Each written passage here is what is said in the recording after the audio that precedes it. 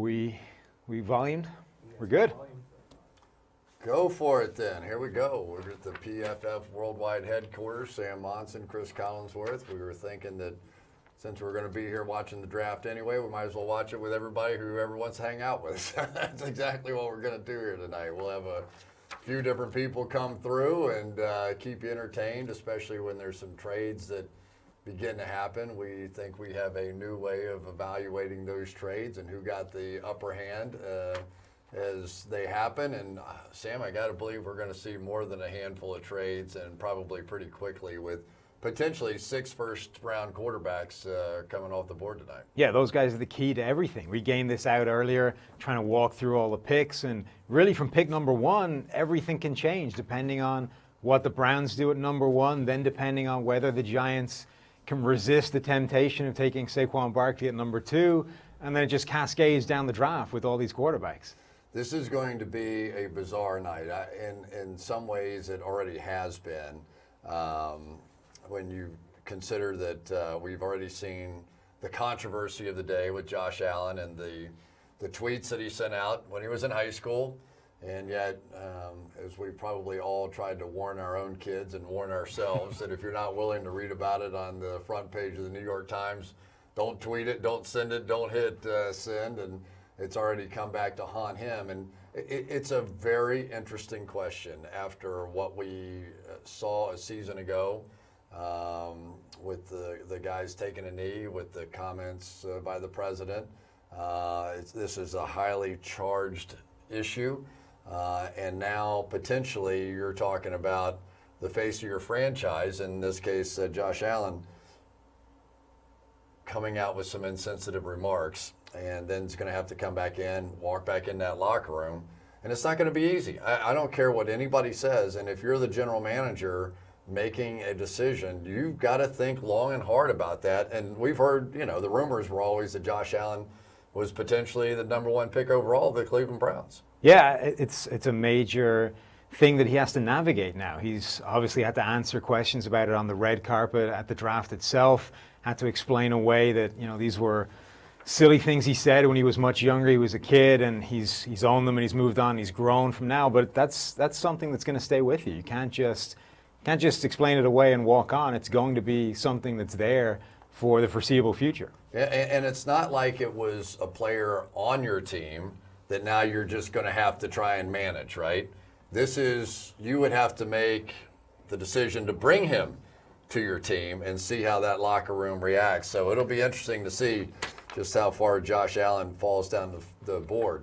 A lot of rumors flying around right now that it's going to be Baker Mayfield to the Cleveland Browns, which would be okay with us. Absolutely. I know Steve Palazzolo, it would be okay with him. Because front and center of our draft guide. From the beginning, it has been the opinion of the experts at PFF, Sam and Steve and Mike and all the guys that have worked year-round on the draft, that Baker Mayfield should be clearly the number 1 overall pick. We haven't seen it yet. We don't know that for sure. But there is a little point of pride going on, I think, within PFF, that after all the horrible social media messages that you guys got, it might work out that way. Yeah, look, the grading has said all the way along that Baker Mayfield is the number 1 quarterback prospect available in this draft. He has the number 1 and number 2 highest grades we've seen from a college quarterback since we've been doing this. That's why he's been the number 1 guy on our big board all the way along. You can click the link at the bottom of this video, grab your copy of the draft guide, find all the data, the reasons why this guy is the number 1 QB. But there's almost no way that you can slice the numbers where he isn't the head and shoulders consensus number 1 guy ahead of everybody else in this class. So it's going to be fun if the NFL agrees, and if Baker Mayfield does go number 1, despite everybody being enamored with the 6'4", 6'3" guys, the Josh Allens of the world, the Sam Darnolds of the world. If when it all comes down to it, the NFL comes back to the tape and says, you know what, the 6-foot kid is actually the best guy out there. It doesn't happen often, right? Drew Brees, Johnny Manziel, everybody's going to make some comparisons. But for a guy that is at most 6'1" to be the number 1 overall pick is a bit of a paradigm shift for this league. And I think that if anybody understands anything about Pro Football Focus, they should understand that we are strictly production based. We are not about potential. We're not about what a guy at 6'4" and can throw 800 miles an hour and can run a 4.2 40 might be able to do in the National Football League. That we leave to the GM. What we do is say, on a production basis only, who is the best player? Who has been the guy that on the field has produced the best? And that has been so clearly Baker Mayfield over the last 3 years. Yeah, and that's definitely our starting point. But you're going to hear from guys later, Eric and George, our analytics team here, that have been diving into some of the more complex data and trying to take that next step, the step that GMs do, and trying to work out what parts of this PFF data are predictive. And instead of just saying he's the number one graded QB in college, therefore he'll be the number one graded QB in the NFL, we're starting to look at the areas of the data that are predictive and say, you know what, even if you look at just the stuff that translates, he's the number one QB as well. We'll let those guys have a swing here in a bit. They're back there in the bullpen, getting loose, throwing a few pitches, and knocking a few people out. It's exciting, though. To me, this draft really gets started, though, at pick number 2 with the New York Giants. And we're going to let our analytics team explain this better than we're going to. But their basic belief is that it's all about the passing game, that everything that moves the needle in the National Football League is either the quarterback, the receiver, the cornerbacks, or a pass rusher that slows down some of that process. So much so that the wins above replacement value at any other position other than quarterback says that it is foolish to take anybody for the New York Giants in this situation other than a quarterback, because how many more times are the Giants going to be picking at number 2, and the value's so great, and we know that Saquon Barkley is sort of the people's choice out there, right? You watch some of his highlights and you get it. You watch some of his 80-yard runs and his ability to catch the football. He is Mr. Highlight. There's no question about it.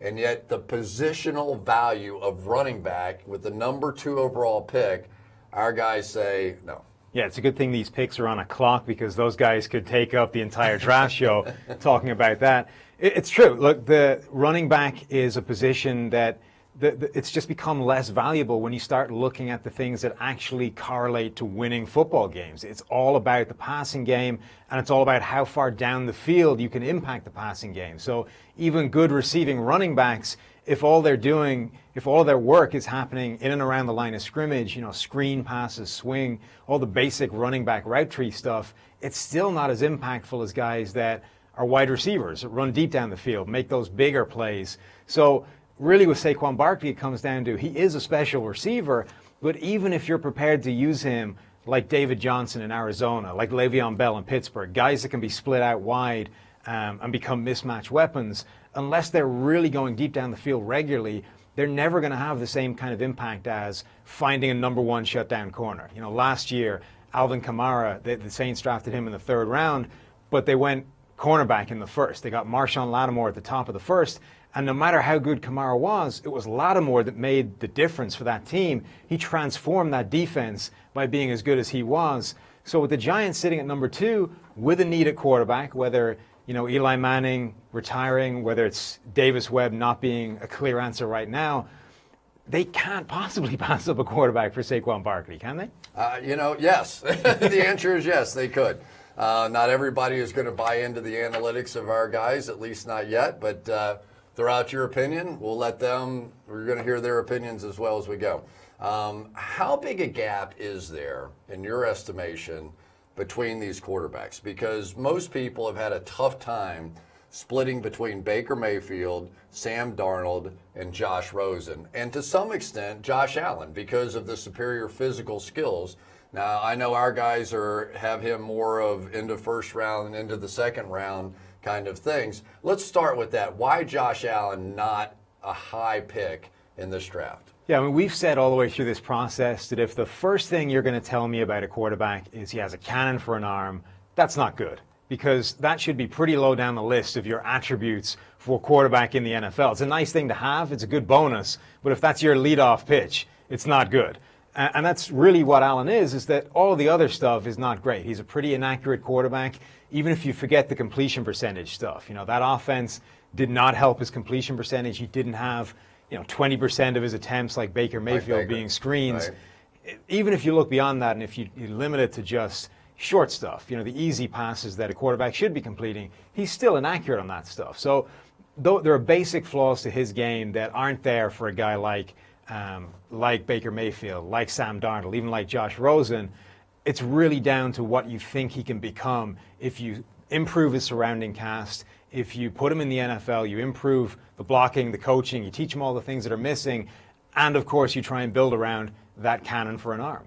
The one thing that you don't like that you see out of Josh Allen on film is that even when he's in a clean pocket, you'll see him pull the ball down and begin to move. And a lot of his mistakes come in that way. But Sam Darnold's also a guy, extremely mobile. And the narrative on a guy like Lamar Jackson is that, he's a runner. And yet he may be one of the guys that sits in the pocket the best and makes his reads. And when he tends to run, he runs up the middle. And the other thing about some of these Mason Rudolph and Lamar Jackson, some of the quarterbacks down the list, they're going to have a chance to play with some better teams. You say, all right, well, what about Arizona or New England or Pittsburgh or one of these teams that are usually in the playoffs might end up with one of these lower tier quarterbacks, so they could end up becoming stars in the NFL. Yeah, it's one of those great narrative myths.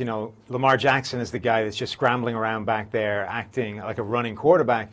But that's not what he was doing. He went to his second and third reads or went through his progression far more than a guy like Josh Allen. He's actually a pretty good pocket passer in terms of how long he's staying in there. Most of his rushing yards is on design runs. It's on that offense taking advantage of what he does and actually using him as a part of the run game the same way the Panthers do with Cam Newton. Josh Allen is the guy that gets skittish in the pocket, that takes off from clean pockets and turns these well-blocked plays into broken plays and tries to make the Sandlot football thing come true. It's ironic, really. Baker Mayfield is the guy that's been getting the comps to Johnny Manziel because they're both short quarterbacks. And, Mayfield's got that too. And Mayfield's got that arrest on his record. Yep. But Josh Allen actually has a lot more similarities with Johnny Manziel than Baker Mayfield does in terms of how they play stylistically on the field, taking off from those clean pockets, getting yourself into trouble, even with a cannon for an arm. And I don't think I've seen that come up once in the pre-draft process. I don't think so either. Let's talk a little bit about Sam Darnold, because if the New York Giants want to take Saquon Barkley, which is what the rumor has been, at number 2, you understand it. He's a great athlete. But Sam Darnold is going to have a lot of interest. There's going to be a lot of teams. So the Giants are going to be offered quite a bit to move into that 2 spot. Let's say the Jets really like Sam Darnold. Now they get a chance to move up one. We saw it happen a season ago. That you move up one spot, get the guy that you want. But the one thing that I'll say about him, the one knock, he's mobile, he's athletic, he makes some great throws in the red zone, dropping it in the bucket over the top of people. You see him do a lot of really good things.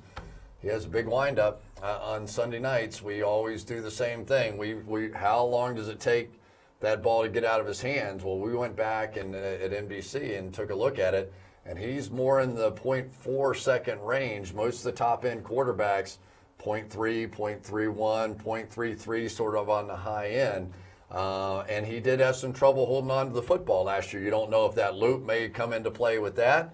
But your thoughts on Sam Darnold? Is he the true absolute number 2?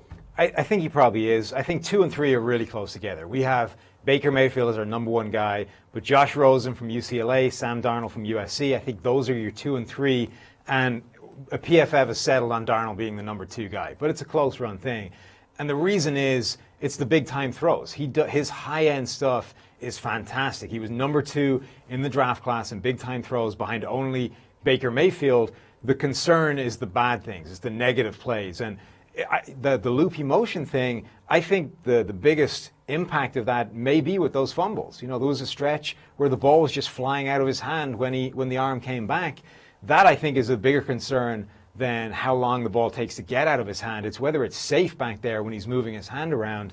And that's his concern when you look at the numbers. He was second in big-time throw percentage, but 33rd in turnover-worthy play percentage. So whether it's interceptions, whether it's fumbles, the amount of time he was putting the ball in harm's way is what was getting him into trouble. He went through that really bad stretch in the middle there. Let's flip down to the Jets. It's not very often that you see the Jets and the Giants pick back-to-back. Actually, when I was drafted, the Jets and the Giants were back-and-back, 2 and 3, believe it or not. But this is, so for the Jets, you move up to 3, and basically the assumption that everybody made was that they were okay with any one of 3 quarterbacks. Because you had to assume at that point that 3 quarterbacks, 2 quarterbacks were going to be gone, and then you were going to get whatever was left over, and that they liked 3 of them enough to where it wouldn't have mattered. Yeah. And is your assumption that Josh Rosen is the third of that? Yeah, I think probably. It's interesting because at the time they made that move, a lot of people were talking about Josh Allen number 1. Today, all the talk is Baker Mayfield being number 1 with the tweets that Josh Allen's that surfaced yesterday. He's now the one of the 4 that might be slipping out of that top 5 conversation. So that may actually help the Jets. If Josh Allen was one of the guys they assumed was going to go and now he's slipping down, they may have a different quarterback to play with. Either way, I think you have to assume that one of their guys is going to be there at 3 and they're going to come out with one of them. Like I say, Josh Rosen is the 3rd guy on our board, but it's really close between him and Sam Darnold, and for similar reasons.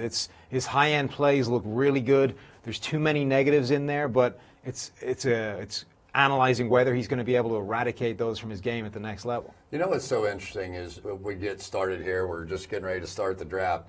Saquon Barkley is really the key to the whole thing. If he goes 2 to the Giants, now everything comes into play, right? Now the 4th pick of the Cleveland Browns, the 5th pick of the Denver Broncos, if you want one of those 3 quarterbacks or 4 quarterbacks, I'm sure there's guys that Josh Allen is very much in the mix as far as that's concerned. You want one of those, now you can trade up to 4, now you can trade up to 5, because really picks 6 through about, where are we here, at 10 or 11, the Miami Dolphins would be the first one of the next picks that I would say maybe they're thinking about a quarterback still here.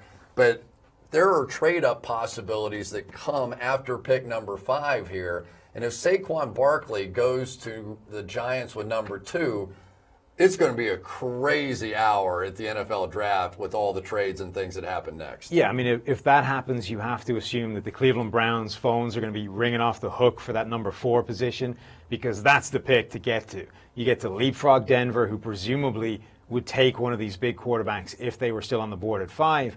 But a team like Buffalo, they could be coming up to 4 to get their quarterback that they may not have thought they had a shot at with them going 1, 2, 3. What an opportunity, though, for the Cleveland Browns. I mean, they have to literally be praying that Saquon Barkley goes to the Giants, because all of a sudden their pick, this has a chance to be a franchise-changing draft for them. Yeah. If they hit with whoever their number 1 quarterback is, we assume Baker Mayfield, we don't know. If they hit on number 1 and they can trade out at number 4 and somebody has to overpay to come get the quarterback, they're going to fall back into a talent-rich draft that is going to be able to cure other needs on this team, and presumably at a pretty high level, because trading into number 4 is going to be... So if Saquon Barkley goes to the Giants at 2, Cleveland should be going absolutely crazy, because their moment in this draft has really come. Yes, and especially with quarterbacks going in those first few picks, the talented players at other positions that the Browns will be targeting are already starting to fall in, down towards their lap. If they can add another shot, another draft pick, another shot at one of these talented guys, and still land one of the best non-quarterbacks, non-Saquon Barkley players in this draft in the middle of the first round, that is the perfect scenario for them. It's not all about the quarterbacks in this case, but the other really strong part of this draft, in my opinion, and the positional value that we see the most in, obviously you start with quarterbacks, but then wide receivers and cornerbacks kind of go 2A, 2B kind of thing. And there's no question, we saw a season ago the New Orleans Saints take a cornerback and really change the team. Buffalo Bills take a cornerback, really change the team. that this is an opportunity for a lot of teams to get rich with taking a cornerback in this draft. Yeah, and there's some really talented cornerbacks, and not just cornerbacks, but those kind of safety slot hybrids. Guys like Derwin James of Florida State, Minkah Fitzpatrick from Alabama. This is a really good defensive back class, and those guys are starting to become defensive matchup weapons as well. Guys that can take away these offensive players that have kind of had it their own way for the past few years. These matchup weapons on offense. Now you're getting some defensive guys that can kind of neutralize that. I think that's this is a good draft to be needing defensive back help. And if you listen to those analytics guys, pretty much everybody needs defensive back help. The one spot that is high on our positional list and importance list is obviously pass rushers, the edge pass rushers. And we have only a couple really in the early part of this draft that really are considered to be frontline guys. Bradley Chubb, NC State being one of them, and Harold Landry from Boston College being another. And Landry, who probably has gotten the least of the attention, may be the best of the pure edge rushers, where Chubb is probably the more complete player. Yeah, this is a horrible year to need pass rushers, whether it's free agency where all the top guys got the franchise tag, none of them really hit the open market, or this draft where it's really thin. There's a couple of top guys. Usually there's a bunch of edge rushers in the first round. We've got Bradley Chubb, we've got Harold Landry, and beyond that it gets pretty thin pretty quickly. You know, you're looking for reasons to excuse all of the red flags from a guy like Arden Key at LSU just because it's so thin at edge rusher.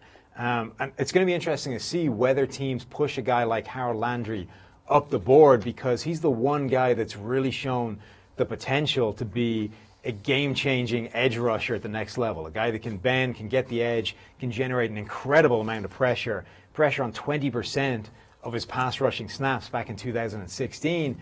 Maybe he might go higher this year than he would in a normal draft where you've got 4 or 5 guys that you're comfortable taking in the first round, providing impact edge rush. Arden Key, another guy that perhaps out of LSU could end up making a difference. I want to jump to the cornerbacks quickly here as we talk about some of them, but all different kind of shapes and sizes, right? We have the guys that are the smaller, quicker, can do anything. Minkah Fitzpatrick from Alabama, certainly a guy that had played in the slot almost his entire career at Alabama. Can he transition outside?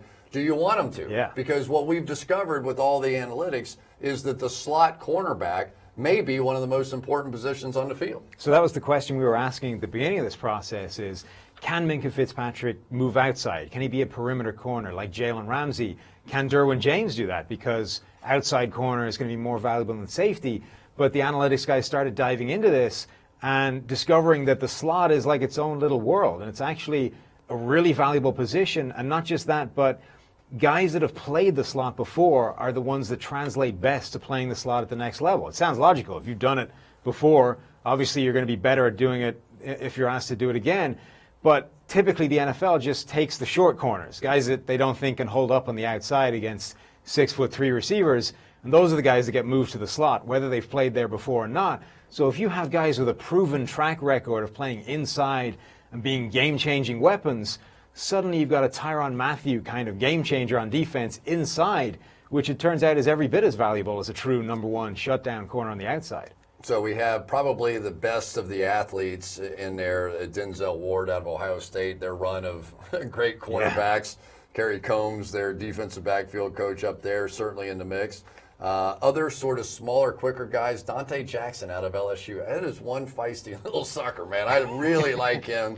4.32 guy. Jair Alexander out of Louisville, another 5'10" guy that can make plays. And then you go to the other extreme, guys like Joshua Jackson, who are the 6'1" that everybody's looking for, that can play on the outside. Don't let the Julio Jones of the world go up over the top of you and be able to have such a big impact.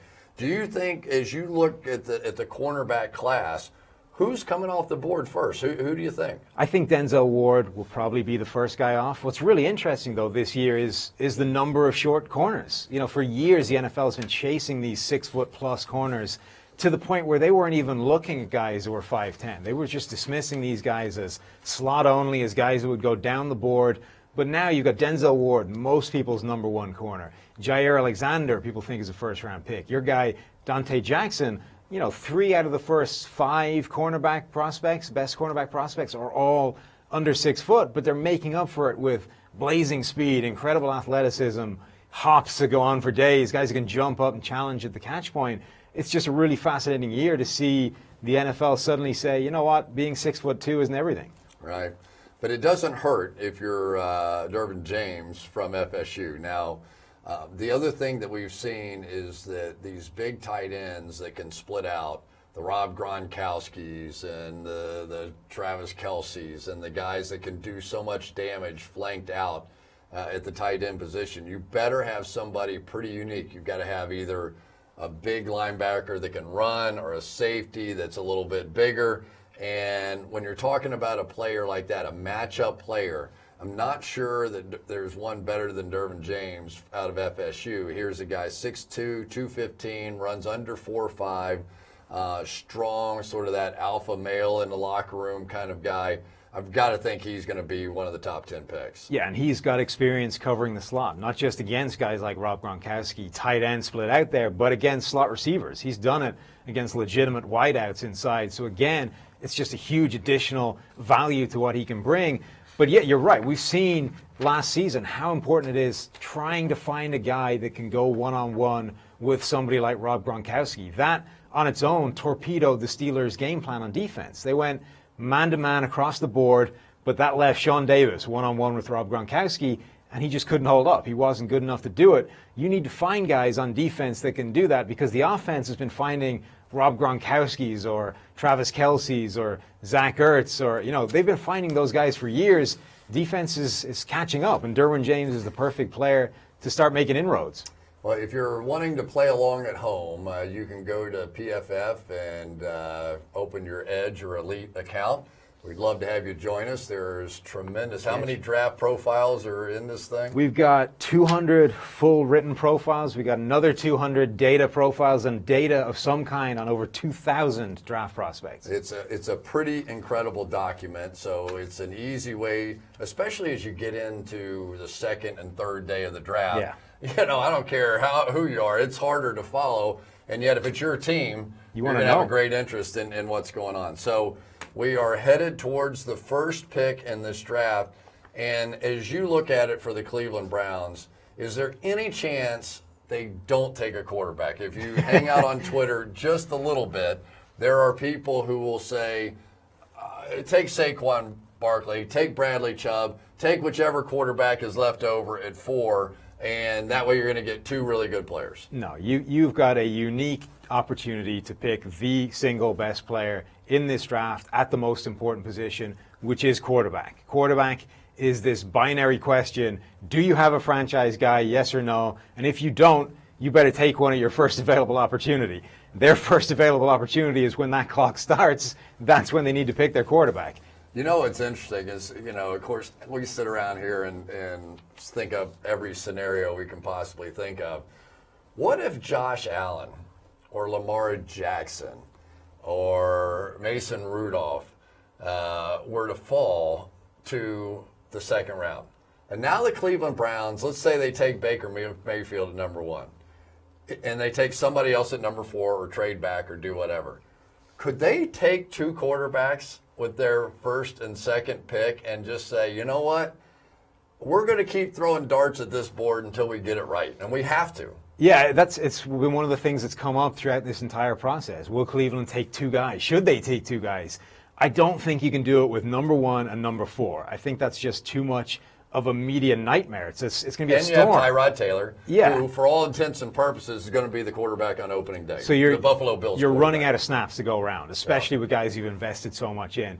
I think there's an argument for it at your first round pick. Take somebody else at number 4, Bradley Chubb, Derwin James. Add another impact player at number 4. But if somebody slides to the top of your second round pick and the trade offers aren't good enough, I think there's an argument to take another QB there and see what happens. I think it's going to be crazy. I don't know where the first crazy move is going to come. I keep wondering if somebody's going to try and get the number 1 pick. You know, Well, could the New York Jets say, we want Baker Mayfield, let's go up and get him at number 1? all the talk right now is that Denver is trying to come up to number 2. So they're not waiting till 5 to get their QB. They're coming up. Can you imagine the bidding war that I think is about to take place for the 2nd overall pick? And if you were, Cleveland can't come off of it. They have to draft a quarterback. Yeah. The New York Giants have every reason to trade back. They have a lot of holes on that football team right now after an incredibly tough season a year ago. But it just feels like trade all over the place to me. And if they trade back with Denver to number 5, they might still get Saquon Barkley. Yeah, I mean, the Giants at 2, if they're not in love with any of these quarterbacks, which is possible. I mean, that we act as if because there's 4, 5, 6 guys that could go round 1, this is a great quarterback class. But if the Giants have looked at all these guys and don't think there's a legitimate future leader of this franchise there, it makes way more sense for them to get out of pick 2, trade down a bit, than it does to take Saquon Barkley, who the analytics guys will tell you a lot is not worth the 2nd overall pick. And again, we want to emphasize it's not because he's not a good player. Yeah. He's a great player. But the positional value of the running back position doesn't match up. This is a pure passing game.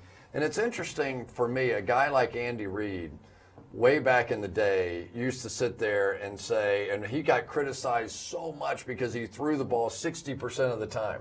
And Jim Johnson, his defensive coordinator, would sit in production meetings with me and go, I don't care if they run for 150 yards against me. I'm not going to let them beat me throwing the ball. And in many ways, those guys were way ahead of the curve of where the game has turned now. And now it's so ridiculous that Tom Brady can throw for 500 yards in the Super Bowl, 3 touchdowns, no interceptions, and get beat. I mean, our own Mike Renner tweeted the other day that he thinks Mike Leach, the Washington State head coach in college, is way ahead of this. He understands where the NFL is ultimately heading, which is every play you call is a pass play. You don't even call run plays, and the only time you run the ball is when the box count dictates it. When they have fewer guys in the box that you have blockers, then you check to a run, and that's where you get your free yardage because you just have more guys than they're able to match up with. There's a free gap somewhere. But beyond that, there's no point in running the game because it's always more valuable to put the ball in the air. The Browns down to just over 4 minutes now before they have to make their first pick.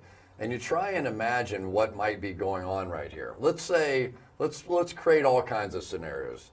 Let's say that the Buffalo Bills, who are in the quarterback market, have been working and working and working, trying to make a deal with the New York Giants to get the number 2. The Giants are asking for some ridiculous number to move out of there. And then all of a sudden you go, if you're the Buffalo Bills, what do I have to lose? Let's call the Cleveland Browns and see what their level of interest might be as far as making some kind of a deal. But the problem is, if you are interested in only the top 2 or only the top 3 quarterbacks and you trade with the Buffalo Bills, you're not getting one of them. And that's what makes this whole first round so interesting is there's so many quarterbacks that are going to go in this first round, but we know they're not all going to pan out. And each team is going to see these guys differently because stylistically all these quarterbacks are so incredibly different. You've got Josh Allen, the huge arm, who's extremely raw. There's a lot of flaws to his game. You've got Baker Mayfield, whose play is fantastic, but people are looking for reasons to dismiss it, whether it's the offense, whether it's the Big 12. You've got all these things. Lamar Jackson. Teams are going to see these guys in a completely different light, and maybe you only like 2 of those guys as a team. Maybe the 2 guys you like are going to be the ones that are left midway through the first round. It's entirely possible that the biggest mistakes of this draft are made in picks 1 through 5, and that the odds that you're going to come up with a really good player, there are good players in this draft, a really good player picking from 6 through 32 are much higher maybe than the odds that one of these quarterbacks becomes Aaron Rodgers or Drew Brees or Tom Brady or whoever, because that is just, unless you have one of those 8, it just doesn't seem to matter anymore. Those are the same guys showing up in the playoffs year after year after year. We've got Baker Mayfield on the phone. It looks like he may be the Browns' pick at number 1 overall. Vindicating the PFF draft guide. Let's go. I'll say this. Pick is in. Here we go. Let's go ahead and confirm it if we can. But it is amazing that this young man who has been belittled in this process, we've got Baker Mayfield, one of the smallest quarterbacks, and we have one of the tallest analysts who was hanging with him time after time after time, and it looks like it may be. I mean, his story is incredible. This is a guy that came on and walked on to 2 different colleges to start. And had to battle his way into the starting spot both times. There's an award they give out in college football. I forget what it's called, but it's given to the best player who began as a walk-on. Baker Mayfield is the only guy who's ever won it twice in 2 different colleges. He had to fight his way through the starting job 2 times. You know, a 6-foot guy, undersized.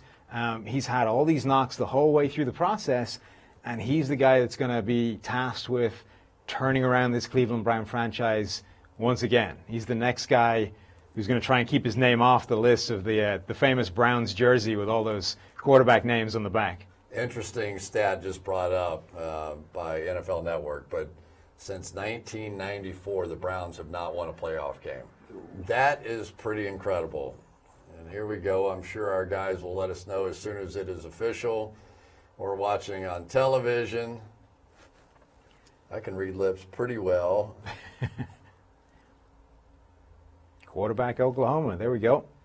Baker Mayfield is official. Baker Mayfield, first overall. And the nice thing is that production matters. You know, I mean, all you can do as a player is be the best player on the field. And I want you have been talking about Baker Mayfield for an incredible amount of time, to take us through in some detail the analytics and the data that matters, why Baker Mayfield was picked first. At least for the moment, this is great news for Browns fans, because we have been banging the drum all the way through this process for Baker Mayfield, because pretty much every way you look at the numbers, he's the number 1 guy. Number 1 in big-time throw percentage. Now, what is big-time throws? So those are our highest graded throws. We grade every throw in the NFL, every play in the NFL on a sliding scale from, you know, in the middle, average expected throw, all the way up to those game-winning throws in the Super Bowl in the back corner of the end zone, and all the way down to, you know, the Brett Favre interception in the NFC Championship game across his body, the worst throw you can think of. So the top-graded throws, Baker Mayfield is the top guy out there. He makes more high-end throws than anybody else in this draft class. Adjusted completion percentage. Forget about the actual completion percentage. In fact, take out drops. You know, if a receiver puts the ball, or if the quarterback puts the ball in the hands of his receiver and he drops it, that's an accurate pass. It shouldn't go down as an incompletion. Throwaway, spikes, all those things that warp that number a little bit, we strip those out, give you an adjusted completion percentage number. Baker Mayfield's number 1. He's got the highest grade from a clean pocket, which the analytics guys have started to discover is the most repeatable thing, the most predictable part of quarterback play. How you do when things are in an ideal situation, when things are going well. Number 1 there. But if you're worried about how he does under pressure, if you think that's the differentiator between good and great quarterbacks, number 1 grade under pressure as well. And when we started charting actual ball location, not just did the guy catch the ball, but was it put perfectly in his stride? Did he have run after the catch opportunity because of the pass? Again, Baker Mayfield is the number 1 guy when it comes to overall accuracy. He is the best quarterback prospect and the best guy you could have picked. Played all the top teams, the Ohio States, the Georgias, all the way through the process. Had great protection. It's an advantage that he had, that, you know, occasionally he had a chance to look around. But I do think that the one common denominator that I've seen in top-end quarterbacks is sort of this frenetic energy, this ability. You see their eyes darting around very quickly. Drew Brees, when we watch him in pregame warm-up, you'll see Drew Brees do this. He'll throw the ball, and then he'll go, and he'll just make sure he knows where the next 3. So he is working on his progressions every single time. But you'll see the top-end quarterbacks, their eyes and their brains can process a little quicker than others can. I mean, Tom Brady, clearly, Peyton Manning, Aaron Rodgers, Drew Brees. Watch their ability to see, react, and move to multiple receivers. What you see out of so many young quarterbacks is the first look isn't there.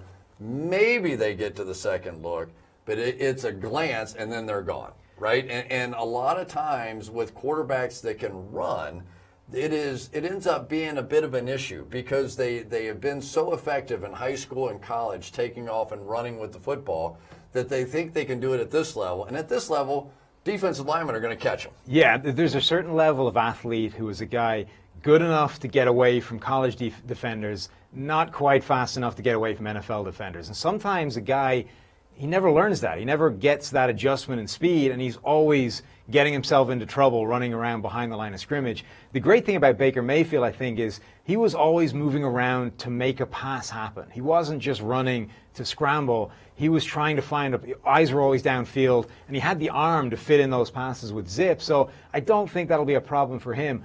I wanted to ask you, though, as a guy that interacts with these players more than we do when we're locked in the dungeon grading them all, how do you think that his attitude is going to play in Cleveland? Because I kind of think with the list of names that Cleveland have gone through with these quarterbacks, trying to find a guy time after time to turn this franchise around, don't they kind of need a guy with a bit of swagger, a bit of something about him that's got a different attitude to everybody else? Yes, and I think that unfortunately people are going to go, well, that's the same reason we like Johnny Manziel. Yeah. It's not all about the swagger and the attitude, and he's had a few incidents off the field. He tried to run away from the cops, and he did a few things. He did he grabbed himself, but I hear what you're saying.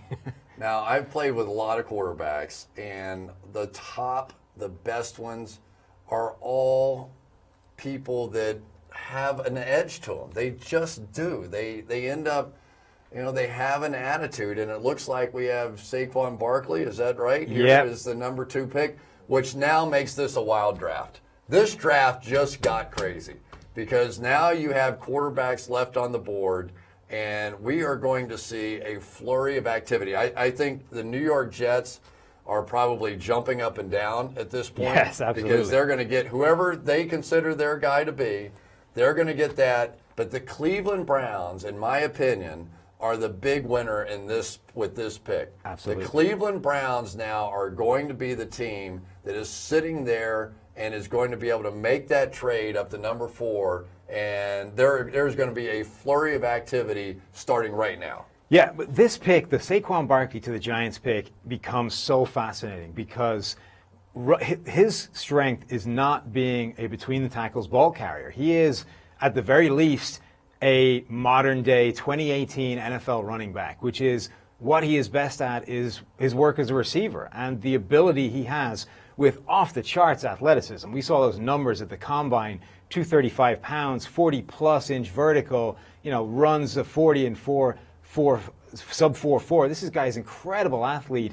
It's what are the Giants going to do to maximize those skills as a receiver? Are they going to have whole packages dedicated to splitting him out wide, getting him matched up on linebackers, targeting him deep down the field on those wheel routes out of the backfield, all the things that will maximize his value and at least get our analytics guys to climb down off the ledge? We're going to get them in here in just a minute, let them tell their story. But this is, we're in the business of trying to tell the truth, or at least what we see on film. He is a big kid. He is 233 pounds. So I go, oh, man, how great is this? A guy runs 4.4. He's going to be able to block. The number one thing in the NFL, they can force a running back to block. I don't care who it is. The defensive coordinator can scheme it up. Your protection has to be good enough. His is not. He's not a good blocker.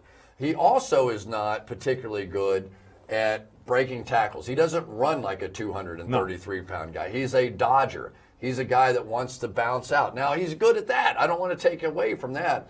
He's really good. But remember, in college football, the hash marks are much wider. So bouncing out to the wide side of the field means you've got room for that 4.4 speed to take off, and you don't have the speed chasing you that you have in the NFL. The hash marks are wider, the athletes aren't as good, and the discipline isn't as good. Lane discipline, backside cutoffs. There are guys that aren't keeping contain, and Saquon Barkley is able to take advantage of that and get outside. That's going to be harder in the NFL. It may still happen because he is a phenomenal athlete and he's going to be able to get success somewhere, but those opportunities are going to be fewer, and his work between the tackles has already been a bit of a problem. That it shows on tape, it manifests itself in some of the statistics and some of the numbers we've been able to pull out, But he is that big play threat. He has the number 3 breakaway percentage in the draft class last season, which is runs, the percentage of his yardage that came on runs of 15 or more yards. So those big play, explosive runs, he is able to break a lot of those off, but really his value is going to come with what you're able to do with him in the passing game. He actually can even throw the ball a little bit. He'll get in the wildcat, run it well, and every once in a while he'll throw a little jump pass or something. For me, the comparisons to Le'Veon Bell, though, are not great ones. No. Because Le'Veon Bell, he sort of shuffles his way into the hole and then explodes through it. But look at the reaction among Giants fans. There had to be pressure on the New York Giants to take Saquon Barkley because so many people, and Odell Beckham just tweeted out, of course, right? So everybody's under the assumption that this is the right pick. Our analytics say any running back, no matter who it was, would not be the right pick here. So we'll have that debate as we go along.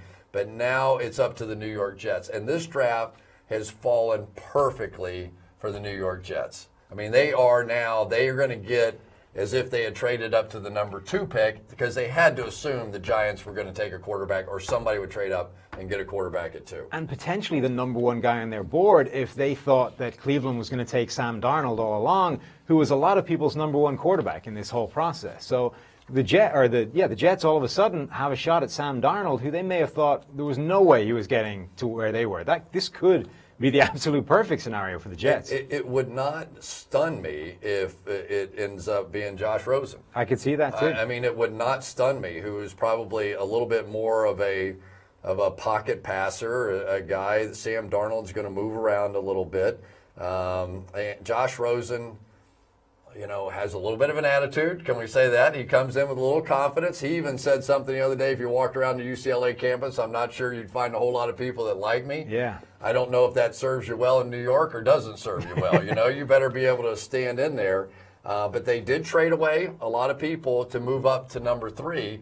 So it's going to take the Jets a little longer to build around whoever this is at the number 3 position, maybe even longer than what the Cleveland Browns are going to be able to build. Yeah, this draft couldn't have fallen better for the Jets. They had to trade up for a quarterback. At best, in free agency, they hedged their bets. They got an interesting guy in Teddy Bridgewater who's had success in the past but was coming off that devastating knee injury with the Vikings. They've got him essentially for almost no money. The only money kicks in if Teddy Bridgewater actually shows something to them in training camp in this whole process.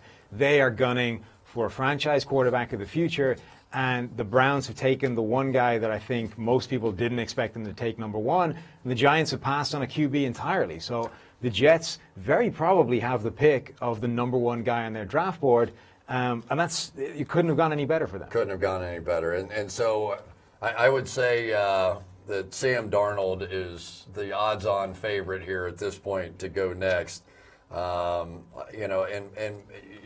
You probably would have to. The pick's already in for the Jets. I think the Jets went, hello, yeah. We'll take that one right now. And they're going to end up getting really positive reviews in the newspaper because they end up with the pick that they wanted. I'm just going to guess it's Sam Darnold here. Yeah, I think it has to be. There you go. Sam Darnold, quarterback at USC, is the new face of the New York Jets. And let's face it, this is a team that they overachieved a little bit last year.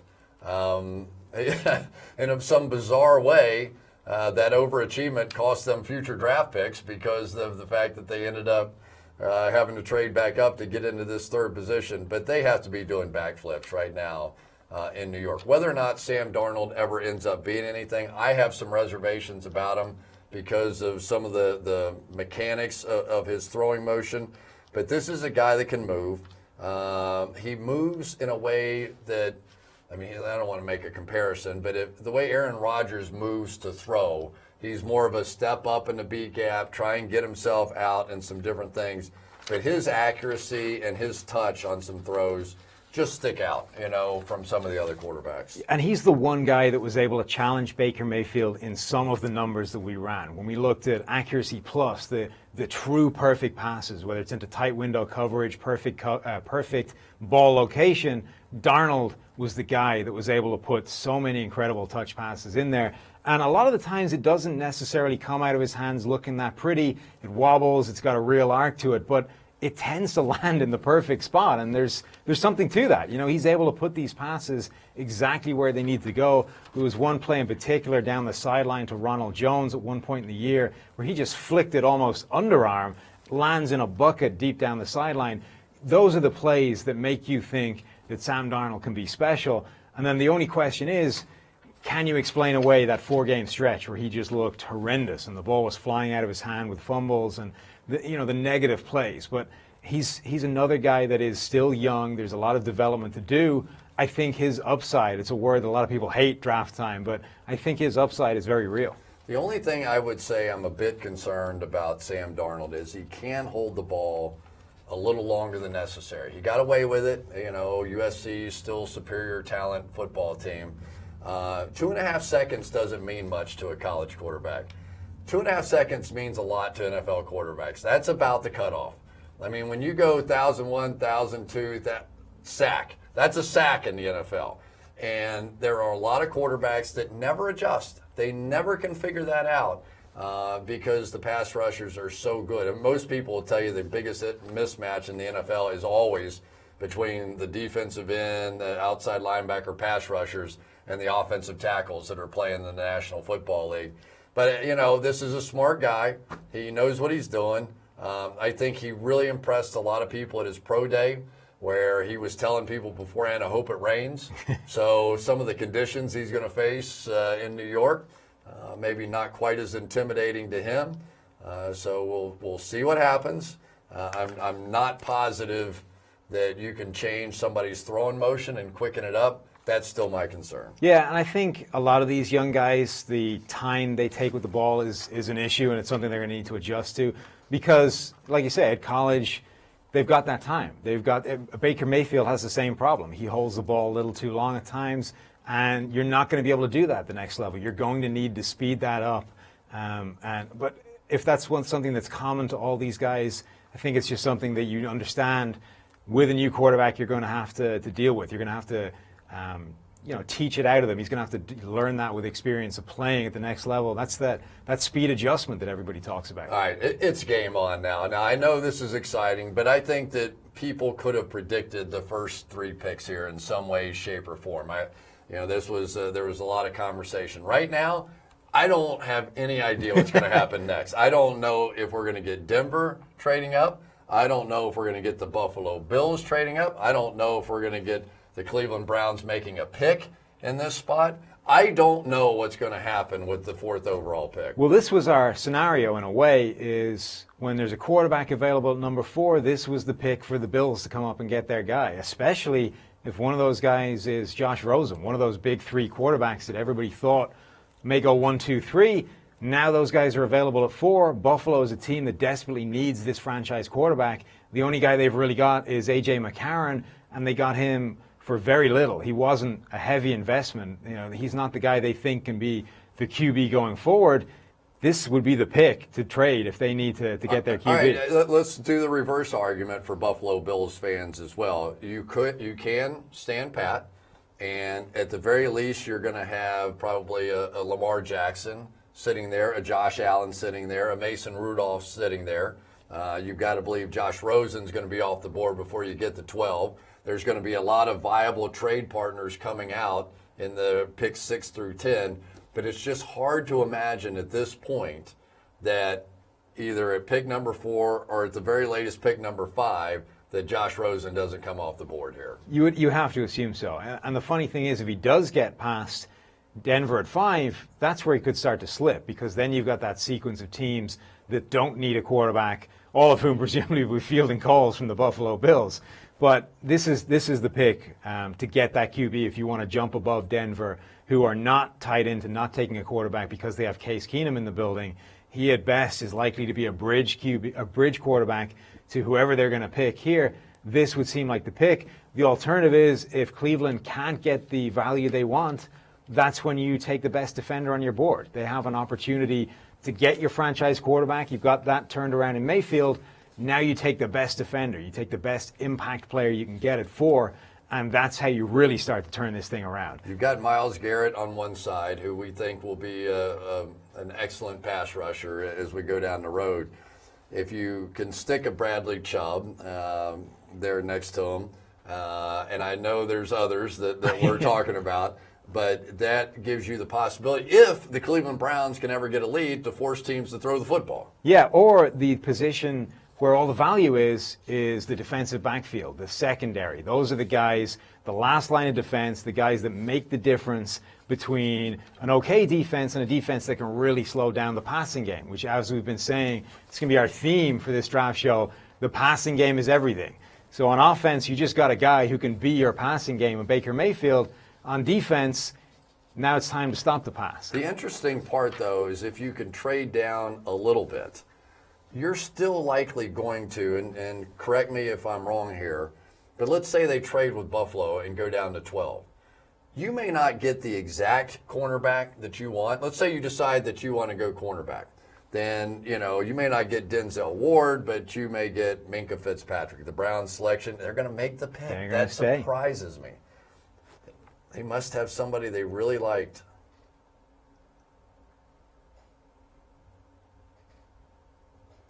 Denzel Ward, cornerback, Ohio State. They there you took go. The best coverage defender on the board, a guy who was right up there at the top of our board. We actually had Josh Jackson, the cornerback from Iowa, as our number one corner, but Denzel Ward was right there with him and actually has, some spectacular statistics and coverage numbers in his last season in college. I don't hate the pick. I think if you're going to stay there, that's the way to go. I'm a little surprised that somebody didn't make him an offer they couldn't refuse. Now the question becomes, did we overvalue Josh Rosen, Josh Allen? Did Josh Allen's comments in his Twitter knock him out, because there was some conversation about him in the top 5? And Josh Rosen has been known as a little bit of a salty guy. So now if the Cleveland Browns couldn't get anybody to trade up for him, is there really that kind of demand for Josh Rosen or Josh Allen as we move forward? And this is where this slide could take place. Like Absolutely. we said, if he makes it past Denver, he could go all the way to Miami at 11, to Buffalo at 12. They could sit there at 12 and still get the guy who everyone thought was going to go in the top 3 picks. And Josh Rosen's had a couple of concussions. And let's face it, that is one of the, if he comes out and, rookie quarterback, and he gets hit and he gets knocked out, and you've got 3 concussions in 2 years, that's not good, right? I mean, so, who knows what all is playing into this, but I'm guessing, and I agree with them, I thought that Denzel Ward gave you the speed. He's not the biggest guy in the world, but he just seemed to be that he was, he could do whatever, and they seem to train those corners so well there. We've seen Lattimore come out of there. We've seen Gary and Conley come out of there. He's an All-American player. I just don't think they're ever going to feel like they made a bad pick at number 4 with Denzel Ward. This could legitimately be a transformative pick for that defense, the same way Marshawn Lattimore was a year ago, out of the same school for the New Orleans Saints. And it's really fun. They play this unique technique at Ohio State. They coach a specific style, which is, I think, really good for developing their fundamental coverage skills, because everybody in the NFL wants a guy when he's playing man coverage to get next to the receiver, then turn, find the football, and swat it away. Ohio State don't get you do that. They make you focus on the man all the way through the catch point and play the ball when it arrives. And it lets these guys get so much more sophisticated with man coverage and stay all the way through the route, not just at the beginning. Let me read you some Denzel Ward coverage numbers that can tell you the kind of thing I'm talking about.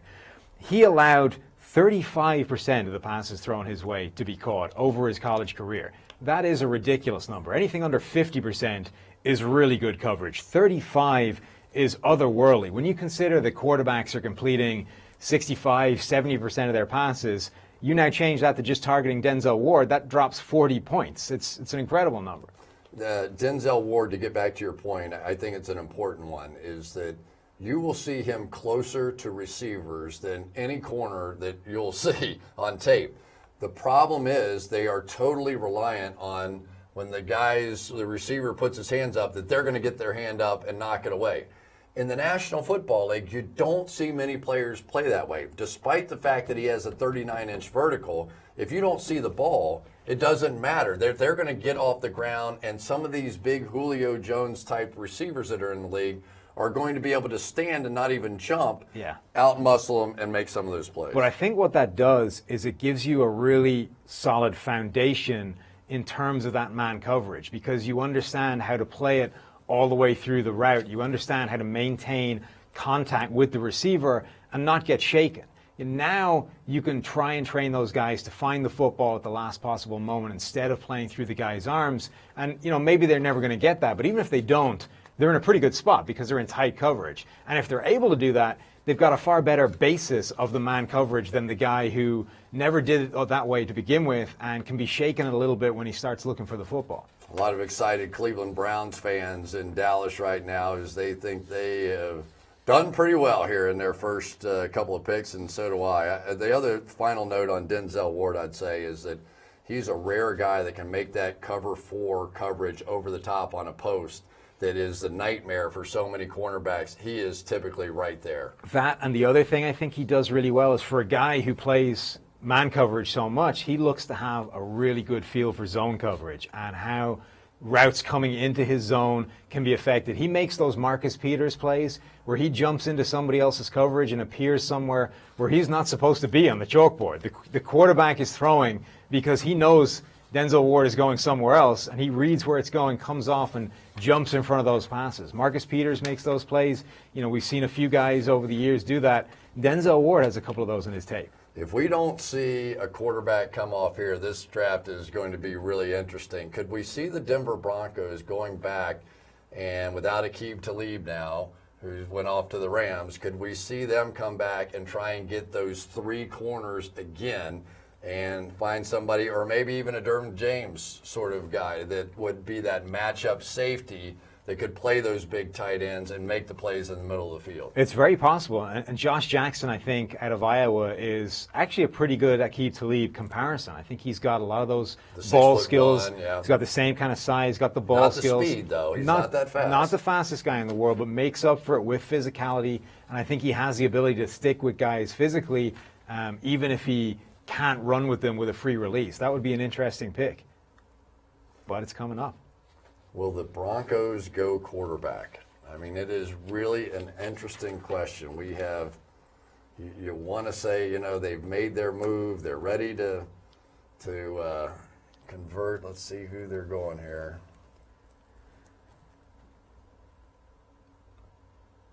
It's another one of the interesting position picks that PFF differs a little bit from the conventional wisdom. Bradley Chubb, edge rusher out of NC State. He's the other guy that everyone said was the surefire top 5 pick, and sure enough, he's gone in the top 5.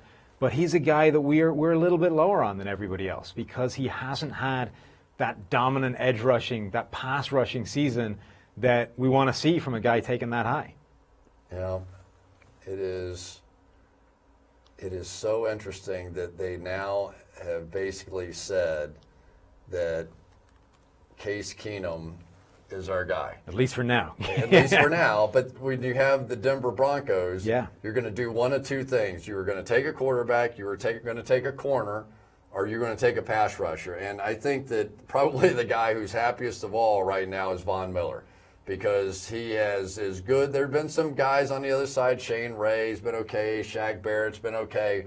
But if you put a legitimate threat over on the other side, and the one thing I do love about Bradley Chubb, I don't know that he will ever be a 15-sack guy, but at 5 overall, that's okay if he can get the double digits. But he's a very complete player. He's going to play the run. He understands how to set the edge. He's not going to make big mistakes on the defense, and he's going to balance the pass rush for Von Miller and make Von Miller a better player. And like Saquon Barkley, he's a guy we do like. We think this guy is a high first-round pick. We're just a little bit lower on him than everyone else. There's a note of caution because when we look at the numbers, the guys that have graded incredibly well as an edge rusher in college have been the guys that translate immediately to the same level of dominance in the NFL. Joey Bosa, Myles Garrett, the guys that have been outstanding.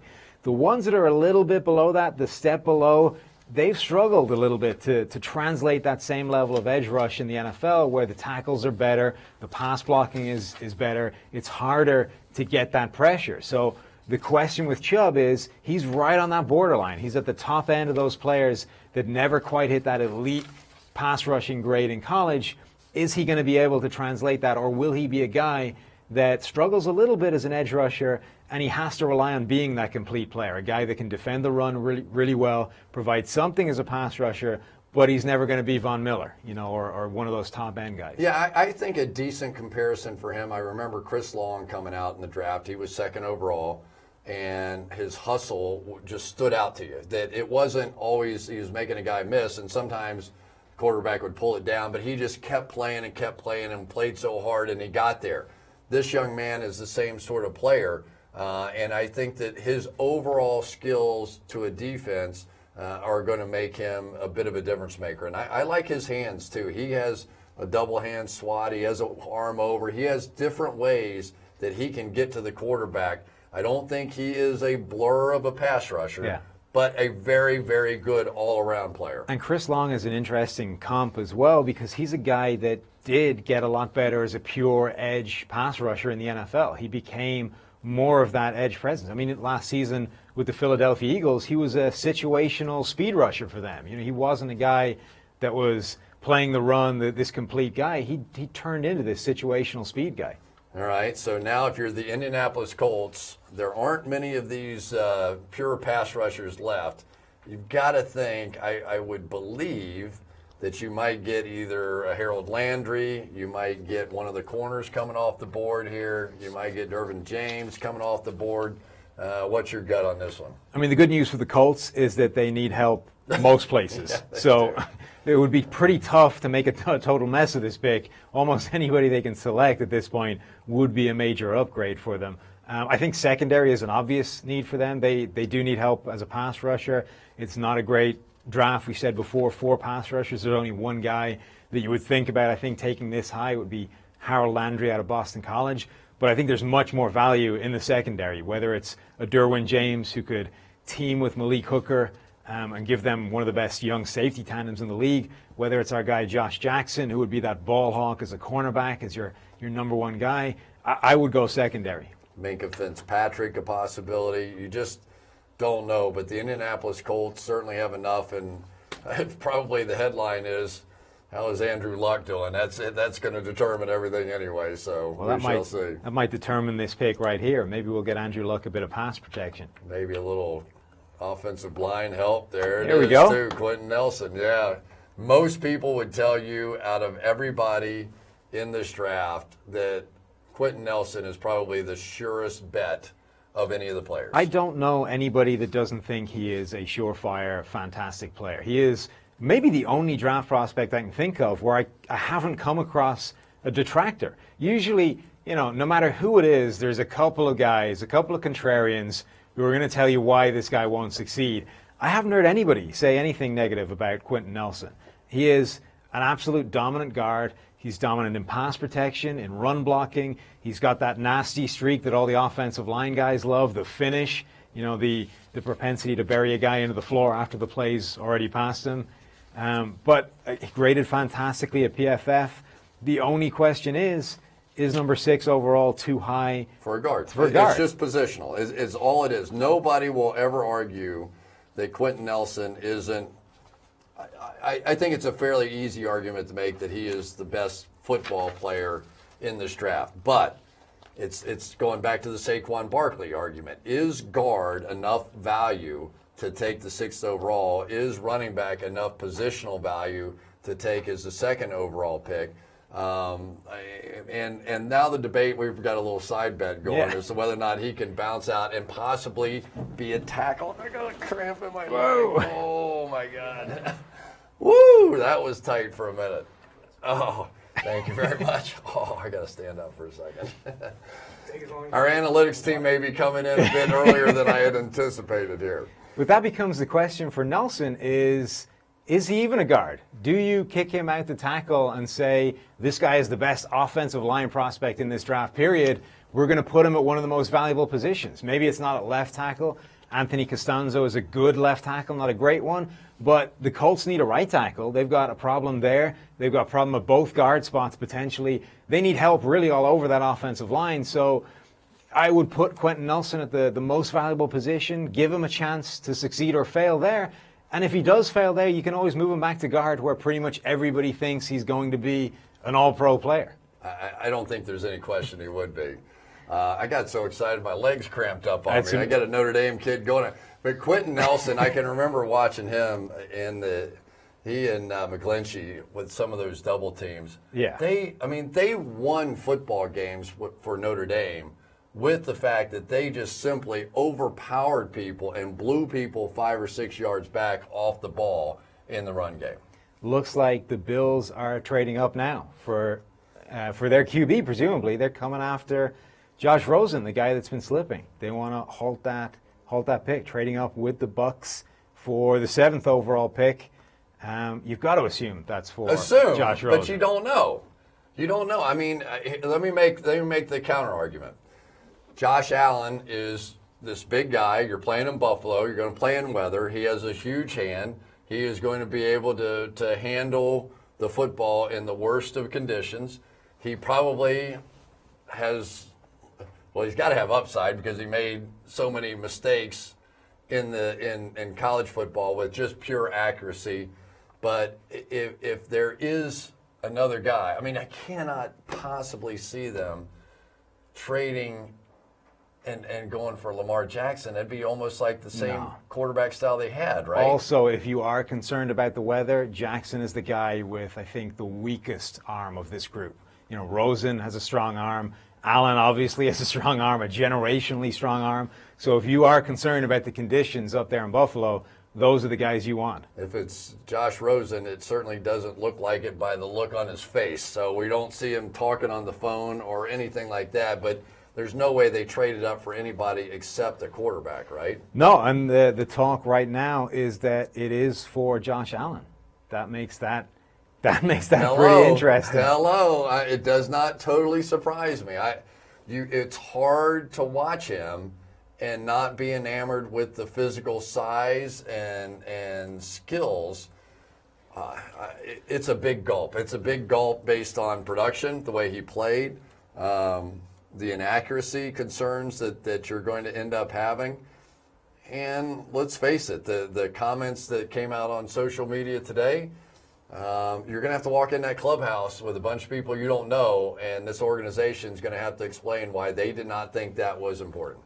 Absolutely. Look, so I think we should dive into Josh Allen and explain the path to success for him, because PFF has been much lower on Josh Allen than everybody else. You know, talk of number 1 overall pick. He hasn't, I don't think, appeared in the first round of Steve's mock draft in any iteration. People kept telling him that, you know, we've forgotten him. We were making the point. If we were drafting, we would not take this guy in the first round because of the problems he has. But there are positives beyond just the arm strength. That's the obvious one. The fact that this guy throws the ball unlike anybody else in this draft class. No question. It just comes out of his hand different. It's not always a good thing because it doesn't go necessarily where he wants it to go all the time, but that is notable. He does have positives, though. He makes a lot of big-time throws. He had the 3rd highest grade in the draft class in the red zone last season. And if there is a path to success for him in the NFL, it is by creating an offense that maximizes what he does well. So it's meaning that he needs to play well in the red zone. You need to have him completing throws deep down the field, and don't try and turn him into an accurate, high-percentage passer, because he's unlikely to ever be that guy. And he can run. I mean, let's face it, I'm not going to compare him to Carson Wentz. They're two different players. But as far as the size and mobility and the ability to get out on the edge, he's a boatload to try and tackle. That's a big man coming outside and running the football. But this is, you've got to give the Buffalo Bills a little credit, if this was the guy they wanted, to have the patience to wait past Cleveland and Denver in order to make this trade up, and Indianapolis. They waited 3 different times. So it's not going to cost them nearly as much as it would have. No, this could be a fantastic deal for the Bills if they're right, if Josh Allen does pan out. Well, the interesting thing will be if they have a plan. You know, so many of these guys just take a guy that they love and they try and fix him. They try and turn him in to this universal player that can just be plugged into any system. Josh Allen is a guy, I think, who you do need to build something around. You need to structure an offense that is tailored to the things that he does well, which is those big plays down the field. It's being good in the red zone, and it's accepting that it's going to come with some misses. You're going to have these high percentage plays for everybody else. He's going to miss some of those. Sean McDermott came from Carolina. Cam Newton down there, who had some of the same sort of things. They created an offense down there for Cam Newton in which he could be effective. Took this team to the Super Bowl, running the ball, running the red zone. Could they be thinking that that's the style of play that they're thinking about for Allen? I mean, that's what you need to do. Not necessarily using him so much in the run game, but they understood, at least early, that when Cam Newton is really good, it's because he's making those special throws down the field. He's making those big-time throws that we talked about earlier, PFF's highest-graded throws.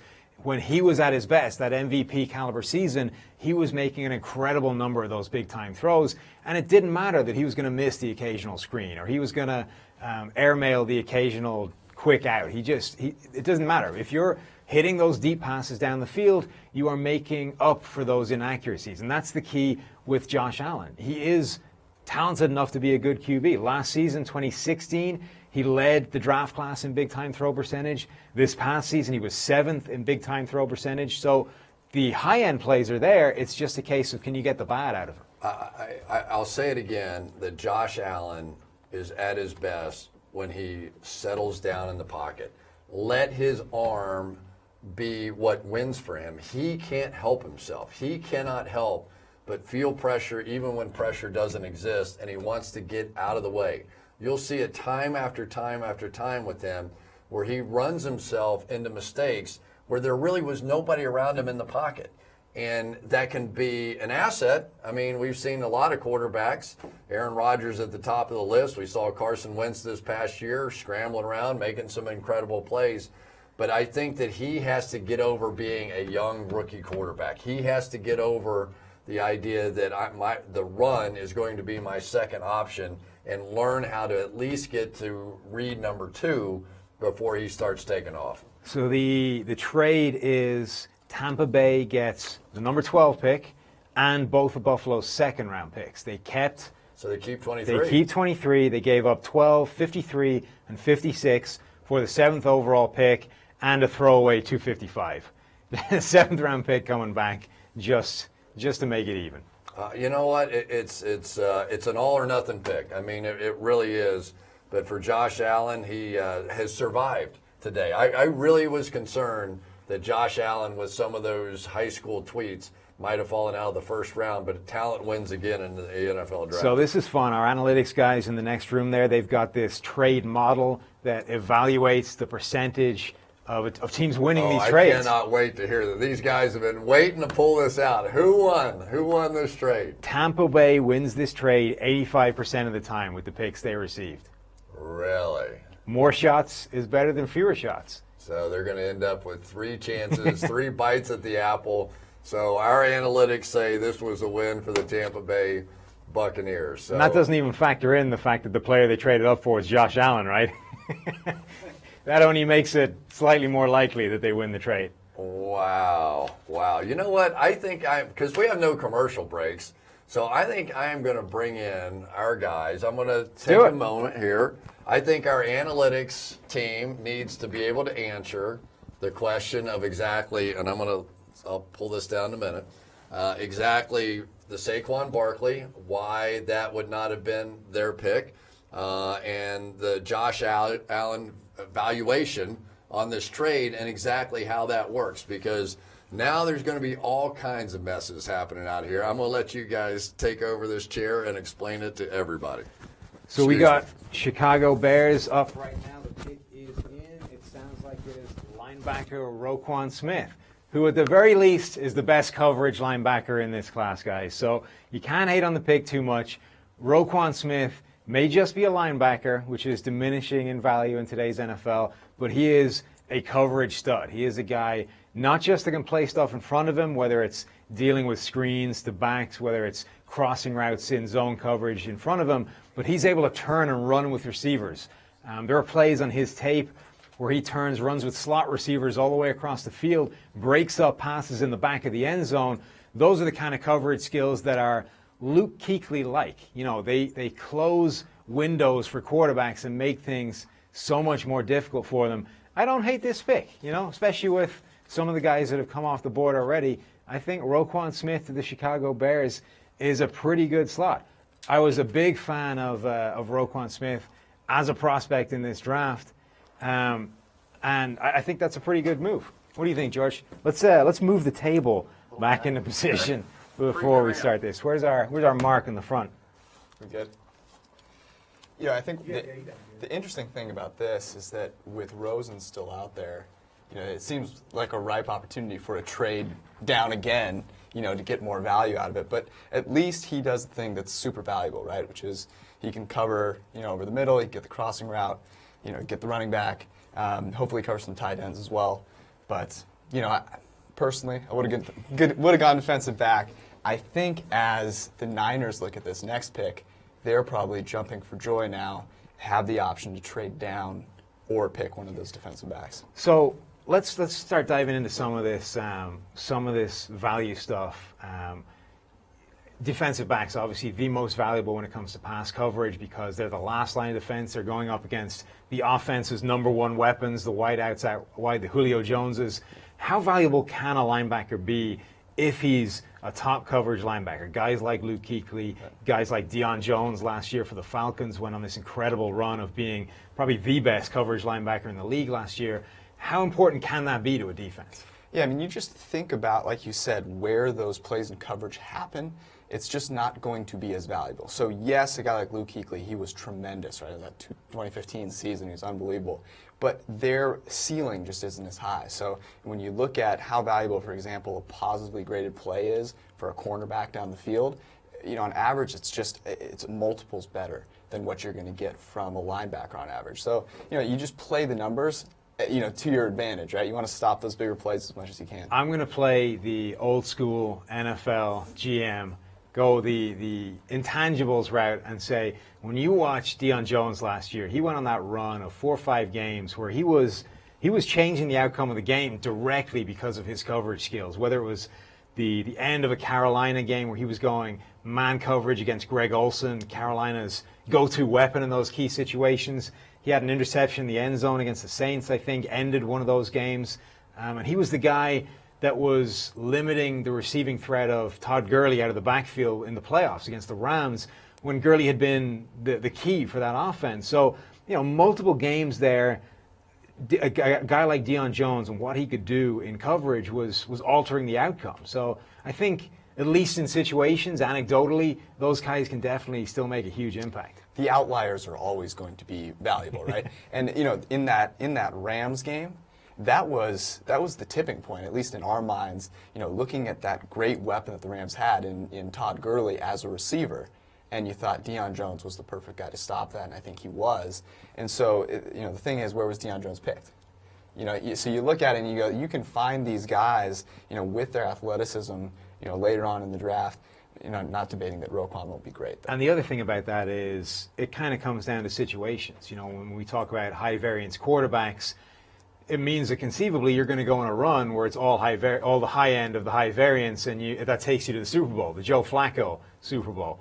The same thing's true with these linebackers in coverage. You're going to go on a run of 4 games where your coverage is the important thing at the end of the game. Right. Overall, you're going to be a less important part of it than the number one corner who for 240 plays is limiting his guy, but for the 5 most important games in this sequence of important games, you're the guy that decides the outcome. So, yeah. And I think we kind of looked at some of the teams that were less, we thought needy in the either quarterback or cornerback department. I think the Bears fit that model perfectly. So, I think you can make a great argument this was a really good pick for them. But, I think it would be interesting to see now. It looks like the Niners pick is in. Yeah. I'm surprised there isn't a trade.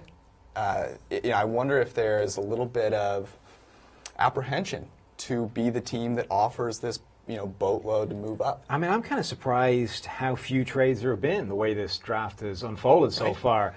We were gaming it out in there earlier, and almost everything we did was get ready to trade down. Here we've only had one, and it's been Buffalo, presumably having passed up the opportunity to do it a couple of times before in the round, finally snapped and went, okay, now the value is good enough to make it happen. But so far, everybody's kind of sitting where they are. So do we have the pick yet? Pick is in yet. We don't. Oh, we do. We're being told it's Mike McGlinchey, offensive tackle from Notre Dame. The best offensive tackle on the board, but the number one tackle in PFF's draft board. My big concern with Mike McGlinchey is that he is clearly a 35-year-old man masquerading as a rookie.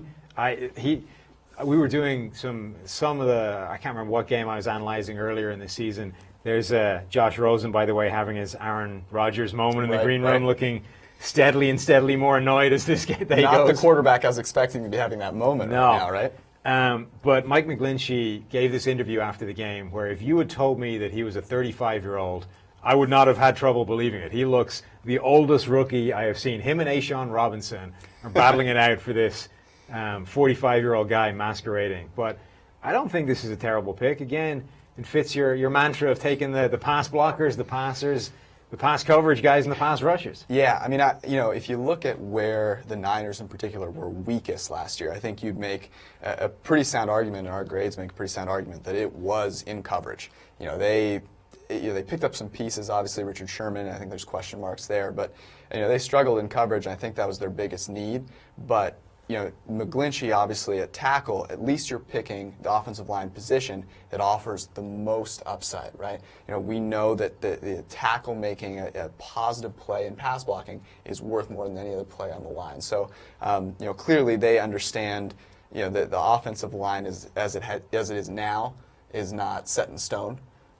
So they're clearly looking towards the future. So some 3-year numbers on McGlinchey from his time in Notre Dame. Essentially 3 years starting. We've given up 5 sacks, 6 quarterback hits, 39 quarterback hurries. I'm reading this right now from PFF Draft Guide. You can get your copy if you go down. Click the link at the bottom of this video. There are nuggets on every one of these draft prospects as they come out. And not just these first-round guys. You're going to be able to get nuggets all the way down through this draft.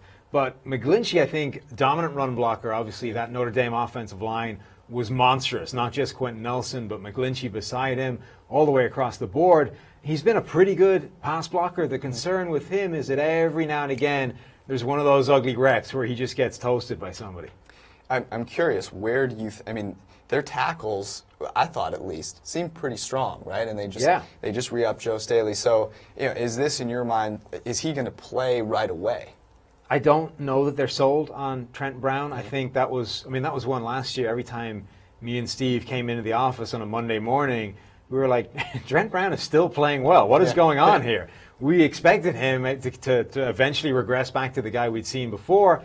Maybe the 49ers are a little more sold on him than we were and anticipate this guy. Also, if you're looking for a guy to kick inside to guard, he would seem to have the natural body to do it. Giant human being. Maybe he's a bit tall to do it, but he has that, built like a bank safe kind of square frame to be able to plug in and guard and just move people at the line of scrimmage. McGlinchey is the guy that would seem to be a more natural tackle and definitely, I think, play right away at right tackle, potentially be Joe Staley's replacement at left tackle sooner rather than later. It's surprising, and we're seeing now the Raiders making the move that I sort of thought that the Niners would make, right? Trying to, get value because the quarterback is still there. And now we've got the trade. We've got the second team that everybody was talking about chasing a quarterback, maybe making a move. The Arizona Cardinals coming up to pick number 10 to the Oakland Raiders to presumably stop Josh Rosen's. You think? Josh Rosen's fall. What about Lamar Jackson, though? What about Lamar Jackson? I mean, what if, Josh Rosen, I think, if we had said, look, 4 quarterbacks are gone, you just said Rosen is definitely gone. Yeah. He's still there. We've heard about the Cardinals, loving Lamar Jackson. Just saying, don't sleep on him. Albert Breer says it's Rosen. Okay. So it's ruining your dreams. Ruining your dreams of the Lamar Jackson at number 10. That's about the right spot. We said it's jumping Miami. This was the pick we were anticipating. If a quarterback started to slide out of that top 5 and towards then, 10 was the pick people were going to have to move to jump over the Miami Dolphins, who probably would have been in the market for a quarterback if one of those top guys had fallen all the way to 11. We just thought it would be the Bills. Right. Turns out they already did it.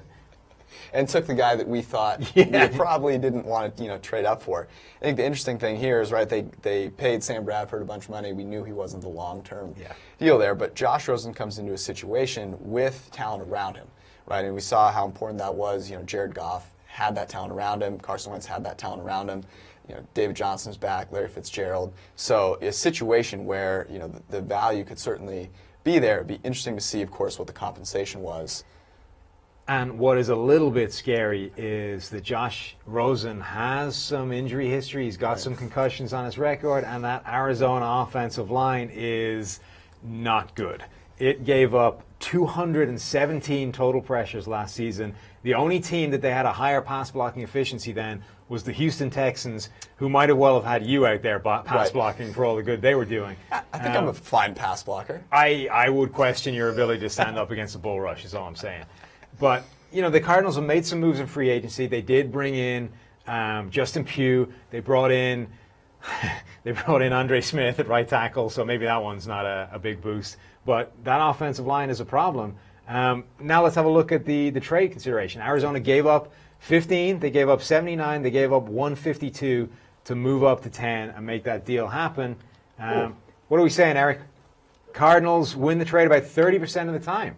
Yeah. So, again, the team that accumulates more picks is... You said the Cardinals are winning that? That's 30% of the time. Yeah. So the Raiders are winning 70% of the time. Yeah, it's tough. It's just there's so much variance that it's, even if you think you know who it is, look at the history of the draft. There were a bunch of GMs, a bunch of decision makers who thought they knew, and you just don't know. So giving yourself more flips of the coin obviously is going to help you ultimately gain more value there. The interesting thing about looking at the distribution of these outcomes of the trade is it's not perfectly normal, right? When you hit on the quarterback, you get a lot of value. And so that happens a smaller percentage of the time. It's not 50-50 like a lot of people kind of think it is, but it is a possibility, and that's why it's not 100% of a win for the team that's trading down. There is that 30% of the time where Josh Rosen is a top 10 quarterback, and that generates a ton of value, and it's worth it. And these are really interesting. I'm going to bail now and give Eric the chair, let you guys really get into the value stuff now that the trades are cooking. Now that it's heated up, it's time for me to step aside. So you're going to have to fill some time, George, while I awkwardly transition out of this mic. I mean, I think the exciting thing here for Cardinals fans, right, is that they've sort of been in this transition phase for a while, and now they've got this opportunity to build on a young quarterback. They have plenty of talent, right, to surround him with. And even though the offensive line, I think, is a need for them going forward, at least they have an outlet in David Johnson, in Larry Fitzgerald, to make him feel a little more comfortable. So I think Josh Rosen's got to be pretty happy with where he's going, considering Josh Allen going to cold Buffalo. He's going to be thrown in wind and hail and snow. Thank God he's got that cannon of an arm. But it's fun to start seeing some of these trades come in. So now we've got the Dolphins up, and I'm curious to see. The Dolphins clearly were at least, they had to be at least thinking about a quarterback. If Rosen was their guy, are they scrambling? Are they looking at Lamar Jackson now?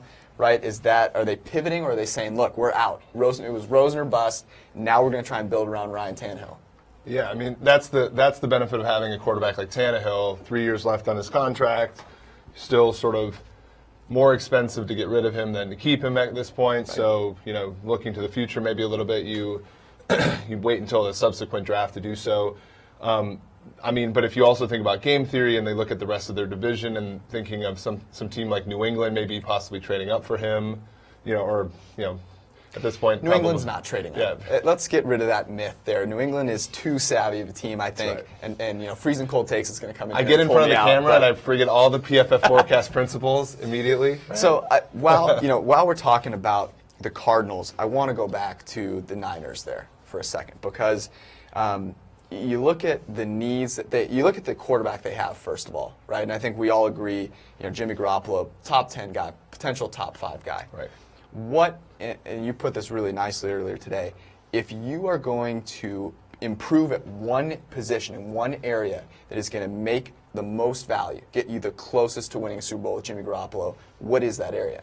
It's defensive back. It's stopping the other team's passing game, right? Because we know that winning football games is about passing the ball better than the other team does. And, at some level, when your quarterback's as good as we think Jimmy Garoppolo is, it's more about not failing, right? Like where do you want to ensure that you don't fail? And insurance probably the better way to think about it. You have Richard Sherman, you have some guys that played well last year that you drafted.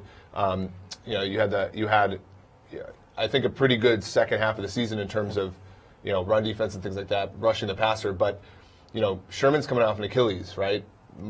Quan Williams is not, he's had up and down career. Yeah. It's you have an issue there in case things don't work out with the rest of your cornerbacks and you're stuck. Like you can't hide cornerbacks in the NFL.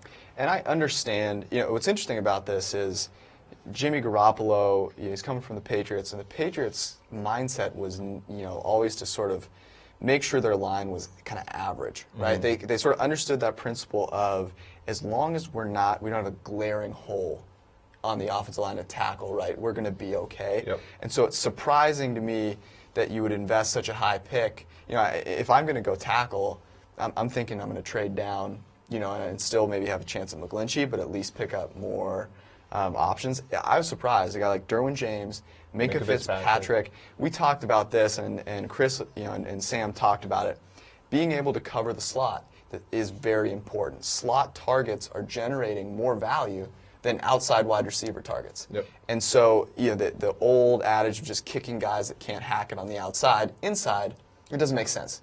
So a guy like Derwin James, a guy like Minkah Fitzpatrick, both those guys, by the way, still on the board. If I'm the Dolphins here, I might be snagging one of those guys that I think probably should have been gone by now. Right, and thinking about this in terms of like the 49ers, if your pick with Mike McGlinchey, pans out, he's going to command his second contract is going to be substantial. Right. Yeah. Your slot cornerback pans out, and he's going to get a middle contract for a cornerback, and so it's one of those things where it's like you have to also think to the future and what is currently being valued and not valued in this league. And Trent Brown's a good right tackle. Staley, he's had a pretty good career. I think that they can get you to average at those positions, and they're not going to be the reason that your offense fails. Yeah. At the same time that the 49ers do run a lot of heavy personnel, they do run a lot of play action, they do a lot of those things that maybe the Patriots don't do, and things like that, where we've seen offensive tackles sort of masquerading, as below average players going out there and becoming good players. But I don't know. I'm scratching my head that I was telling you in the other room. It's like they're going to get either James or Fitzpatrick, one of those two. They go for neither. So. And I was surprised. I thought if it wasn't a guy in coverage, it would have been an edge rusher. And I think they must have been saying, look, we're not going to reach on an edge rusher we're not sure about. And I think that's probably the right move. I think obviously John Lynch doesn't feel the same way about Trent Brown that maybe his performance would indicate. So, but I'm going to stick by my guns. I would have gone with a guy in coverage. I would have gone probably Derwin James. And it looks like the Dolphins are going to be taking Minkah Fitzpatrick. So, Sam talked about this. The talk early on was, can he move outside? Right. Which is the wrong conversation to be wrong having. thing to be thinking about. He was the guy that played exclusively in the slot, and that had a ton of value. So you look at the Super Bowl champion, right? Their best cornerback and the best slot corner we had last year in our grading system was Patrick Robinson, now a New Orleans Saint. So this has an opportunity, I think, to really shore up a defense that clearly needed some help in the secondary. Well, and not only that, but you look at the Dolphins themselves, right? The Dolphins have had a substantial lack of talent at times offensively, and yet they've been okay at times because they had a slot receiver that was, a standard deviation above everybody else and adding value in that way. And so they know that they can sort of hack offensive play by taking advantage of those players on the other team. Having a guy like that on their team is something that I think is a plus thing for them. Losing, Ndamukong Suh and his pass rush, the best way to overcome a average pass rush is to have really fantastic coverage. Or maybe the better way to say that is to elevate an average pass rush is to have great coverage. I think you look at the model that a lot of these teams that are making big strides in short time are doing, and it's either a quarterback all of a sudden comes into his own. You look at the Niners, for example. You look at the Rams, and I know there's other pieces to that. But you look at the Jags. The Jags get two elite cornerbacks really helps them out. The Saints. Well, and what we're staring down the pipe now, Tampa Bay at 7. A lot of people had them mocking Derwin James. Yeah. They trade back, and out of maybe pure luck, they get a shot at what we think is a truly elite prospect in the NFL, and then they get picks later on. And from Buffalo, they got a second, I believe, and they got a later round pick. And so that's why when we say stuff like, okay, Tampa Bay traded down and they won the trade, it's because they get back, and oftentimes out of sheer randomness you get the player you wanted anyway. Yeah. And we're not sure, if Josh Allen, this is kind of a first guess right now, but do we think Josh Allen is worth the 7th pick? Those are questions that I think our trade simulation does a little bit of a good does a pretty good job of looking at all those little intricacies. Yeah. So let's talk a little bit about the trade simulation that we have, so people can kind of understand that we're not just pulling numbers out of thin air. There obviously is a great deal of thought behind this, and explain how the simulation, first off, does a good job of replicating something like this that isn't just this or that. Right. So, historically, we would say things like, and this is how analytics have evolved. We would say things like, "Oh, Tampa Bay won the trade," and that's looking at averages and things like that. And I think, understandably, fans and people in the media would say things like, "Well, how do you know? Don't you? What happens when this team trades up to 3, for example, like the Jets, and gets a quarterback that ends up being a Hall of Famer?" And it's well, we can actually account for that because we're going to run a simulation a bunch of times and figure out, how often does that actually happen? And so instead of saying, Tampa Bay wins this trade, we say, this trade is such that Tampa Bay does pretty well 85% of the time, or in their case I believe it was 85% of the time Tampa Bay wins that trade, and that I think adds a level of uncertainty. We know the draft is random. We know that there's an opportunity that Tampa Bay could whiff on all of their picks, and we know that Buffalo's pick could be a Hall of Famer. We just want to prescribe some level of uncertainty and how likely we think those things are to happen. And we're sitting here talking about, now the defensive back that we think is the guy that should be there is there, and they're probably going to throw us a curveball and go a different direction. And of course, that's what happens, right? The guy, the last person that I would have said, they're going to take here, Vita Vea, the interior defender, it looks to be for Tampa Bay. And Vea is not even an interior defender that we have as our best one, right? We have Maurice Hurst of Michigan, both for his ability to rush the passer at a high rate and also stop the run. We have him as, we had him mocked at 4 at times to Cleveland. So Vea going to Tampa Bay would be a really big surprise. Yeah. What's surprising to me is that in an era where a guy like Aaron Donald has so much value, that you're not looking for a guy like Mo Hurst or something like that who can approximate, it's obviously not going to be Aaron Donald, we never say that, but has that mold and has that pass rush ability. But,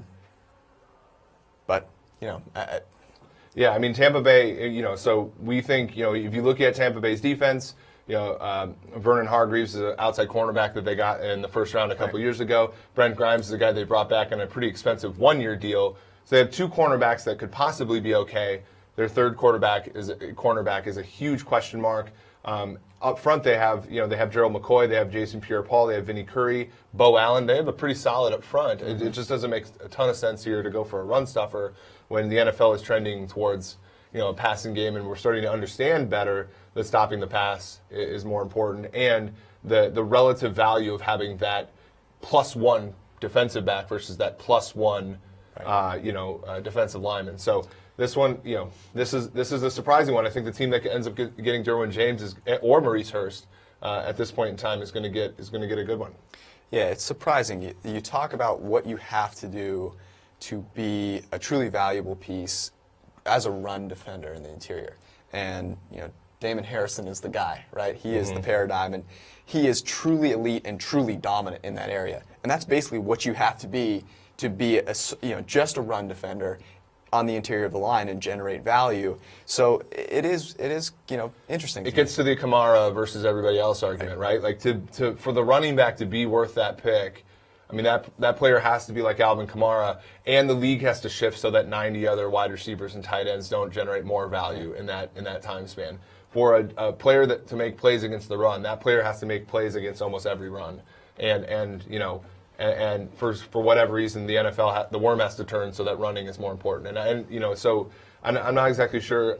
The Bucs do get another pick here, so we do think that is we do think that is more valuable in general, but you have to do good things with your picks too. Yeah, I got to think there's a team down here that is saying, wow, I did not expect this player to be here. Maybe it is Derwin James, right? And that is why when we talk about there being variance, that's another reason. You just don't know. Wacky things happen. Teams value players in such different ways that it makes sense for you to drop down, right? So as we look at pick 13 now with Washington. Washington just traded for Alex Smith. They just traded a cornerback who, with slot flexibility, a terrific player in Kendall Fuller to Kansas City. Alex Smith was the first overall pick in the 2005 draft, the draft we talked about on the PFF forecast this week. Is there any chance that Washington looks at quarterback here? It's funny because when he was a Kansas City Chief, you were a proponent of them taking quarterback. You're a proponent at basically of them, this spot. At basically this spot, you're a proponent of them then playing Pat Mahomes. They obviously went in that direction. I don't think they will, but looking at the guys that are left, see a guy like Lamar Jackson there, the ceiling is pretty high for this pick in the draft. I think you got to at least consider it and maybe try and entice some teams to trade up. Well, and I know that the perception isn't necessarily this way, but Alex Smith has been one of the more effective running quarterbacks in the NFL since he started with San Francisco and then into Kansas City. Lamar Jackson, the knock on him is he's a developmental prospect, but he's also terrific with his legs. That could be a perfect spot if you're thinking about a draft and develop type player behind Smith. I think it's a long shot, but it's one of those things we might want to consider here for Washington.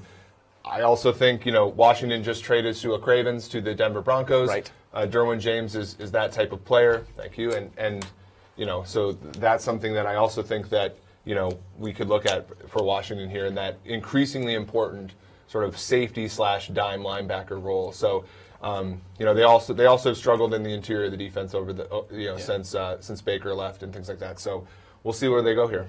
I think this is one of the situations where I think you only bring a guy in like Alex Smith if you feel like you can compete a little bit with the team that you have. So I think it would make sense to go with a guy like Derwin James. I'm going to probably say his name for like the next 15 picks, and he's just not going to go. It's some weird thing that we don't know about, and that's going to be the reason he's fallen. But looking at that defense and the fact that they just traded a guy that covered the slot pretty darn well, having a versatile piece like Derwin James would make a ton of sense.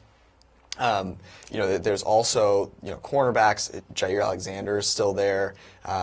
Maybe they were looking at an interior offensive lineman. A guy like an Isaiah Wynn, might be there. So I don't know. I think there's a lot of different ways. Yeah, even their second safety next to DJ Swearinger is a huge question mark, right? So whether it's covering the slot, playing that dime linebacker role, covering a deep player, I think James is terrific in this. Washington has really struggled, to replace, some of the receivers that that they've gotten rid of, the Pierre Garçons, the Deshaun Jacksons, and things like that. We saw Kirk Cousins really struggle. We know Alex Smith is a quarterback, and when you give him an elite, supporting cast, he's terrific. There have been years in Kansas City where their wide receiver scored 0 touchdowns. Wide receiver is a position we haven't really mocked very high. But this is starting to get to the region where we could see somebody like Calvin Ridley, to come in and help that Washington offense. Yeah, so it'd be interesting here if there's a team that, maybe the Ravens, for example, thinking about teams that might want to trade up here with Washington not looking at quarterback. Some teams that might want to jump up there and get Lamar Jackson. You've got the Ravens. I think you can make an argument that the Chargers could be looking to build something for the future, at quarterback and moving up. And maybe the Packers, who are just a pick behind, are wanting to make sure they get their guy, and they're worried that, that Derwin James, who they're looking to snag, is going to be taken ahead of them. Right. So we had, using our sort of like analytics type stuff last year, we saw that Green Bay really struggled, as in pass defense, right, was a top team against the run, and their defense struggled because the former is more important than the latter. And as you can see in the PFF draft guide, there are tons of cornerbacks and players in the secondary that we haven't seen as many come off the board as we sort of thought it after Ward went at 4. Right. We could see a ton, sort of come off here. So interestingly, any thought of any team that could trade up to 13 or 14 here?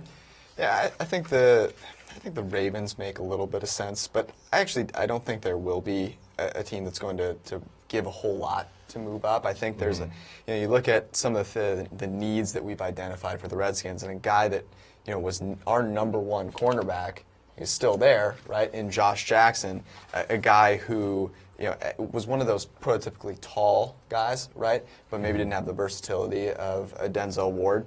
And, this seems like great value, certainly, all the way down here, getting an outside corner that, has such a high ceiling.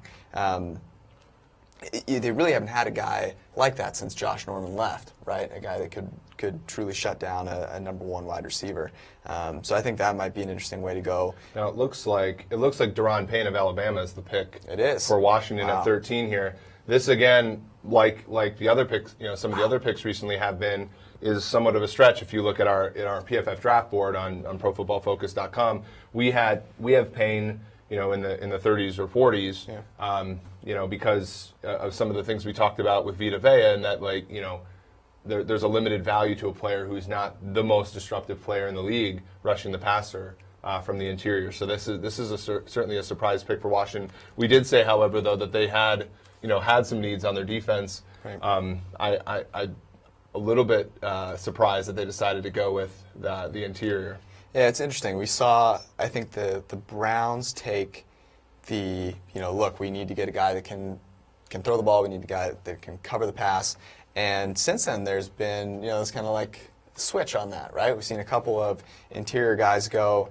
Daron Payne, let's not totally write him off, right? Him and Vita Vea are both, tremendous football players. It's just the way that they impact the game is just not quite as valuable. So you look at a guy like Daron Payne last year who had, 24, 33 pressures, right? So he's getting a little bit of an effect on the pass game, but it's not enough to move the needle a lot where you're going to say, wow, this guy is actually helping me win more games. Yeah. So if you're Green Bay though, right now, you're thanking anything right now because you struggled in the secondary. You've addressed the position year after year without a ton of great results. The highest cornerback we've ever graded in Pro Football Focus College, Josh Jackson from nearby Iowa. Yeah. He's still on the board. He's not necessarily as athletic as the Denzel Wards of the world, but he's certainly there for Green Bay, and they have so many needs in their secondary that they can't really be picky about whether the guy's an outside guy or an inside guy.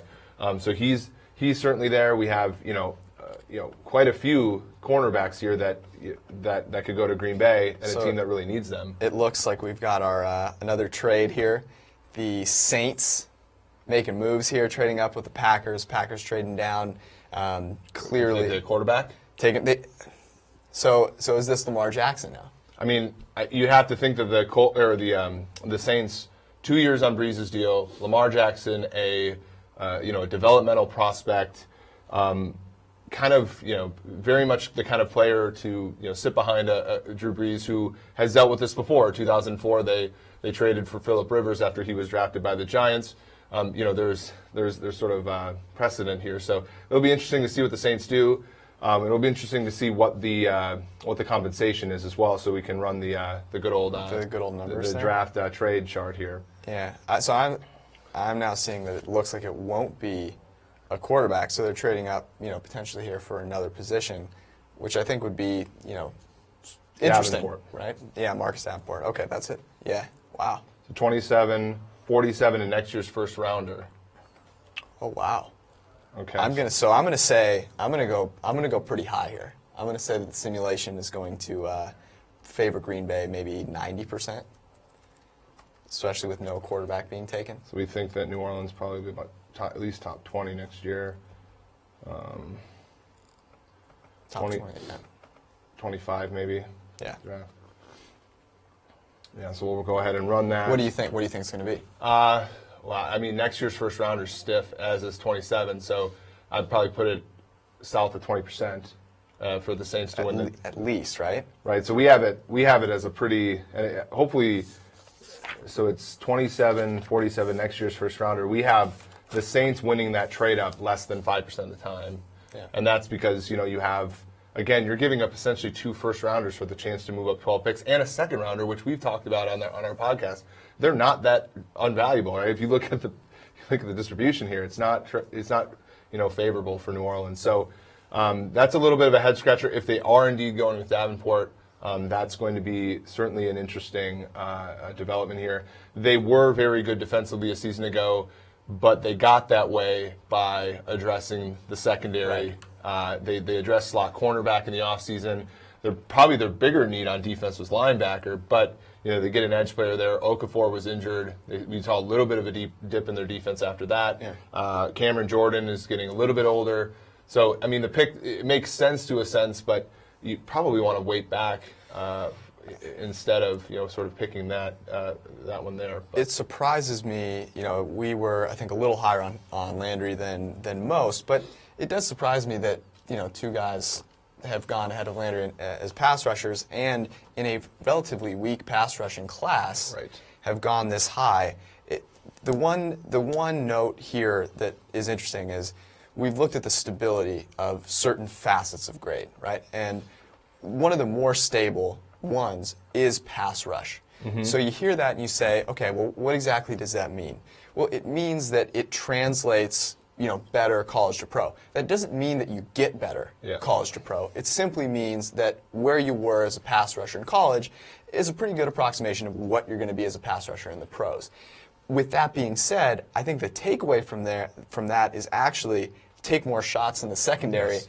Because it's less of a stable thing, you need to flip more coins to get players that you can actually play. You can find those diamonds in the rough that look good in our grading system that people have undervalued at the NFL level, as opposed to sort of going up for the people that everybody values at the NFL level. Marcus Davenport, 16.4 pass rush productivity per the PFF draft guide. That was 4th among edge players in the class. So he is good. Right? He was, and we, as you said, these things, and even run stop percentage, he was 10th. Those things correlate really well from college to pro. Right. It's just that, what are you giving up to do that? You're giving up the right to draft the cornerback, and in this case, you're giving your 27th, 47th, and next year's first to do it as well. So that's why we are firmly in the team trade down sort of camp there. Especially if you're not taking a quarterback, the return on investment has such a lower ceiling. It's really hard to kind of swing the pendulum back in your favor when you're giving up so many more shots. I mean, 27, 147, and a first rounder. That's a really stiff price. I mean, you could have argued.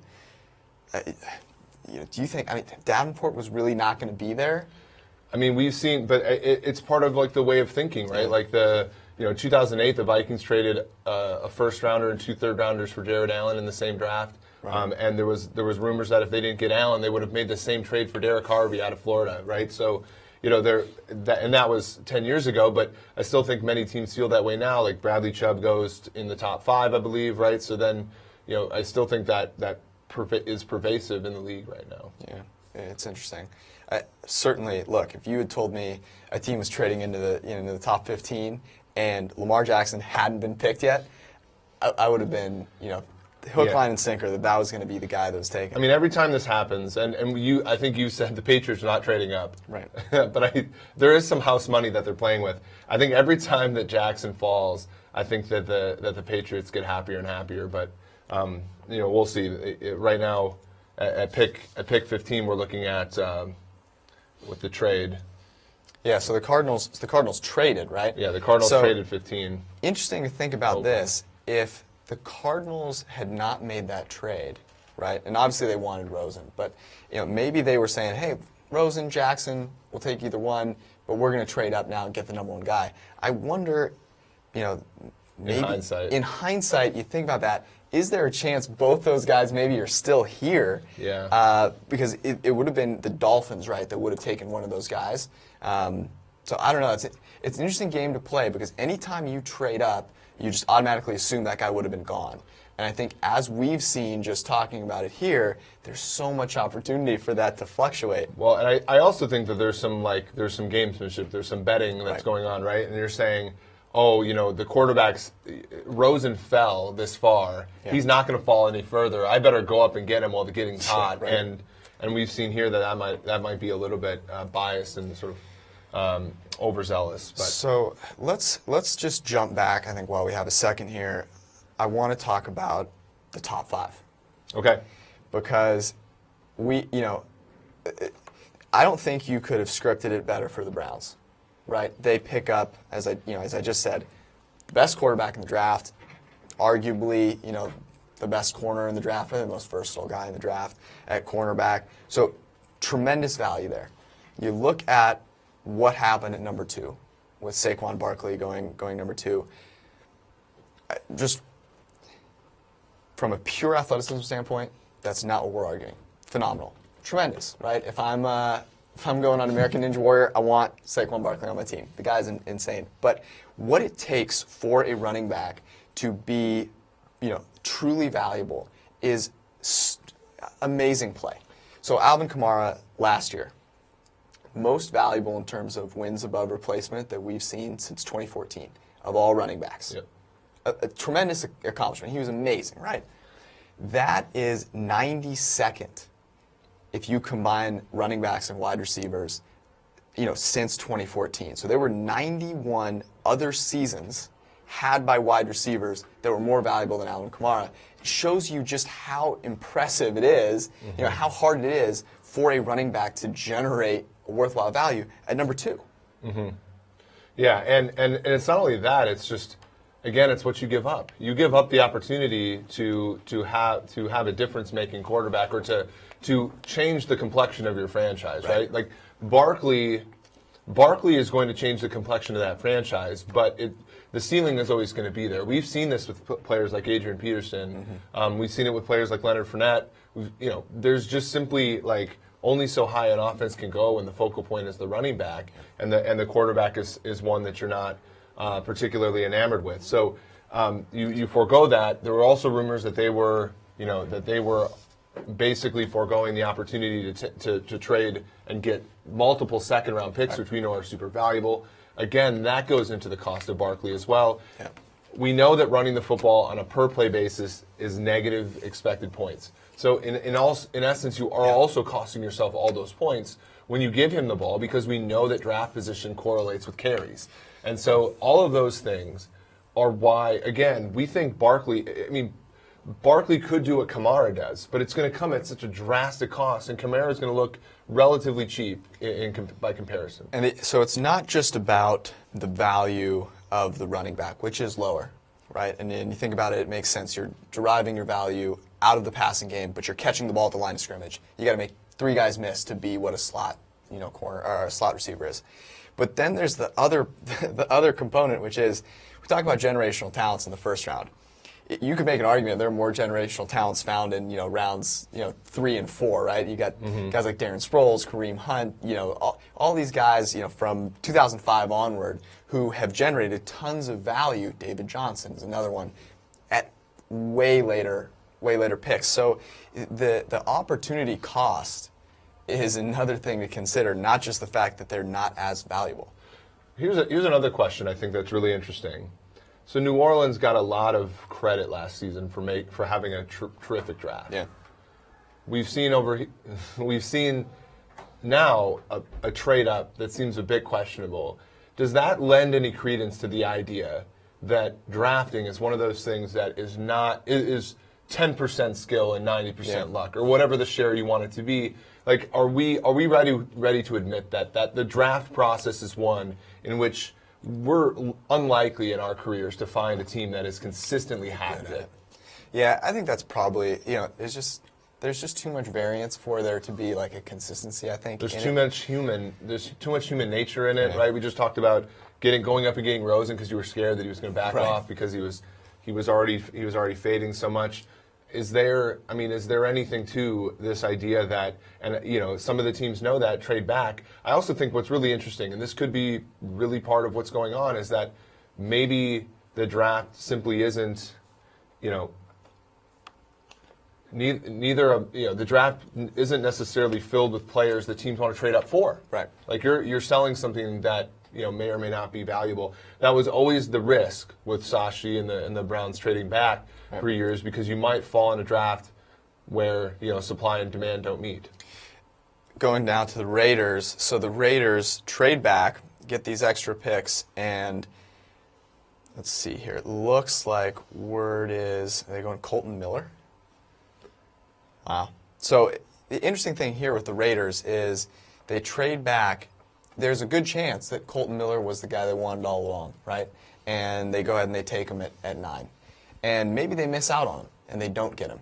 But the fact of the matter is they got all this extra value, certainly a worthwhile pick.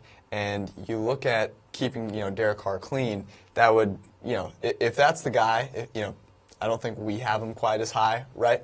But if that's the guy, they certainly made a choice to trade down that benefited them if that was the guy they Think wanted. about this. So Colton Miller, 17th in our pass blocking efficiency, 30 in the mid-30s in terms of run blocking success percentage.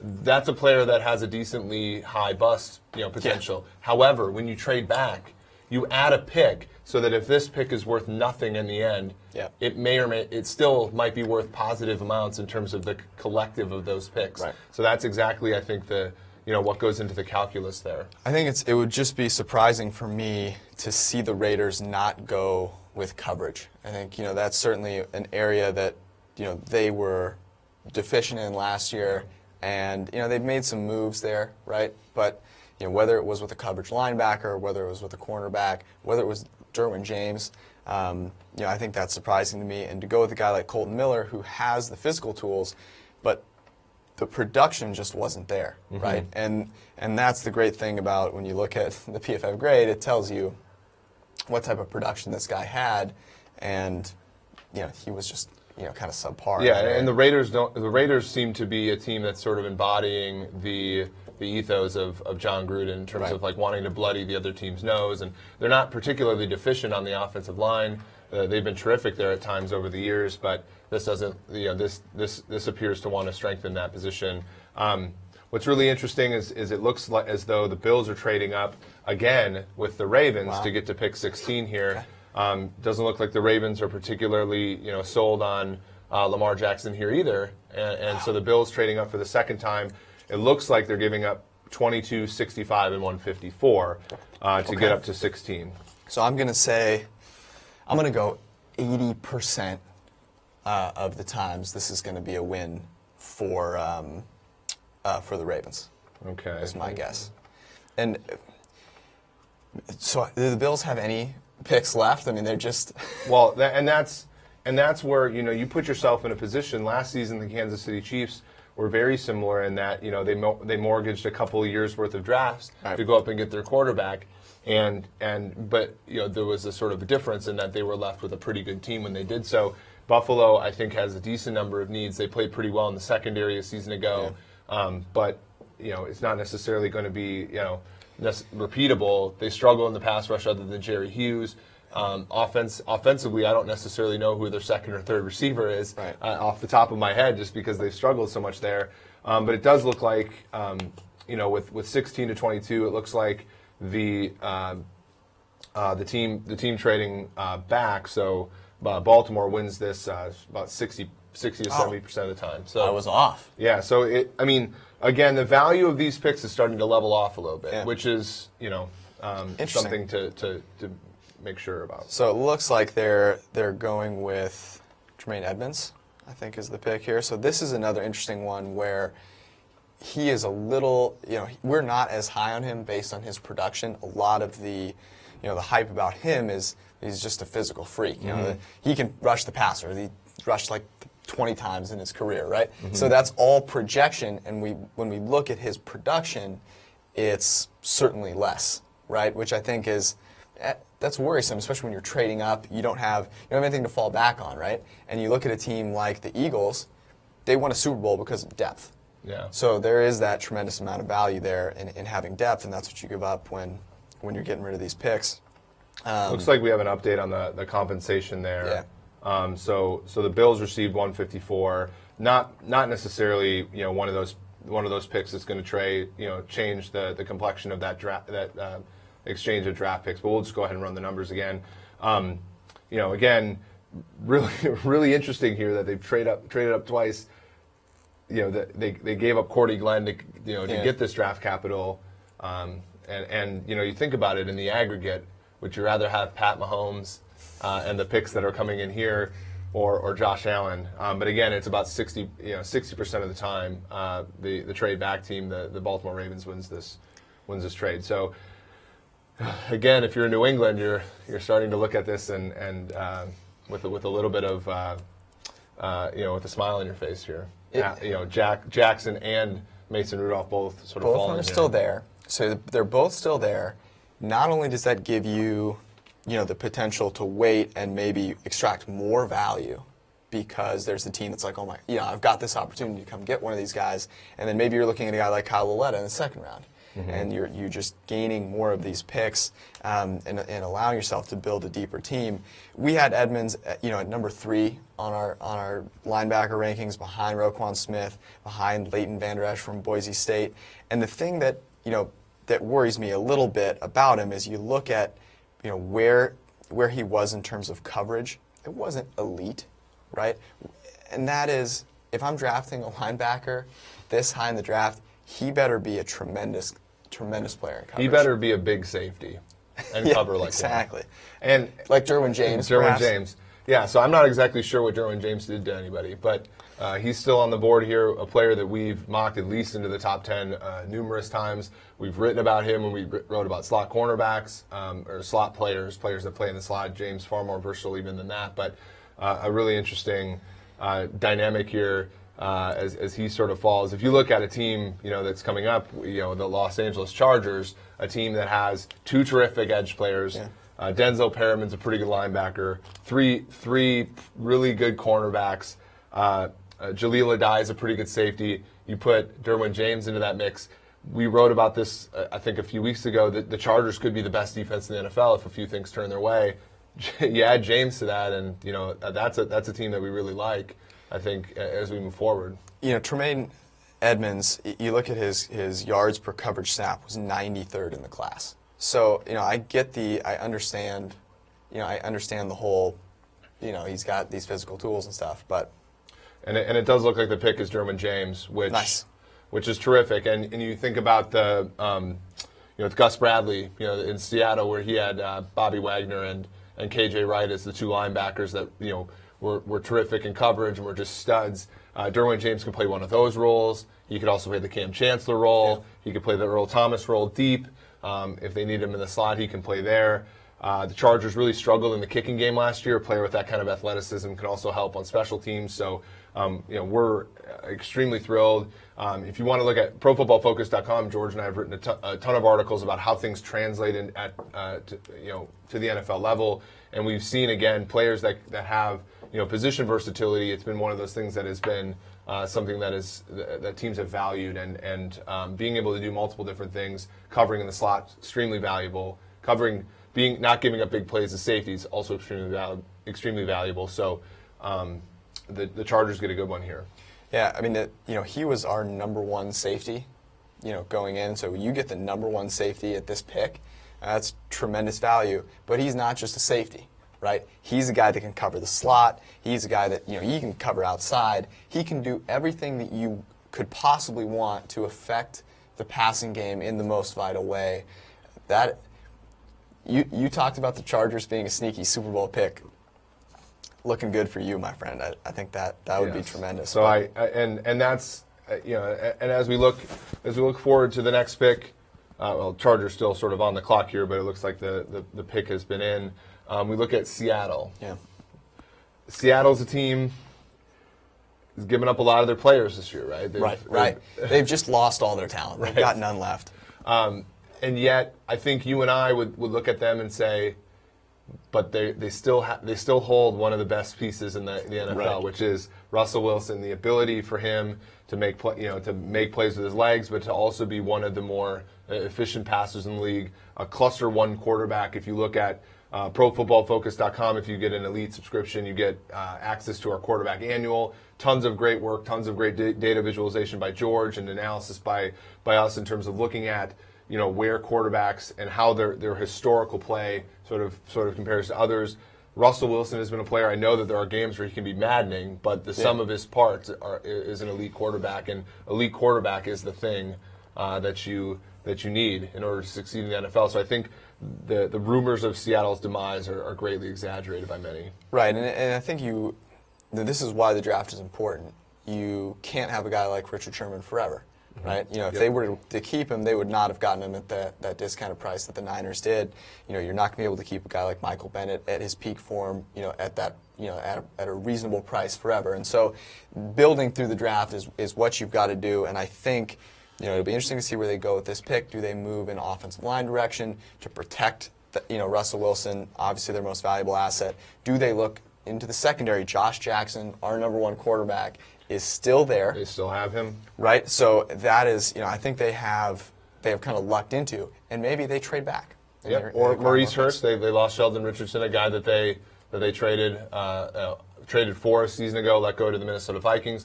Also a reason why they don't have, I believe, their second round pick. This is their first round pick that they've actually used in a few years. So this is a big pick for them, I think, and I'm with you. I think that they should shore up that secondary.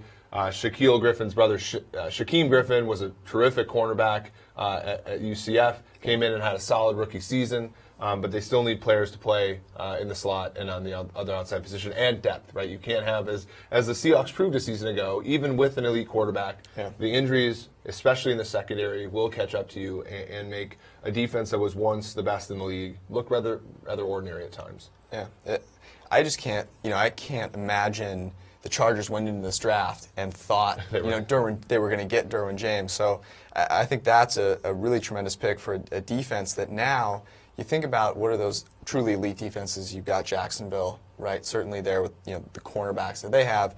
I think you can make the argument the Chargers are right behind them, with the Rams obviously at cornerback. But adding that third piece is tremendously important, right? Because offenses will target your weakness, and having Derwin James as that chess piece gives you the ability to sort of shut that down and keep the thing the Patriots do all the time, right? They locate your weakness and they expose it. So I think that really probably my favorite pick so far. And I think based on the value that we had, getting a guy that we had in our top, our top five, I think Steve had him at 4 going to the Browns, and we would have loved that pick if the Browns had made it, right? Another player that Steve had once mocked to the Browns, Maurice Hurst, still hasn't been picked. Right. Are the heart conditions worrisome there? Are there things that we at PFF can't quantify that are going into this, this evolution here of what's happening over? We don't grade heart rate. No, we grade grit and heart, but not heart rate. That's an important note there. So it'd be interesting. I would be very surprised if Seattle is not out there taking trade calls. Right, Mason Rudolph's still on the board.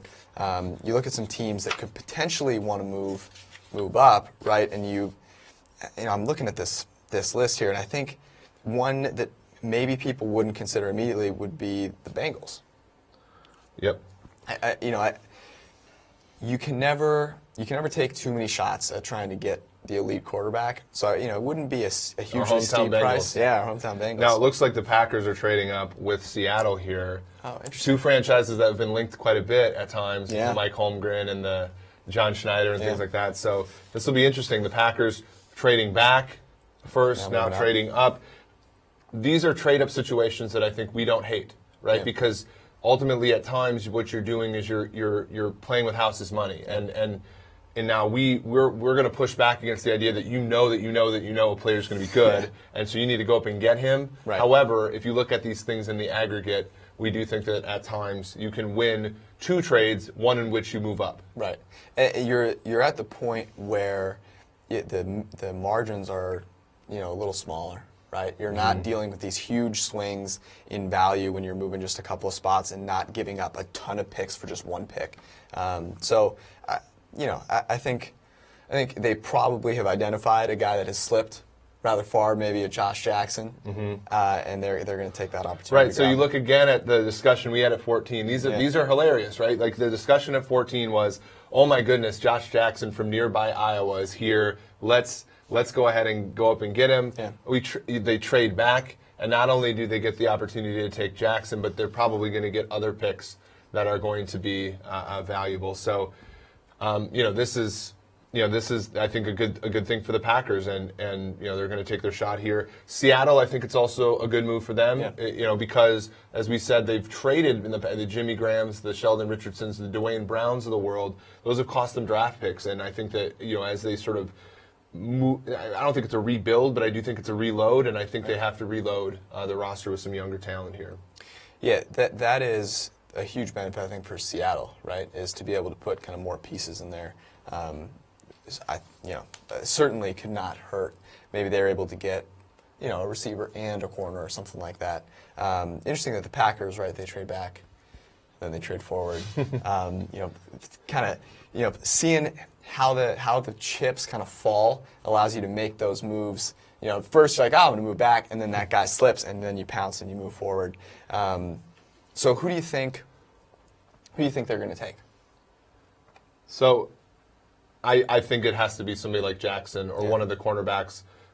Even Dante Jackson from LSU, right? That player like that who can offer versatility to their defense. As we said earlier, their entire defense, secondary, is needs, right? And they have some players that have some versatility, but it's not like slot cornerbacks, their only place where they need a player, or outside cornerbacks, the only place where they need a player. They could benefit from anybody here. So I think that's probably where they're going to look.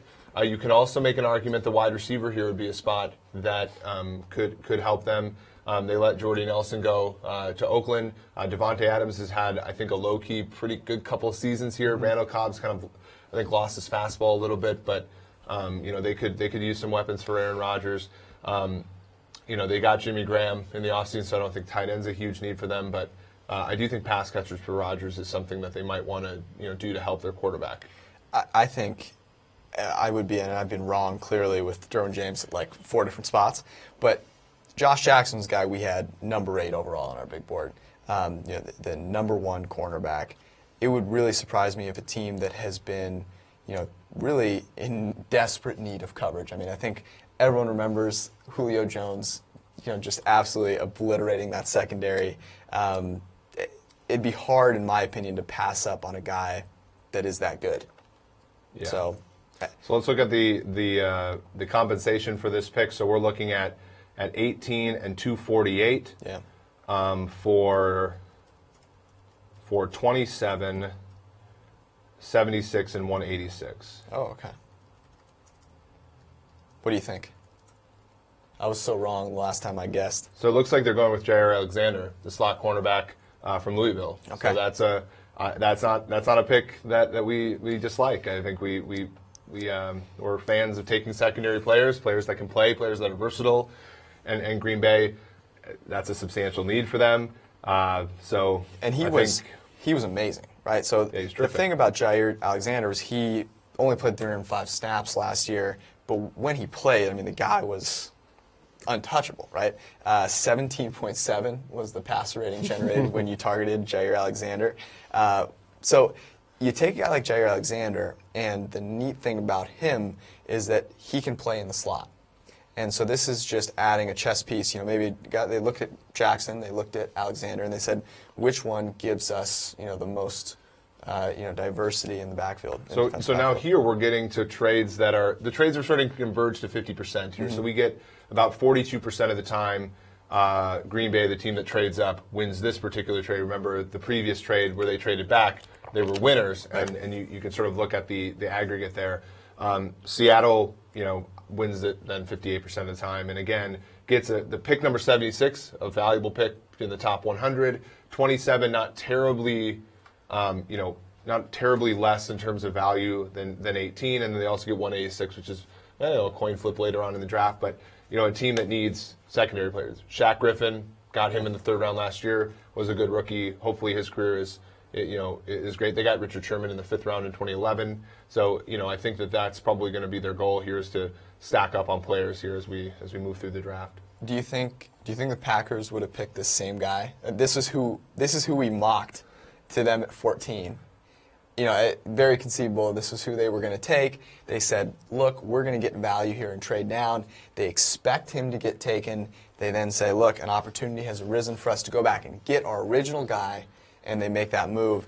I think this is a great pick. You look at 2016 when he played, substantially more, over 800 snaps, but just allowed a 62.6 pass rating. So, the small sample size may be a slight concern, but if you aggregate everything together, the guy was phenomenal. Well, and they're in terrific position if they wanted a cornerback, because if they erred in understanding what the other teams wanted, Jair Alexander might have been the guy that they wanted. Josh Jackson was the guy they probably would have been fine with. Right. And you move back, then you got the Mike Hughes and the Isaiah Olivers later. If they get sort of nipped there, they can move back again. Right. But there's still a lot of cornerbacks. If you look at our big board, we have Josh Jackson, the highest graded player that we've ever graded at cornerback in PFF college history, still on the board here.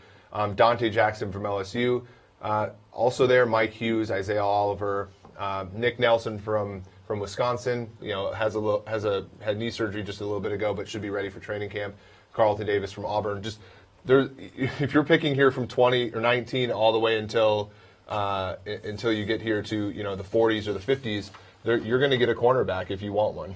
Yeah, and I could see a little run on corners. Certainly, I think the Cowboys, probably go in a different direction. I think everyone feels like they're going to take a wide receiver. Yep. And I think we should talk about who they have, because I think our mock might be right once again. But certainly teams like the Patriots, the Panthers, I think the Titans, and the Steelers could be looking at cornerback too. So let's go to the Cowboys now. The hometown Cowboys get to see their player taken, and this is a guy that it seems to make sense, right? This was the best wide receiver in the class. Sam wrote a great piece about just how good this guy is at separating. I think Calvin Ridley, and Des Bryant seems to agree, for whatever that is worth, makes a ton of sense here to the Cowboys, although they probably are fielding some calls here from some teams that want to move up. I can imagine the teams that want quarterbacks, this might be a spot here, Yeah. especially given the lack of, I think, demand for wide receivers right now in the draft. Cowboys could move back a pick or two and still get their guy. So that's something we like Ridley quite a bit. Sam Monson wrote an article about him on ProFootballFocus.com this past week. He was, he averaged more than 2 3/4 yards per route run. That's extremely productive. He's, his drop rate 7.2%. I mean, a little high, but gets open, right? And that's really, as we talked about in the Pro Football Forecast the other day. Des Bryant, his biggest issue is he just wasn't getting open anymore. Dak Prescott's biggest issue is throwing to players who are either just covered, right? And Des Bryant was not making those contested catches. Yeah. Dak was not hitting him in places where he could make contested catches. Maybe somebody who gets open a little bit more would help Dallas. It was interesting. We looked at it, and for whatever reason, and there's probably fault at the cornerback and wide receiver position on this one, but when he was throwing into tight coverage, and Des was the target, his accuracy percentage was 30%. Yep. When he was throwing to players not named Des Bryant in tight coverage, accuracy percent was 50%. So, maybe that's partially on Des, maybe that's partially on Dak. For whatever reason it is, this goes back to his college days. When we charted Dak Prescott, he was best on open throws. And so getting guys that can give him those open lanes, I think would make a ton of sense here. I don't know if they go in a different way. I don't know where else they would even go. I think this makes a ton right. of So sense. one of the things that you get from Dallas is that they drafted cornerbacks last year, right? And at 1 year in, it looks like they've hit on them. Yeah. And so, to some degree, that high leverage, high variance, high need position is kind of resolved to some degree for them. Now they could draft one now and just continue to build up at the position. They got DeMarcus Lawrence at edge, Sean Lee at linebacker who can really cover and play the run. On offense, of course, we know about their offensive line. We know about Dak. We know about Zeke. Maybe tight end, Jason Witten getting older. Yeah. Calvin Ridley. But I think this is something that it makes sense. And of course that's why the Steve Palazzolo mocked him here. The great Palazzolo. I think so. I'm gonna guess Ridley's coming, and if it's not Ridley, I'm gonna say there's a trade. And I think, man, maybe the Steelers could trade up and get one of the quarterbacks. Hey, the Vikings need a franchise quarterback, don't they?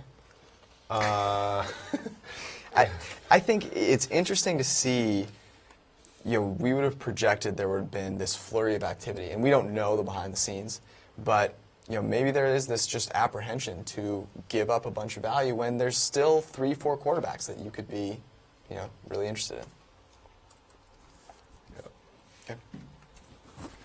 So now Sam is going to go ahead and replace George here. So I'm going to, chat a little bit here while the Dallas Cowboys pick. Now, just this morning on ProFootballFocus.com, George and I wrote an article about how pass receiving translates from college to pro, and it's one of those things again where it's actually more stable for running backs.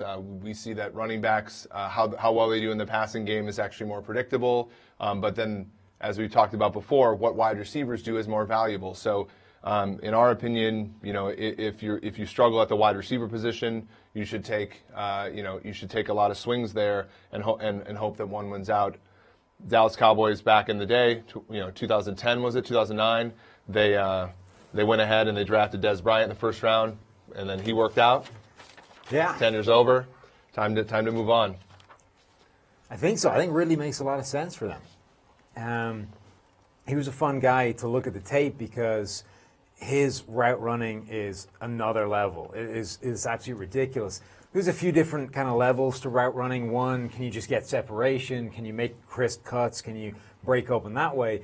But he understands how to move defenders around, how to manipulate them on the field with the way he's running routes. He turns, if he's running a simple out route and there's a guy in the right leverage outside of him, he understands how to round that cut the way you wouldn't normally do it on paper in order to move that guy out of his way, to get him out of his leverage and then break back into the open space. You don't see that from many NFL players, let alone college guys. For him to be that sophisticated now, hitting the NFL, I think is a huge thing. Well, we've seen that in players like Stephon Diggs and Adam Thielen who are not drafted with high draft capital, but have understand that nuance, overcoming some of the things that were sort of keeping them from being considered elite with that type of route running talent and that ability to get open. So if a wide receiver has that, coming into the league, I think that they're head and shoulders above others when they get in. It looks like the Pittsburgh Steelers have traded Martavis Bryant to the Oakland Raiders for the 75th pick in the draft. Speaking of receivers, wow! So that's kind of an interesting development. When I first saw that Steelers trade, I figured that they were trading with Dallas to move up to 19 and maybe select a quarterback of the future, but that doesn't look to be the case. Looks like Dallas's pick is in here. And it looks like it's Leighton Vander Esch. I like this pick. I really like Leighton Vander Esch as a prospect. It's an interesting fit in Dallas because you mentioned they've got Sean Lee there. They got Jalen Smith on the field last year after that horrific injury. And I don't know that he's ever going to be the player people thought he would be before that injury, but he was pretty good, and this was the first year back. That gives them a pretty stacked linebacker core at this point, and it's probably smart given Sean Lee's injury history and the way that you're never quite sure how good Jalen Smith is going to be. Leighton Vander Esch is this spectacular prospect. He's a really fascinating guy to contrast with Tremaine Edmunds because Tremaine Edmunds is the guy that gets all the talk for being this athletic freak, this huge 6'5", 250-pound guy. Leighton Vander Esch is basically the same size, ran as fast, is every bit as freaky. He's just not 19 years old, so he doesn't get this potential growth curve boost from everybody. He's just the guy, but he was a better player in college, and at least in terms of snaps played, he's a younger player than Tremaine Edmunds. Edmunds played 1,800 or something. Vander Esch just played like 700 fewer snaps. Right, and he was a guy who was terrific in run defense, which we know it doesn't matter quite as much, but it does add to that. We know that when Sean Lee was injured, the Cowboys were statistically significantly worse stopping the run, and it showed there. And we know Lee is getting a little older. We know he's had injury history. And we know that the league is, they're a 4-3, the league is a nickel league, right? And they're trying to emulate the 4-2-5, and you need two guys there. And we know that they lost Anthony Hitchens to the Chiefs, and so Vander Esch slots in there at that second linebacker. Jalen Smith, I think a good story. I mean, there's still some snaps for a third linebacker to play in the NFL. I think that's just where his role is. And as we saw with the Eagles a season ago, Michael Kendricks, right? They were trying to trade him because he was their third linebacker that wasn't getting snaps in nickel. When the Jordan Hicks gets hurt, Michael Kendricks is a starter in the playoffs. He ends up being okay, right? So Jalen Smith being a second-round player who ends up being a depth guy, I don't think it's the worst thing that's ever happened. Yeah, and what's interesting is Van Der Esch hasn't been phenomenal in coverage, but I think there's more to come there. I gave this comp to Steve during the week in our videos, and he hated it, but I'm going to run with it anyway. Leighton Van Der Esch reminds me of like a rookie Luke Kuechly. You know, when he was incredible at flowing to the ball, really good against the run, not quite as good in coverage. He was a little bit lost when he had to turn, when things went in behind him. Anything in front of him, he was still really good and could come up on. Van Der Esch, I think, is that same kind of guy. And if he figures out the same way Kuechly did, how to play in space behind him, how to back off, drop from the line of scrimmage, and understand those routes coming in behind him, then you get this really special player. And what I don't know yet, and what's going to be interesting to work out with you guys and the analytics and the data is, what's more important at this stage? Is it more important to be 19 years old and have 2-3 years of physical development, potential, Yep. or is it more important that you've only played 1,000 career snaps and you're a really young player in terms of physical experience, in terms of playing time? Which one of those is the more important factor in terms of projecting upside? Right, and I wonder if that's not the reason why maybe this is a bit of a reach in the sense that we talked about Deion Jones when George was up here. Deion Jones was taken the second round because you guys, I think, legitimately had concerns about him in terms of how he played in college and whether he was too raw and things like that. And he develops, right, the Dan Quinn, the great scheme and putting him in a position to succeed, and we see that happen. Is that necessarily the player that you want in the first round, or is that the kind of player you want in the second round?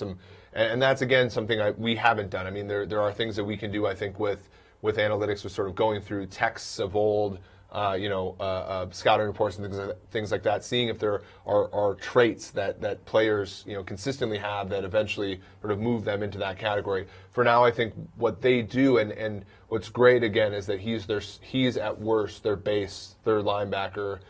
At best, he's their second linebacker in the nickel, and I think that their defense gets better because he's replacing a guy who was very good against the run, who struggled against the pass. So in terms of on their defense, they got, I think, better probably and cheaper too, because Hitchens commanded a lot from Kansas City. Absolutely. And his production, I think, is going to be unquestioned. The only debate is how good he can become as a coverage defender. But in terms of being able to find the ball, I don't think any prospect at linebacker does it better than Van Der Esch in this draft.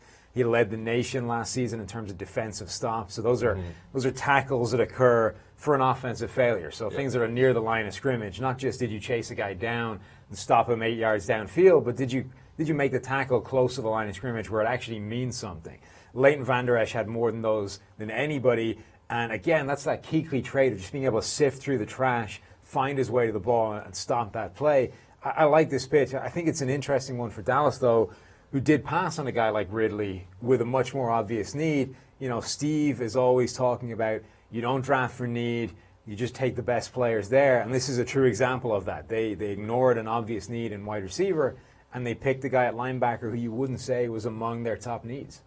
Yeah, and that's, so again, it comes down to, what is the value of this player versus what the value of that player, and then replacement players, at wide receiver and things like that. So it'll be interesting to see what comes. Here's a fun question. The Lions are up now.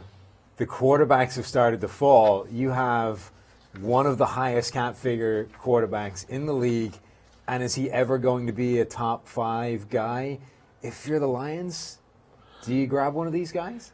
Or you think of trades. I mean, our hometown Cincinnati Bengals over here, they're another team that has kind of the same predicament. And so if you want this 5th best quarterback of the draft, you probably have to move ahead Cincinnati to be sure of it. It's interesting, right? Because Detroit has done pretty well in surrounding Stafford with supporting casts throwing the football, right? So they had an outlier supporting cast in terms of PFF grades in the passing game. What are they going to do there in terms of, are they going to maybe get a third receiver? Are they going to help with the offensive line? Are they going to shore up the defense a little bit? It looks like they're going to go to more of protecting, this prized asset in Matthew Stafford with Ragnow here.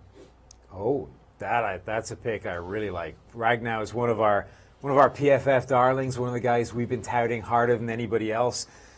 The thing we're learning with all these grades is it's usually the guys that separate themselves from the rest of the pack that are the ones that translate the easiest, whether it's a Joey Bosa, who put daylight between him and any other player, whether it's a Maurice Hurst, who's still on the board, a guy who dominates the grading. Now, Baker Mayfield, the number one QB, but Frank Ragnow has the two best seasons we've seen from any center since we've been grading college. And, the rest of the guys on that list are not spectacular players, but the important thing is less who he beat and more how much he beat them by. Ragnow was so far ahead of anybody else. His grading profile looks like Quentin Nelson. Yeah, and if you look at who he's replacing in Detroit, Travis Swanson, their center a season ago, was very poor. We had him as below replacement levels. So even if you would have replaced him with somebody, who is kind of a 5th, 6th, 7th round guy, you're probably getting an upgrade. Replacing him with the best center that we have on our Pro Football Focus draft board in our draft guide is something that I think is huge for them. They've struggled at times throughout the offensive line in Stafford's era. They've struggled running the football. They've struggled protecting him at times. He's struggled with injuries that didn't knock him out of games necessarily, but kept him from being effective at times. Protecting the middle of his offensive line, I think, is a huge upgrade here. So Ragnow's got some really fun statistics as well. Didn't allow a sack in his entire college career. 2,603 snaps on the field. Did not allow a single sack. Didn't allow a sack or a hit last season. Okay, missed some time injured, but 2 of his 3 hurries last season came when playing right guard against Alabama. So out of position against maybe the best defensive front in college football. And those were just 2 pressures. Still graded well in that game. He's a guy that can play center, anchor the middle of that line, be fantastic. But if you, for some reason, want to play him at guard, he's shown he can do that pretty well as well. And even, like I say, the comparisons to Quentin Nelson are very real. Nelson, I think, it looks prettier on tape sometimes. He really destroys guys, and he wins from the outset. Ragnow, at times, when you put on the tape, initially it looks like he's losing. He lets guys cross his face, or it just looks a little bit ugly right at the snap. But then as soon as he locks on with his hands, he drives guys out of the point of attack. Even if it's not the gap he was supposed to be, he makes sure there's a hole open in the middle of the line.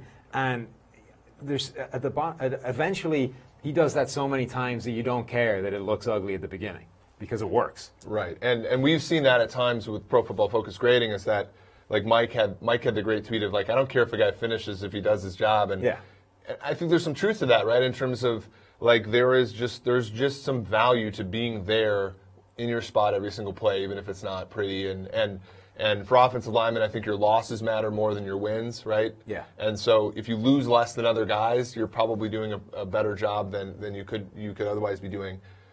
Now, our hometown Cincinnati Bengals here at Pro Football Focus at 21 here. What do you think? Well, this is really interesting because it sounds like the Bengals are going for the same position. They're going for Billy Price, Ohio State center, a guy. So far in this draft process, one person on the PFF big board has come out that has been picked that we think has a 3rd round grade on him. It's Colton Miller, the tackle that the Raiders took. Billy Price is the next one. He's the second guy that we have a 3rd round grade on. And he's one of those people, again, who the NFL seems to have been higher on throughout this process than PFF was. There was a lot of talk of Billy Price going in the 1st round, and that's been borne out. But the grading just doesn't suggest that he's deserved that spot. We talk about Ragnow didn't allow a sack in his entire college career. Billy Price allowed 12 across 4 seasons. 1,000 more snaps than Ragnow, but 12 sacks, 2 of which came last year.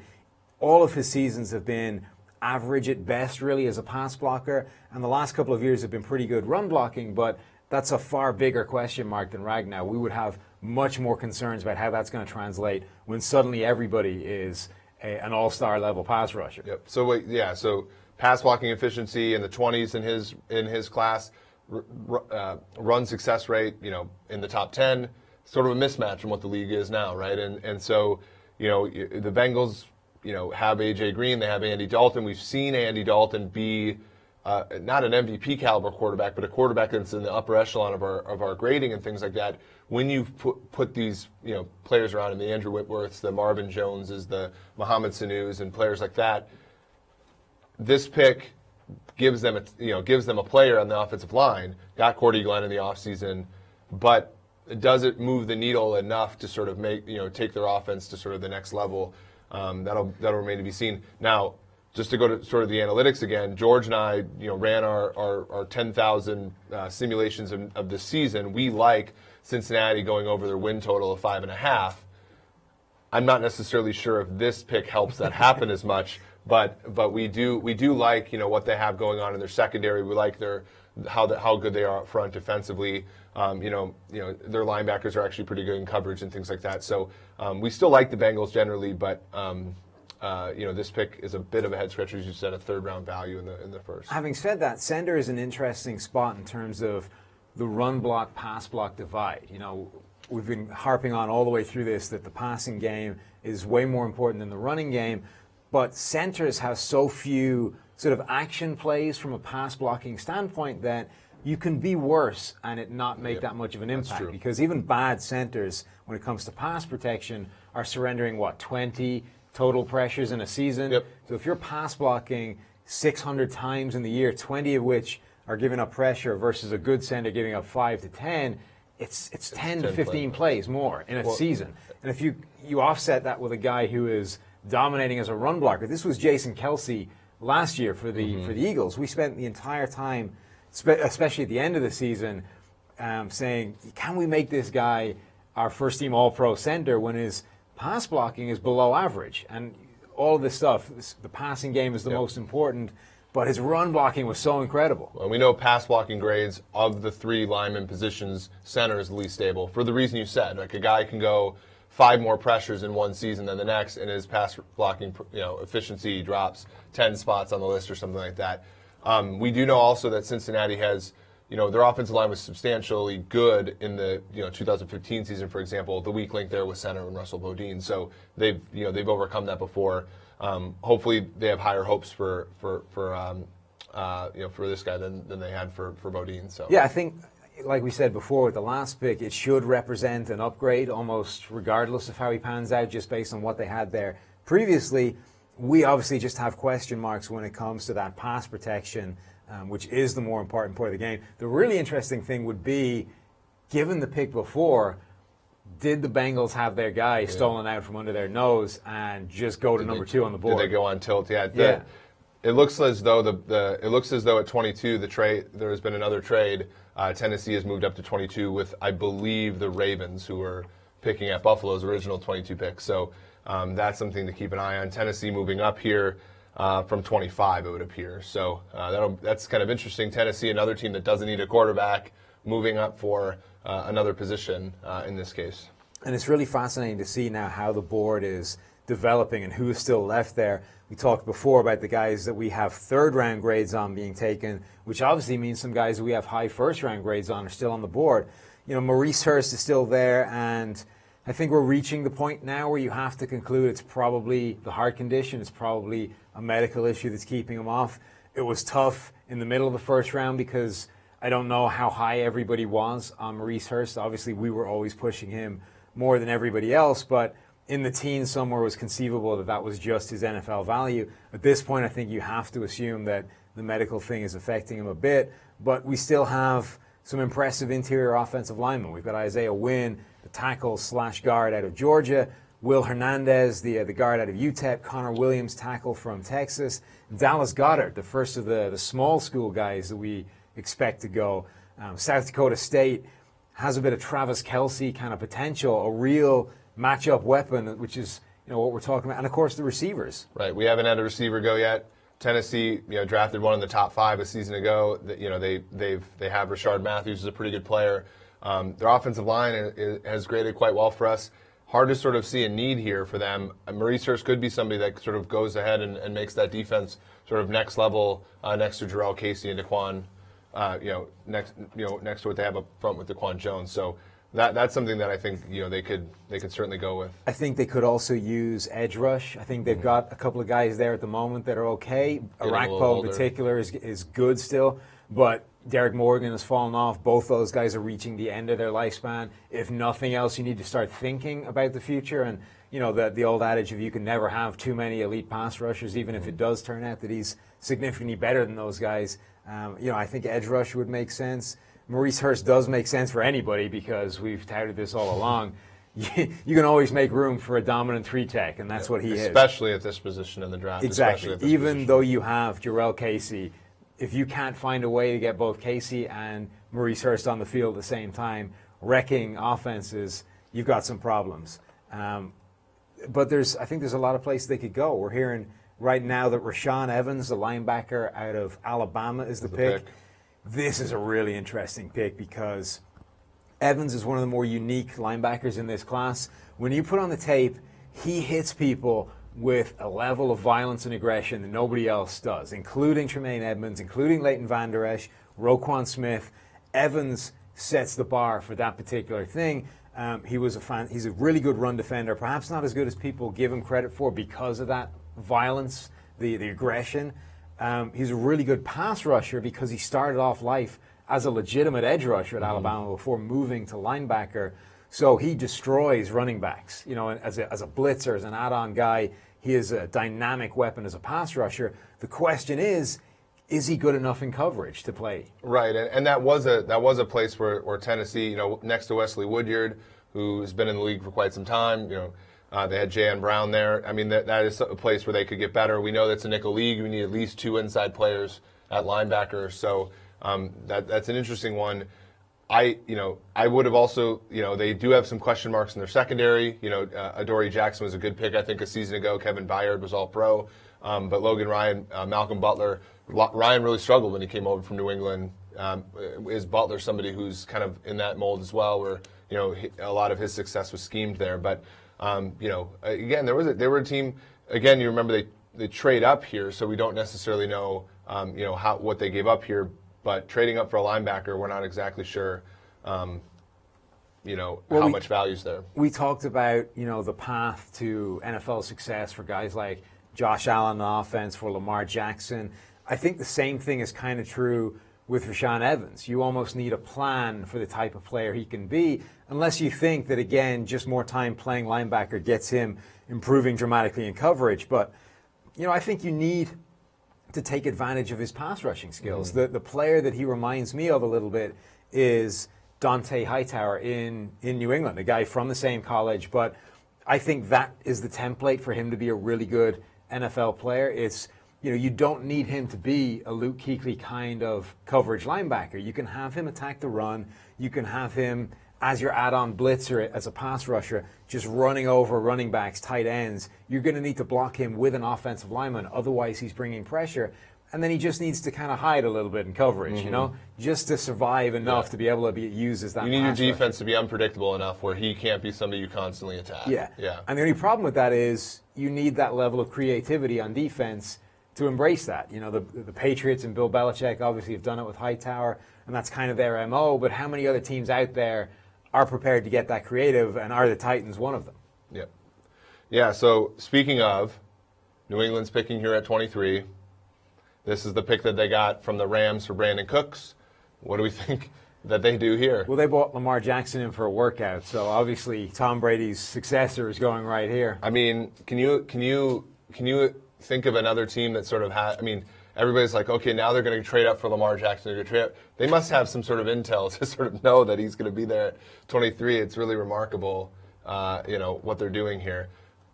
I'm going to, before we see Bill Belichick and the Patriots pick, I'm going to go ahead and cede here to George, and then he'll go with Sam here, and then I'll be back a little later. The Patriots are always one of the most fascinating teams in the NFL. They're big on trading all over the draft. They bounce up and down, typically trade out of the first round at times and go for those lower guys. But they have this unique style of player acquisition. They are prepared to play to a team's strengths in the way most teams aren't, whether it's a guy like Rashaan Evans that we just talked about with going to Tennessee. They've done the same thing with Dante Hightower, but this is a team that does have some needs right now.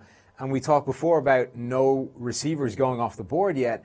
The Patriots have been reluctant to draft receivers since they swung and missed with Chad Jackson in particular in the first round way back when.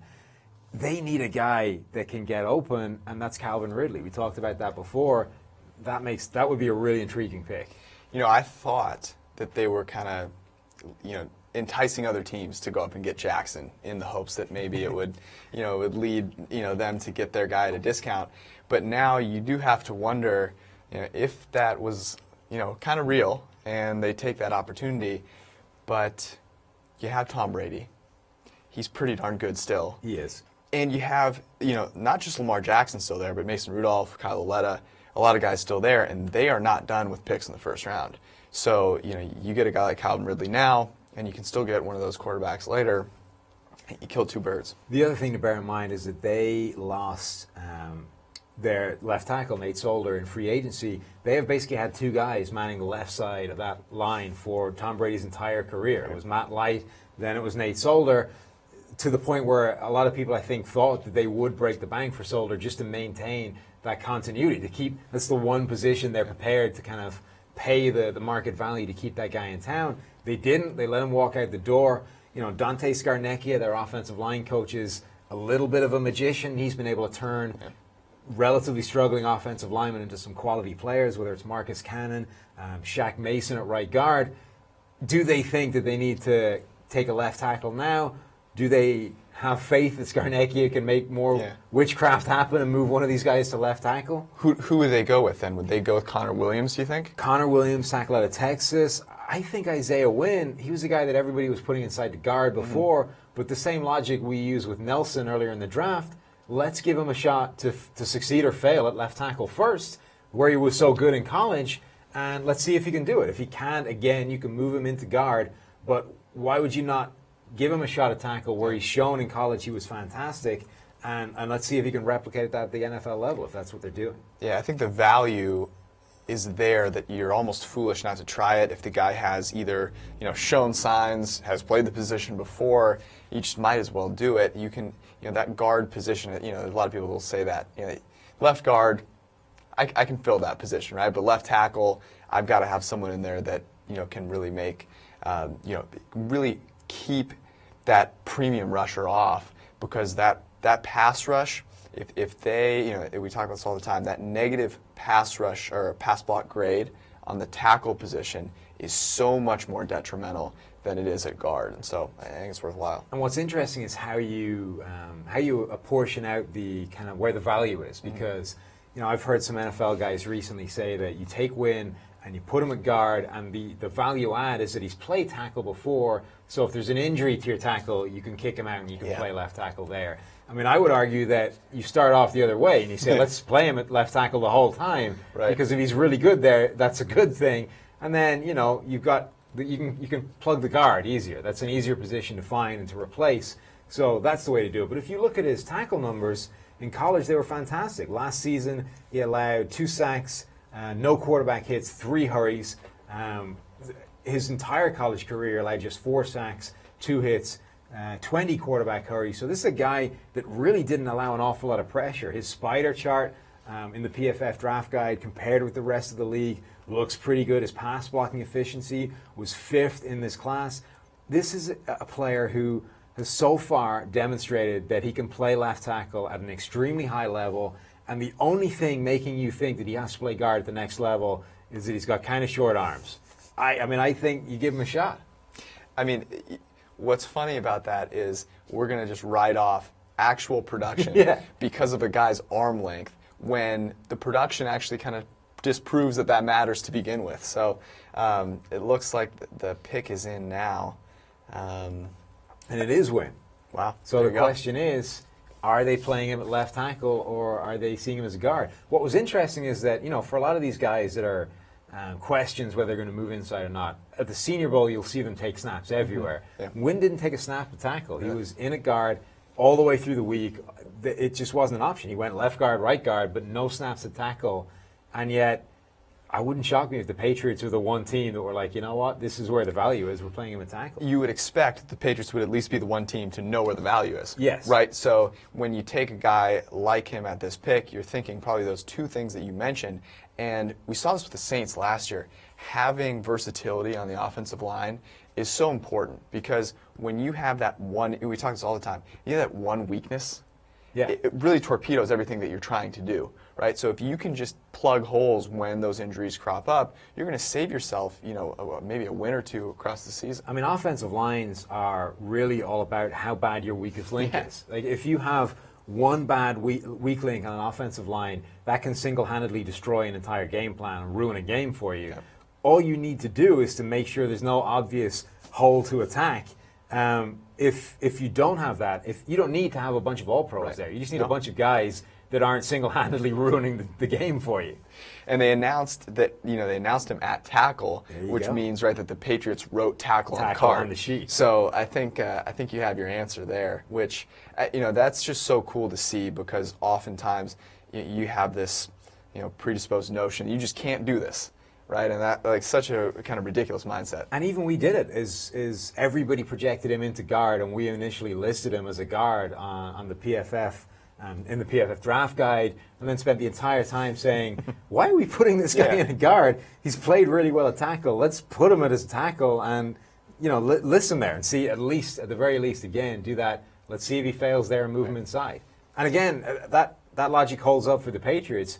They've got a backup plan. They're going to play him as their new left tackle, and if it turns out that he does need to move inside, they can do that. It's not a problem. It's a second lifeline for these guys. And you'd imagine, that's one of the benefits of having, such a good offensive line coach, right? Is the ability to say, I do think this guy can play his position, or I don't, or I can make him the best at either one that I need to put him into. So. And if the arm length thing really is a problem, you've got a guy who understands better than almost anybody else how you would mitigate that. Right. Okay, it is going to be a harder deal for him to play left tackle than it would somebody else, but I'm Dante Scarnecchia. Right. I understand how to teach that. I understand how to fix that and still make him into a productive player. Yeah, so it's interesting now you look at the Panthers on the clock, and I don't think there's any secret here. The weakness is in the secondary, in coverage. I think we've written about it. I think other people have noticed it as well. Where do you think, is Josh Jackson the guy right now, or is that like a crazy idea to not take that guy? I mean, we're going to be saying it every time until Josh Jackson does go. So, look, he's a guy that PFF was higher on than everybody else. Let's start talking a little bit about Josh Jackson. And where he differs from all these other guys that have flown off the board already is he doesn't have that 4.3 speed. He doesn't have the blazing quicks, the lightning fast agility that some of these guys have. But he was a ridiculous ball hawk. And, there were corners in the league, Richard Sherman is the obvious example, who don't have that blazing speed, but they understand how to make it less of a factor. If you get your hands on a receiver in the route, as long as you don't allow him a free release all the way past you, you can slow him down to the point where he's no longer 0.2 of a second over the 40 faster than you, because you've got just enough contact on him to even that pace up. And Josh Jackson is really good at that. He's physical, he's aggressive, he picks the ball off, he breaks it up, he fights through the catch point. Even if you get the ball in your hands, he's going to be pulling that thing out there until the play is over. And he shows some of that stuff we talked about earlier with Denzel Ward in terms of understanding route concepts, understanding how to break on some things. So, I admit, and I think there are concerns with him, whether that relative lack of athleticism translates. Plus, he's another guy where there's only really 1 year of tape. But that part, I think, can go either way. Yes, we've only seen it for 1 year, but he's only really played corner for 1 year. He's new to the position still. This was a wide receiver in high school, so there's still potential. There's still untapped potential there if he plays cornerback longer, gets again more comfortable with what he's doing. I just think the upside, particularly at this point in the draft, whether you had Denzel Ward higher or not in the first place, when you get this low in the draft, I think he's way too good a value to be passing up. That's the thing.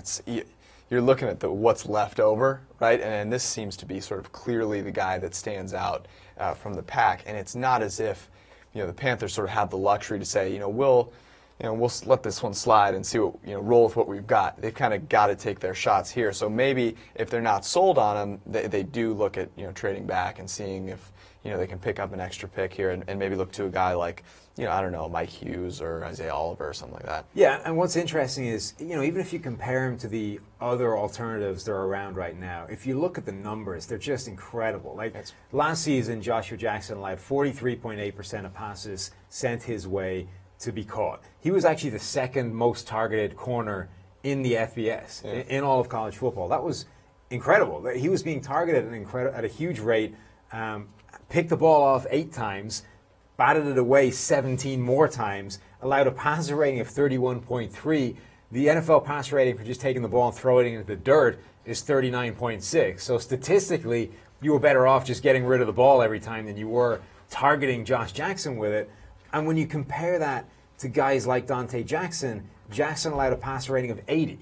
So you're talking more than almost 60 points, or 50 points rather, higher than Josh Jackson. So yes, Dante Jackson is the guy that can run the 4.32. He's got incredible athleticism. He's got the quicks, but the grade is nowhere near in the same ballpark, and the production hasn't been the same. So at some point, you need to weigh that balance. Which is more important, the guy that runs the 4.3 flat or the guy that's had incredible production?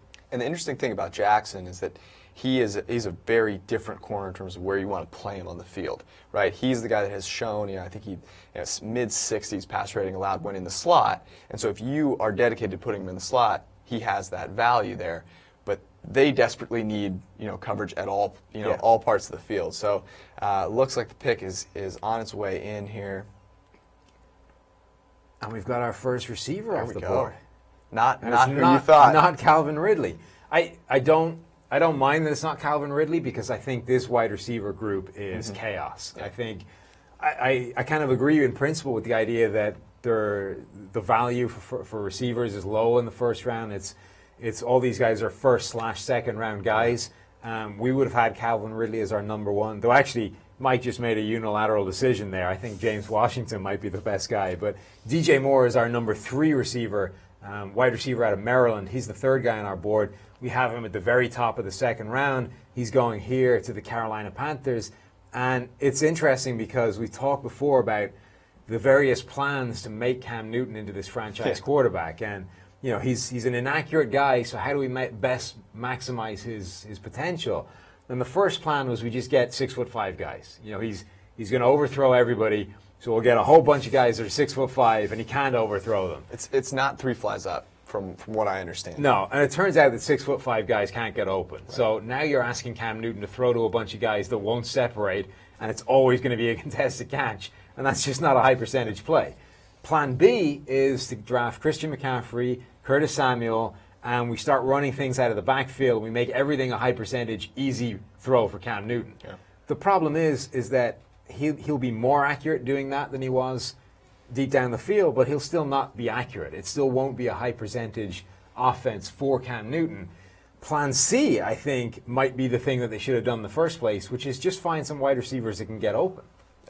Third time's a charm, right? Yeah. The thing with DJ Moore, and we just looked at receiving grade and how it translates to the NFL, and it's a little, it's not as stable as things like run defense or pass rush, but we also looked at sort of athletic clusters for these guys. And while DJ Moore didn't necessarily have the highest receiving grade, his athleticism puts him in that top cluster of guys that generally have a better grade at the NFL level. So, certainly the tools are there to produce down the field and where Cam Newton can kind of take advantage of his skill set. So it'd be interesting to see Calvin Ridley versus DJ Moore, depending on where Calvin Ridley goes, how that first year kind of plays out. I think there are a lot of things that DJ Moore does better than Calvin Ridley. I think he's a pretty good route runner in his own right. He's not on Ridley's level there, but I think he's definitely better in contested catch situations. He's got a higher kind of catch radius. He can elevate better than Ridley can. I think he's generally a better catcher of the ball overall. Ridley, I think drops will always be a bit of an issue for him. So I think there's a lot that DJ Moore does well. He's also got this kind of Percy Harvin thing about him, which is once he catches the ball, he gets upfield really quickly. There's not that hesitation step you often see from receivers when they catch a screen and they hit the ground, then they're looking for where the DB is going to be, where they want to take that first step. He just catches and goes, and lets the defensive back react to where he's going. I think that's a big thing. But there's a lot of plays in his tape at Maryland where he does elevate and make really impressive sort of high point catches as well. There's some drops on his tape as well, but so much of that is the quarterback situation there. Obviously all drops are on the receiver to an extent, but when you're routinely having to try and find the ball back here or up here or down here. I'm better at the one-handed behind the body. So I don't know about you. Yeah. But so it's probably going to increase the frequency of drops. Yeah, interesting thing, Maryland, right? What are they known for? Stephon Diggs. Maybe they say, hey, look, here's the opportunity to take Stephon Diggs part 2. We know how successful he's been. Yeah. Contested catches for one thing, right? The guy was insane last year. I think number 2 overall in contested catch rate. So I think going with receiver here, whether it was Ridley or Moore, makes a ton of sense considering what they're trying to build with that offense. Yeah. And the simple fact that they need to stop relying on the swing route and put the ball downfield. And also I think it's we talked about defensive or secondary being the obvious need for them.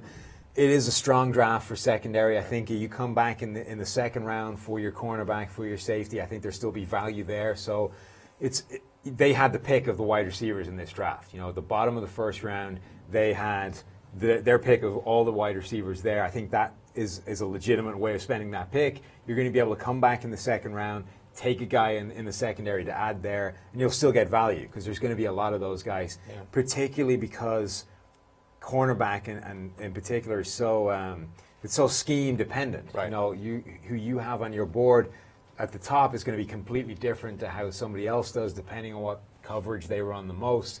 So you might have may be pretty confident that you're going to get your guy in the second round. And I think that has to be the reason, because if you take out that element and you just put everything in a vacuum and you say, look, receiver, cornerback, which one do I need to kind of flip more coins earlier on? It's going to be cornerback, right? And so if you don't have that extra element of, well, this guy might be the most talented, but for what we're trying to do, he's just not going to work. So we're going to go in the other direction.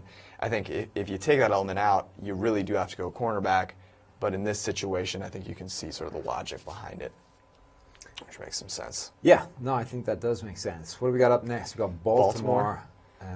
25th pick of the first round. This first round's it's going by. It's flying by. We're almost. I thought it was going to take way longer. I We're thought we were almost going to be through. like 1 a.m. at this point. But so here's a team that has traded down now. So they've extracted that extra value, and they're still sitting here. And guess who's still on the board? This is why we keep talking about it. You trade down because Lamar Jackson, who before this draft I would have said there's no way he gets past 15 at Arizona, is still there. Mason Rudolph is still there. Kyle Lauletta is still there. So is this the opportunity for the Falcons to say, look, we're going to take this shot now, or the Ravens to take the shot now because we don't know when the next time we're going to have an opportunity to get a Lamar Jackson type player? No, it's true. The Ravens, they have to be looking for the future beyond Joe Flacco at some point because Joe Flacco has been playing pretty bad for a while now, and it's unlikely to reverse itself. I know they can't get out of that contract for a while, but it's not easy to find a new franchise quarterback. You're going to need to take a couple of shots at it in all likelihood. Here is an interesting pick, though. They're not going quarterback. Are you sure you can't play quarterback? Well, maybe better than Joe Flacco, but we'll see. They are going with Hayden Hurst, tight end, the third guy that we have as a third-round value pick, now coming off the board. That becomes interesting because it's still the Joe Flacco show there, and now we're adding more pieces to that puzzle. In fairness to them, if they believe they are still stuck with Joe Flacco, they've done a lot this offseason to try and add as many offensive weapons to that offense as they can. So this guy, he's 6'5", 250, not the fastest of tight ends. How did they make the decision to go from Hayden Hurst and jump him over, Goddard, Gesicki, Andrews? Like, what do you think their thinking could be here? I cannot see the logic of having him above Dallas Goedert unless you're of the opinion that the level of competition Goddard was beating up on was just so much worse than anything these other guys have dealt with in the SEC in particular, that we're just we're almost writing off Goddard's production. It was too easy there, and he looks too spectacular. And, there is something to that. We've seen guys in the past that have graded really well in the PFF system, and even when you put on the tape, they look big on the field. And then you suddenly get them against NFL athletes, and you say, where did that size go? Now this guy looks tiny because he's not doing it against, Conference USA anymore. He's doing it against the Pittsburgh Steelers, and suddenly it doesn't quite look as impressive. So I guess I can see the logic for at least dinging Dallas Goedert in terms of your grades and putting him down. I'm still not sure how you boost Hayden Hurst high enough to take him above Gesicki and above Andrews. It's definitely a risk. Maybe you're high on a guy, right? But reading reading the room is valuable because even if he's the guy that you want, you kind of got to realize that there's a pretty solid chance that he's still going to be around later on. You maybe have to trade up, but probably not. He's probably still going to be there. And you take a guy with a much higher value at this point. A guy like Mo Hurst is still available. There's some great corners that are still available. Calvin Ridley is still available. Now I know they haven't had success with first-round wide receivers, but it's just variance. So you got to keep trying to make those plays. I would have taken Ridley, personally. Yeah. And what's really funny is that, Steve in particular was getting yelled at by Neil Hornsby, the PFF founder, for having Hayden Hurst as high as the third round. He said, look, the grading on this guy is terrible. Why are we putting him this high? And it's, Steve was saying it's because there's a lot of potential there. He was a high recruit. He does have some athleticism. The size is there. And there is some ability. He was a better receiver than he was a run blocker, which of course... Not even close, actually. Yeah, which of course is not the run blocking thing. Just it almost doesn't matter for tight ends anymore. All of these guys are terrible run blockers, and nobody cares in the NFL. It's all about what you can do in the pass game. But even by our, even by our third round designation, this was a hell of a stretch. If you're going to make, that stretch, he better be pretty phenomenal in a lot of different areas, I think, at least, to rationalize that. And the tight end position is interesting because we do, the value is there in terms of how much you can generate targeting tight ends, but it's not necessarily, you see guys who are drafted all over the place. And a lot of it is about scheme. A lot of it is about, kind of where you put, player. You see the Falcons, for example, right? They're running all of this passing out of heavy sets, allowing them to get their tight ends in favorable situations, right? And so it becomes a really valuable play for these tight ends. You don't necessarily have to get a guy in a first round to do that, right? You just have to implement the scheme that'll, kind of put them in a positive position. It's not all about production, but Dallas Goedert almost eclipsed his Hayden Hurst's career yardage this season alone. He broke twice the number of tackles after the catch that Hayden Hurst did this season. He looked like a far more dynamic receiver, a better guy after the catch. It's one of these picks. We can see there's a few guys on this board that we're ticking off as we go, and you can kind of tick off the guys that have got the spectacular production. But then there's a few guys you can circle, and you're like, these are athlete picks. Right. We're taking a guy who's taking some numbers on the measurables charts, and we're going to hope we can turn him into a better football player in the NFL than he was in college. And Hayden Hurst is the next one up in those guys. And really, those are those guys that are all going the third round, the guys we have third round grades on. That's the thing. You can find, athletes, as proven every year, all over the place. So to think that you've identified the special athlete is really, kind of a little bit of hubris because you probably haven't. History has sort of shown that to be the case.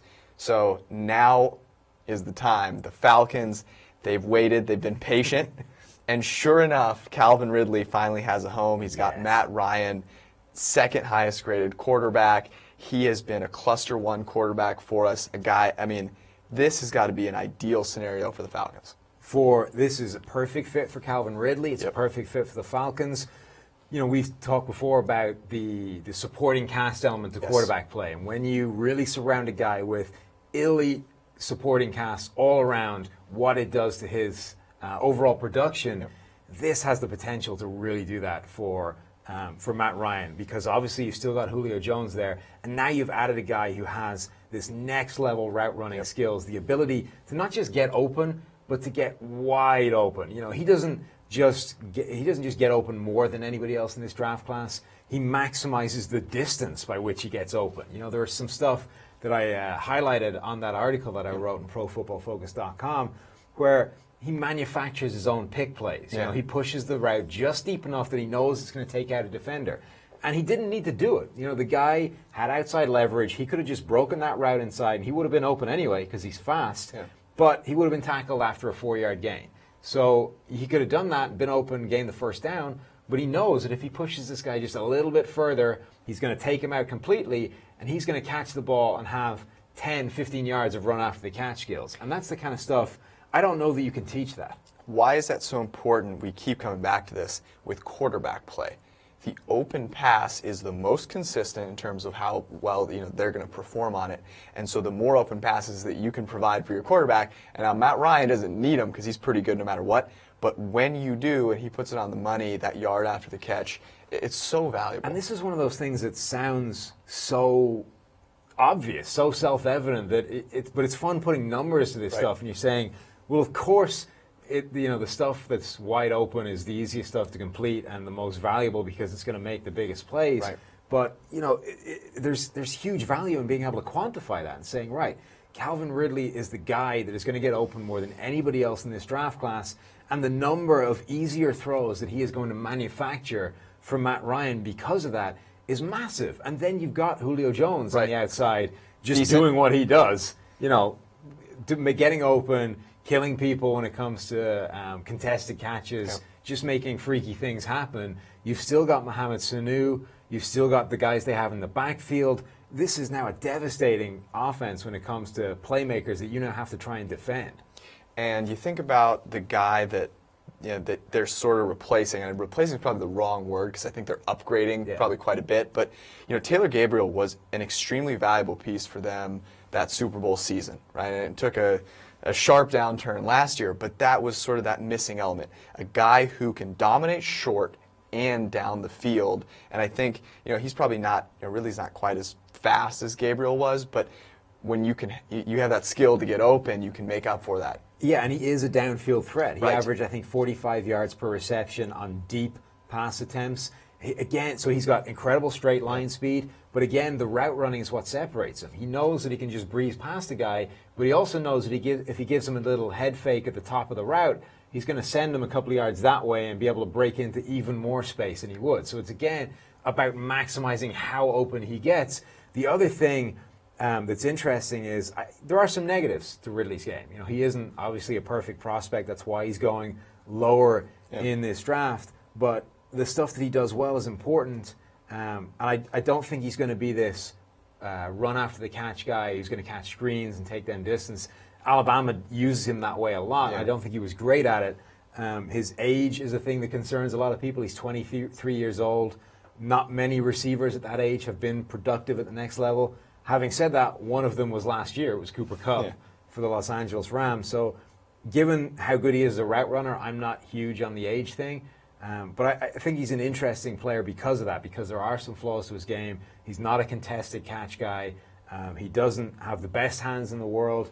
And, there is an age thing about how tapped out he is. One of the cool things that I heard Kyle Shanahan talk about was having a guy like Julio is a luxury.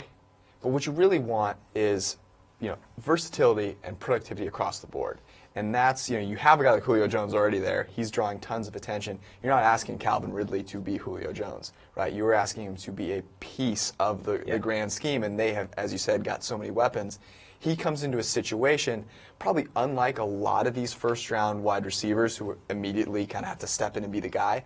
He has an opportunity to work into that system and find some of the opportunity to get open, as opposed to facing a bunch of double coverage. The other flaw I think that he might have in his game is he's not great against press coverage. He's a slight guy. He's a relatively small outside receiver, but he has experience playing the slot. And again, that's huge because I think his worst case scenario is he has a similar career trajectory that Nelson Aguilar had with the Eagles, which is a very similar player. A slighter wide receiver. He's got a relatively decent amount of height. He's got the speed. But Nelson Aguilar playing outside just couldn't deal with press coverage, couldn't get open because of it.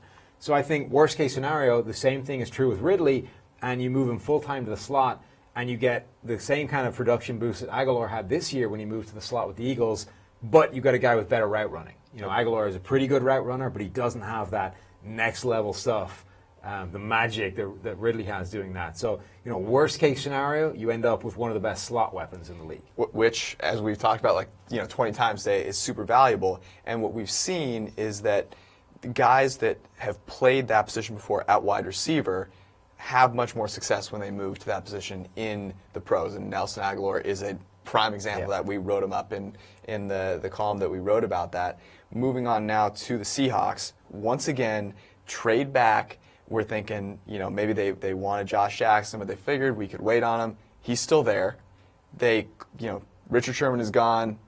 Is this a good fit? Well, the Seahawks are fun because they play that specific type of coverage. They're looking for those 6-foot-plus corners, the long corners. They don't care as much about blazing speed. They're looking for the guys that can disrupt, that can contest at the catch point, and can just eliminate these guys deep down the field. So Josh Jackson, I think, is a fit, but they are more in play for a couple of guys that we have in the second round than other teams. So Isaiah Oliver out of Colorado, Carlton Davis is another really long corner, very aggressive press man guy.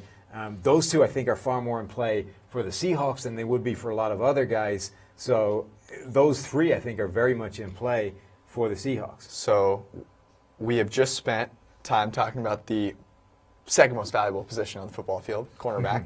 And we are going to pivot now to the Seahawks pick, which is one of the least valuable, well, this is so fun impressive. You're now on camera for the I'm next here running for it. back off the board. I'm here for it. So Rashad Penny is the pick to the Seahawks. You like Penny, so I'll give you the floor here. Try and convince me. I'm going to tell you why I love Penny, and then you can tell me why it's a terrible pick in the first round. Look, I think numbers 2, by the way, this is a huge win for PFF. We had Penny as our second running back on the big board, second running back off. Geis was probably most people's second. Yeah, exactly. And Penny was a guy that we thought would be a real dark horse for a first round pick. Rashad Penny, I think, is the most complete back in this class after Saquon Barkley, and maybe even if you factor in his running skills, a more complete back, just not necessarily in the right area, with Saquon being such a good receiver. But everything that Saquon Barkley is bad at, Penny is good at. So that statistic we always bring up, that when he's hit at or behind the line, Saquon Barkley gets 2.5 yards per carry after the contact. He's not making a huge amount happen when he's hit for those negative plays. Yeah. That was 30-something of the class. Penny was 2. Penny was second. He was up at 4 yards per carry after contact when he's hit at or behind the line. Broke 80 tackles this season, led the nation, had the second highest breakaway percentage, so he had 35 runs, I think, of 15 or more yards. Granted, he carried the ball a ton, so some of that is that, but even on a rate basis, it was higher than Saquon Barkley. Yeah. So Barkley being the big play threat, Penny actually made more of those big plays. I think he's good enough as a receiver to be a factor in that part of the game. Showed the Senior Bowl he can make those big plays as a receiver. Turned out again at the Senior Bowl he's plenty fast, plenty big. His vision may be the best in this draft class. He just has that sixth sense of where the hole is, where to hit the cutback lane. I think he can be what they lost in Marshawn Lynch from that offense. Wow. He can do not quite bold as much. Move there. That's a take quake right there. Marshawn Lynch made that offensive line less of a problem. Right. I don't think he's going to do quite that much. He's not beast mode, but he can replace a lot of what they lost. So I agree with everything that you said. The problem is that doing that in the running game, it's just not valuable enough to take it in the first round. And you mentioned something like, when you get hit behind the line of scrimmage, and yeah, that's great, and that's impressive, but it's not a play that is valuable. And, there's some context there, right? Saquon Barkley got hit on average further behind the line of scrimmage, and there are things there. But the bigger point is, if he's just an average receiver right now, and you're saying maybe he can be a pretty good receiver, I just don't think you can, in any way, shape, or form, say that that's going to generate enough value. When he's catching passes at an average level, at or behind the line of scrimmage, I just don't see it there. We found that running success is more highly correlated with run blocking than run grade, and it makes sense. You need those lanes to see them. And this is a team that desperately needs to upgrade their blocking period, not just run blocking, but pass blocking. So from a value standpoint, this is a team that should have been looking on the offensive line, instead is trying to address the problem with the guy carrying the ball. Yeah, so this is interesting to me. I mean, 26th in the class in yards per route run, and that is the one running back statistic that we know is stable, right? We've actually seen, with running the ball, it's noisy as heck because the run blocking is so important. But when you isolate it into a situation where it's more on the running back, that translates a lot better. So I would be a little nervous regardless of where I picked him, to be honest, because of the receiving. But if I'm going to take a guy that might be a project in the receiving game, I am waiting. I can get 85, 95% of Rashad Penny in round 3, in my opinion. I mean, there's multiple aspects to this. There's the value aspect of where you guys would take him, and that's rounds from now. And then there's, if you're the Seahawks and you're going to take a running back in the first round, you got your heart set on this, is Penny the guy to take? And I think from what we can see, he probably is. He's got really high grading. I'll give you, all of our running numbers, the actual ball carrying stuff is pretty noisy. Right. But the most stable one, as far as I understand from you guys, is elusive rating, the thing that tries to isolate the running back from the blocking as much as we can.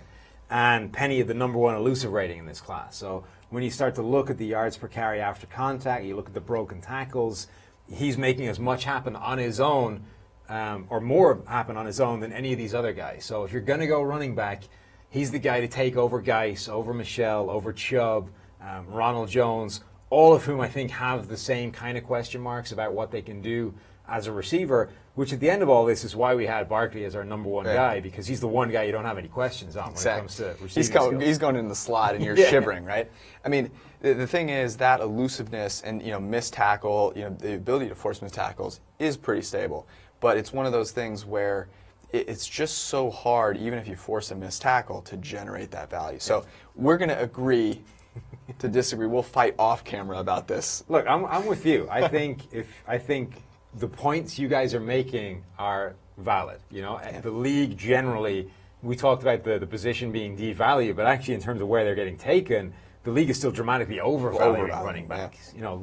Given how dependent they are on everything else around them, those are guys that should be getting taken later. My thing is only if you're going to take the guy, and if you're taking a running back at the bottom of the first, Saquon Barkley's off the board, you look down the list of guys. I mean, this is basically exactly where we have Penny, the bottom of the first round. He's the next guy on this board. I think from that point of view, they made the right move. They chose the wrong move.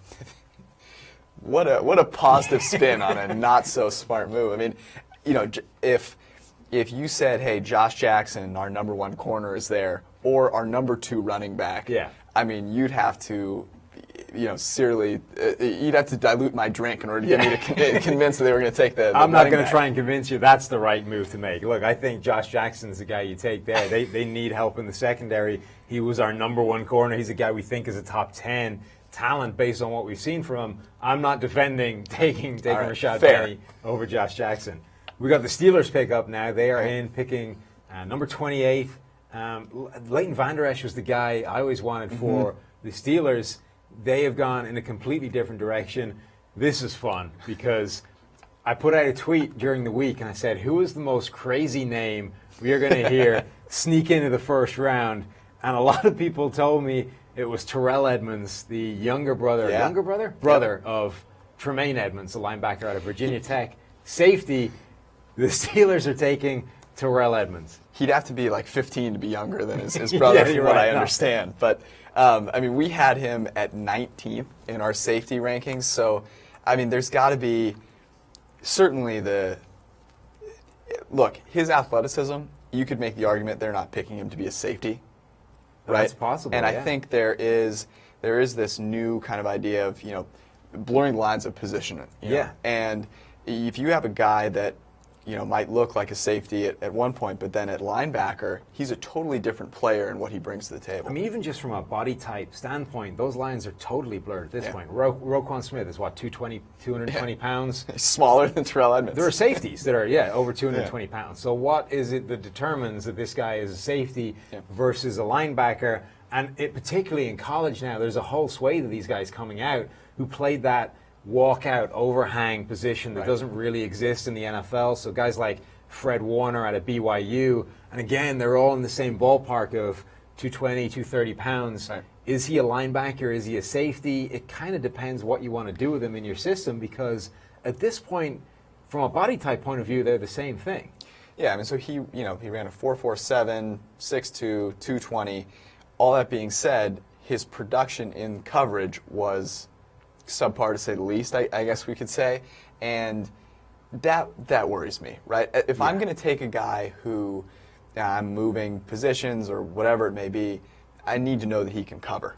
And if I'm drafting a guy that's going to be a run stopper at safety at this point in the first round, I have some questions. Particularly when you just signed Morgan Burnett in free agency, who is more of a box safety than he is a free safety. Their biggest problem for a few years now has been, who is the free safety in this defense? I don't think this answers that question. The interesting thing, though, is if they have drafted him to be a linebacker, because Ryan Shazier is a similar kind of, he's the speed, the violence, the smaller linebacker, and when they lost him from the lineup, they just had no more speed there. It was bigger bodied, slower thumpers, and there was no dynamism there in that linebacker group. If they've drafted Edmonds to be that guy, maybe that is a shrewder move, because if you look, the numbers just don't support him being an impact safety. And, he surrendered 8 touchdowns in his college career, gave up a passer rating last season of 102.4, which is, not good. Yeah, and the safety thing, it's so noisy, right? So it's like, how do we even project him? But the first round, at least in my opinion, should not be about making random, not random, but drastic projections among positions or, doing these types of things. You want to take guys that at least, have shown some production and I've got to think, as much as Shazier hurt them, the way their cornerbacks played also at the end of the year certainly was not, great. So I think you could make an argument for that as well. One thing that's we talked about the guys in the third round of PFF's big board going off. Terrell Edmonds, we had in the 6th round. So that is definitely maybe they thought they were getting the other one. The reach of the first round so far. The other interesting thing is that they've got some form in terms of drafting these athlete safeties. The last guy they did was Sean Davis, who graded badly at PFF, was not a good player in college, has not been great in the NFL. I hope for their sakes they've not repeated that thing, and they are going to play him at linebacker. Yeah, Sean Davis with a 35.5 grade last season, which not ideal. No, especially when he's the guy you choose to match up with Rob Gronkowski for the whole game. He's decent, I hear. Yes, that's going to be a problem. Jacksonville now picking at 29. It sounds like it's Taven Bryan, the defensive lineman from Florida. That is an interesting pick because, first because he's gone ahead of Maurice Hurst. Right. Which, again, that's got to be the hard thing. Second, because I don't think this is a good interior group for pass rushers either, as well as edge rushers. And Taven Bryan is one of those guys that does look like he can get after the passer and generate some significant pressure. But the other interesting aspect of that is this is the Jags, who have the most stacked defensive front in football, and have decided, no, you know what, we're not done. We're still adding weapons to this. It's interesting to me because I think you could have made a very strong claim, especially with the quarterbacks that are here.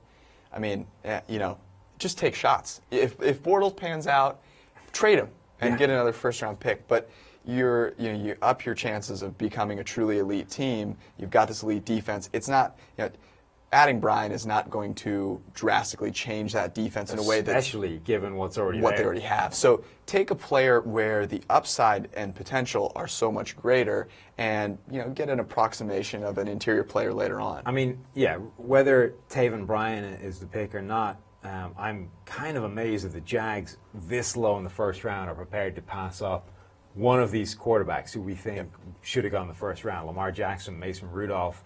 It doesn't make their quarterback is Blake Bortles. Right. That pretty much at that point you should not be passing on a viable potential franchise quarterback in the first round. Or or taking a shot at someone on the offensive line or a wide receiver prospect or trading down. I mean, there's so many things that I think. You look at their the defensive line, and it's like, wow, they are absolutely stacked. They've got Calais Campbell, Malik Jackson, Ngakoue, all these different pieces here. Is he even going to play enough snaps to generate any sort of value, from an interior position, you've got to be such a force in the passing game, to generate value. And he had about an 89 grade in pass rush, which is pretty good, right? But you got to be on the field to produce. He's still far from a sure thing. His grade got better every single year. He's coming off the best grade we've seen from him. But it was 4 sacks, 7 hits, 19 quarterback hurries. Not a phenomenal production rate. And 2 of those really big games, or 2 of his really big performances, was just 2 games in the season. The rest of it is far more average. 2 sacks, 2 quarterback hurries against Texas A&M. What have we got here? 2 hits, 3 quarterback hurries against South Carolina. Admittedly, those are 2 SEC teams that he did it against, so that's kind of impressive. But this is far from a sure thing here, and you're adding him to a defense that is already absolutely loaded. At best, this is kind of preparing for the point where you get rid of Malik Jackson because he's a few years into that big money contract, but weighing that up against all the other things we mentioned, the quarterback, a game changer at tight end, one of the best wide receivers on the board, the cornerbacks, maybe not because they're so stacked, but you can still get a third guy. I know, maybe not. You cannot have, it's actually a rule now, you can't have more than 2 good corners. I know. Or else they fine you. It's like a luxury tax, right? So heaven forbid they take a guy that's going to play such a valuable position. I misspoke earlier, 89 grade overall, pass rush 84.4. So nothing that is blowing you out of the water and saying, wow, I can't pass this guy up. I would understand it more if they had taken Maurice Hurst and you could say, okay, we are absolutely stacked at this position, but this guy is too good to let him go past. There's no way. If we don't take this guy now, we are going to regret it for the next 10 years when he does his impersonation. Terrorizes us. Yeah, when he does his impersonation of Geno Atkins and just wrecks the league. Yeah. I can get that. The Taven Bryan thing, not so much. You're not looking at this guy and saying, there is no way we can pass on a guy this good. Yep. It just doesn't make any sense. So to pass up on a quarterback like that for this, I'm surprised. This is one of the biggest shocks, I think, of the first round. So now we've got 3 teams, the Vikings, Patriots, and Eagles, 3 great, very good teams. I think all of them probably should be looking at cornerback. You've got some options there, Dante Jackson, Mike Hughes. If you're the Vikings, who do you want most out of that group? Well, the Vikings need a guy, I think, that can cover the slot as well. At the very minimum, they need a guy that can do a bit of both. You do your Chris Harris role of you ideally want the guy that can start, play outside when you're only in base defense, however infrequently that happens. You mean 3 cornerbacks? Yeah, exactly. And then kick inside and be the slot guy when you go to the nickel defense. Because I think it's easier to find a guy that can play outside for 300 snaps than it is to find a guy who can play the slot for 600 snaps. So I think that limits you. It takes out a guy like Josh Jackson. Even if he's the number 1 guy on your board as a true perimeter corner, I think you're probably better off looking at guys like Dante Jackson out of LSU or Mike Hughes out of UCF, guys that have the potential to play inside. I think either one of those makes a lot of sense. Yeah, and so it looks like Mike Hughes is going to be the guy 11th in the class in yards per coverage snap, 5'11", 185. He did run a 4.5, but I think as you said, some of the playmaking ability that he had, right? Yeah, and he was a guy who the numbers on him, the lack of relative speed didn't show up in the numbers, even on go routes. The things you expect a guy to struggle with if he's only got 4 or 5 speed, he was dominant in those routes. And again, he's a guy who, we went back, actually just this past week, we were running through our prospect videos, and we were asking, should we be higher on Mike Hughes? His grade is really good. The performance is really good. When I went and read the scouting report that I wrote in the PFF draft guide, I was like, I'm not sure why he's this low on the draft board. Maybe we should have this guy higher. So we're dealing with really 1 season of outstanding play. Yeah. He also adds some ability in the return game, which is becoming less and less of a factor these days, but it's still... Or more and more now that teams are realizing they should kick short. Potentially. So you never know. I think the interesting thing here, when you look at Hughes and you look at the Vikings, or you look at the Vikings, the Patriots, and the Eagles here, is 3 strong teams that all have a weakness at cornerback and could be all taking cornerbacks. And the number one cornerback that we have on the board is still available. So you could be seeing a team, that is one of the best teams in the NFL picking up a game-changing prospect when we've seen, I don't want to go back to the Seahawks, but just took a running back. I mean, I think that it seems like for Josh Jackson there must be something else out there. It seems at this point it's hard. It's getting harder to believe that the entire league just thinks this guy is worse than a first-round pick, based on what we've seen. I mean, I know we were higher on him than most people, but even everybody else sort of had this guy as their number 2 corner after Denzel Ward. So it's not like he was one of the guys we were just out of left field on. But here's some fun numbers for Mike Hughes. There's some good ones. There are some really fun ones.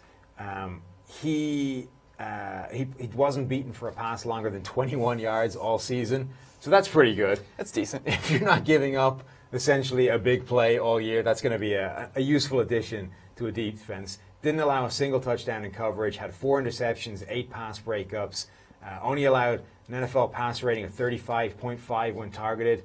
Again, that's lower than the passer rating of just throwing the ball into the dirt. So that should be a big upgrade for that defense. Yeah, that'll be good for them. And a defense that wasn't exactly weak. No. And the good thing to note, when you're a strong defense, so many things have to go right. And we've looked at this, mathematically, it's just less stable. Defense is less stable year to year than offense. And you think about why that is, and you realize that the offense dictates where the ball goes. So a defense being weak at one position is much, much more detrimental to your success than an offense being weak at one position. So it's great depth. He's going to be a really interesting guy to see whether they do move him inside to that slot position because he's got the measurables of a slot guy. He's the guy that the NFL usually moves inside. He's 5'11", 185, and to the NFL that's usually you're now a slot corner because you're not big enough to play outside. Right. But unlike Dante Jackson, he really hasn't done it. 23 snaps in the slot in 2017. 737 of his snaps were left cornerback. Yeah. So basically just stayed in one position the whole time, didn't move. That has to change because the Vikings use Xavier Rhodes to track receivers. Right. So at the very minimum, he's going to have to start moving left to right.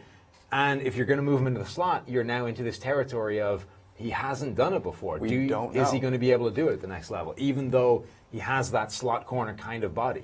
And that's the thing that's just so hard to do, even if it's a workout or something like that, right? It's just not a game. And that's why when you look at guys in coverage that play the same position that they played in college, their performance is more stable, as one would expect. So you open Pandora's box, so to speak, on where he could land if you just throw him into the slot. Brace yourself, George. The NFL is, they're not listening to your running back value stuff. Wow. The Patriots, the team that you expect to understand the value of NFL positions, are drafting Sony Michel out of Georgia, running back. Might need a minute here.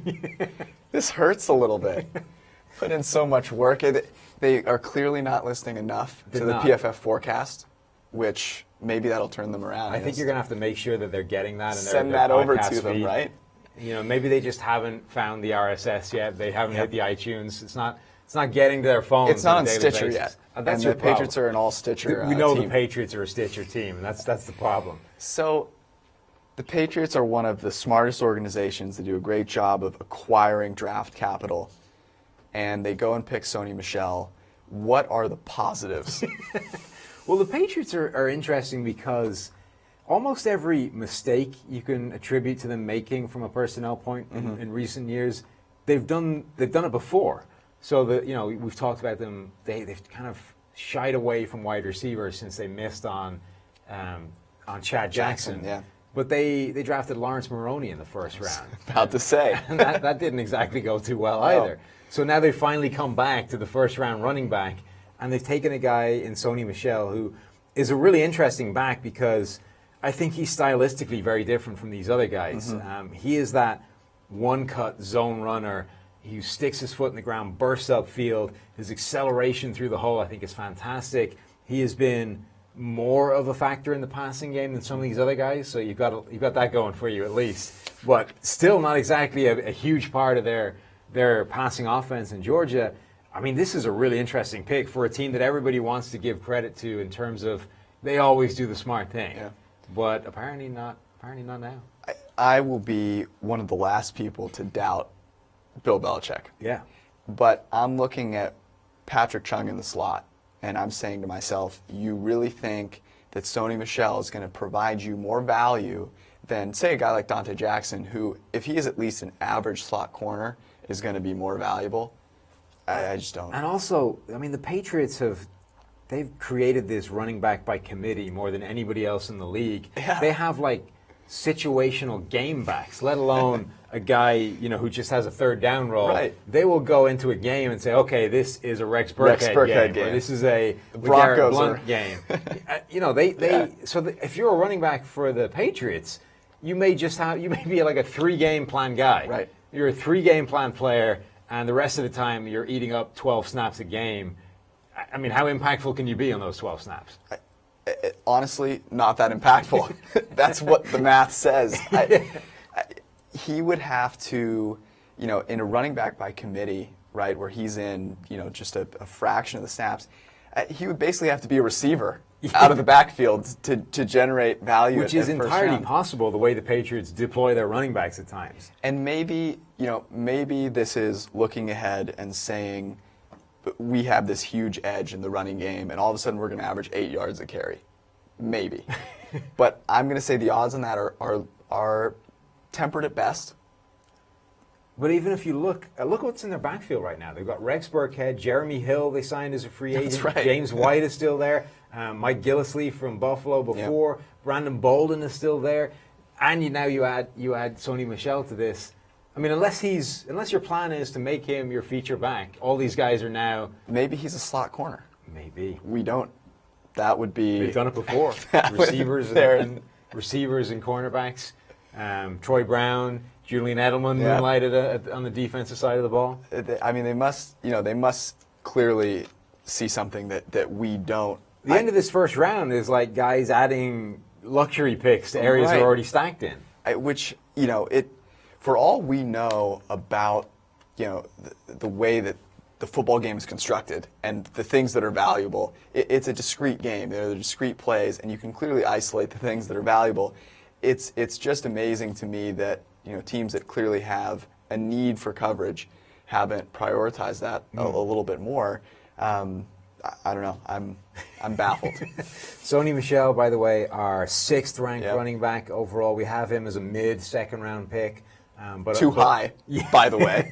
But below Darius Geis, below his teammate Nick Chubb, below Ronald Jones out of USC. I can at least see that you would like him more, if you're a specific scheme team or if you value specific parts. I think he could potentially be a better receiver than some of those guys. So again, that would make sense. But could be, though. Could be, yes. We're making these approximations here. But, wow, that is one out of left field. We apparently got a trade at the bottom of the first round, and it's the Ravens coming back up. If you're trading for the bottom of the first round, you're looking for a quarterback for the 5th round option, right? I've been wrong every single time here, but this has to be Lamar Jackson. And if it is, finally, something that I think is a real boon for Ravens fans, and Gordon McGinnis currently doing the jig right now. I'm hearing that it is Lamar. Yeah, it looks to be. And this actually makes sense. You come back into the first round, you get the 5th-year option for a guy who potentially does require that extra learning or that extra development time. He's going to be sitting for a year behind Joe Flacco anyway. He's going to learn from the best. Yes. Fastest path to elite play is watching elite play. So. Okay. So he's going to be DVRing Patriots games? Is that the deal? Look, Lamar Jackson, let's talk about him. It does look like Lamar Jackson is the pick. He is one of the most unique quarterbacks in this draft. He is completely different stylistically from these guys. And the phrase we've used is developing this path to success for Lamar Jackson, and understanding that if you're going to take him, you need to craft an offense around him. You can't just plug him in to a conventional NFL offense. It's like, the worst thing that ever happened to quarterback play was when we said, right, we're going to take Michael Vick and we're going to run the West Coast offense. Perfect. And he's going to be Joe Montana. He's going to deliver these passes in rhythm, and it's going to work out great. Are you right-handed? Great. We're going to do everything left-handed. How about that? So, the biggest mistake that could happen to Lamar Jackson is you drafting him and saying we're just going to plug him straight into our offense and he's going to be the next quarterback. I can't imagine that you're trading up to do that, I would hope. Lamar Jackson, I've said this a couple of times now, but if I'm debating between the two guys where accuracy is a question, and that's Allen and Jackson, I am taking the guy who on far many more plays is going to offer me that special skill, which in Jackson's case is running the ball in an electric way. Yeah. Right? And he can do that. A couple of things, talking about the accuracy here, he wasn't as inaccurate in some areas as Allen was. In fact, Allen was more inaccurate on those kind of expected throws. But his biggest struggles actually came on throws behind the line of scrimmage, which, And this is, again, what we talked about before, that you can't make these guys that are fundamentally inaccurate. You can't create them. You can't turn them into accurate players by just making their job easier. Right. It doesn't happen. Like, if you are inherently inaccurate, if you can't hit a target that's over there, it doesn't matter if you just move the target a little bit closer. You're probably going to miss it anyway. So the key to making these guys good NFL quarterbacks is playing to the things that they do well. So in both these guys' cases, it is making deep down the field passes. They can both make some special throws. We have to understand what Lamar Jackson is, which is a guy who is capable of going through multiple reads, working through his progression, staying in the pocket, being a viable pocket passer. Because he has all these rushing yardage, a lot of people think of him as a guy who's just a running quarterback. Yep. Not what he does. Most of his rushing yardage comes on design runs. And again, the key is taking advantage of that, doing what the Redskins did with RG3, using him as part of a running threat in a read option game, which manufactures those play action passes, which again opens the windows deep down the field, makes those easier throws, buys you a greater margin of error for inaccurate passes. By him being a threat, and we saw this with Deshaun Watson, there's that ability to open things up a little bit more. It's huge. And it's enormous. And I think that one of the really cool things that our charting, our accuracy charting, has shown is how often a quarterback gets to their second look. And the whole thing is Lamar Jackson, he doesn't do that. He doesn't go through progressions. Lamar Jackson went to his second look, second most out of anyone in the class. And the interesting thing is when he did it, what we saw is that most quarterbacks, when they go to their second look, their turnover-worthy play percentage increases, right? Your time in the pocket is longer, you're moving, your brain is moving as well.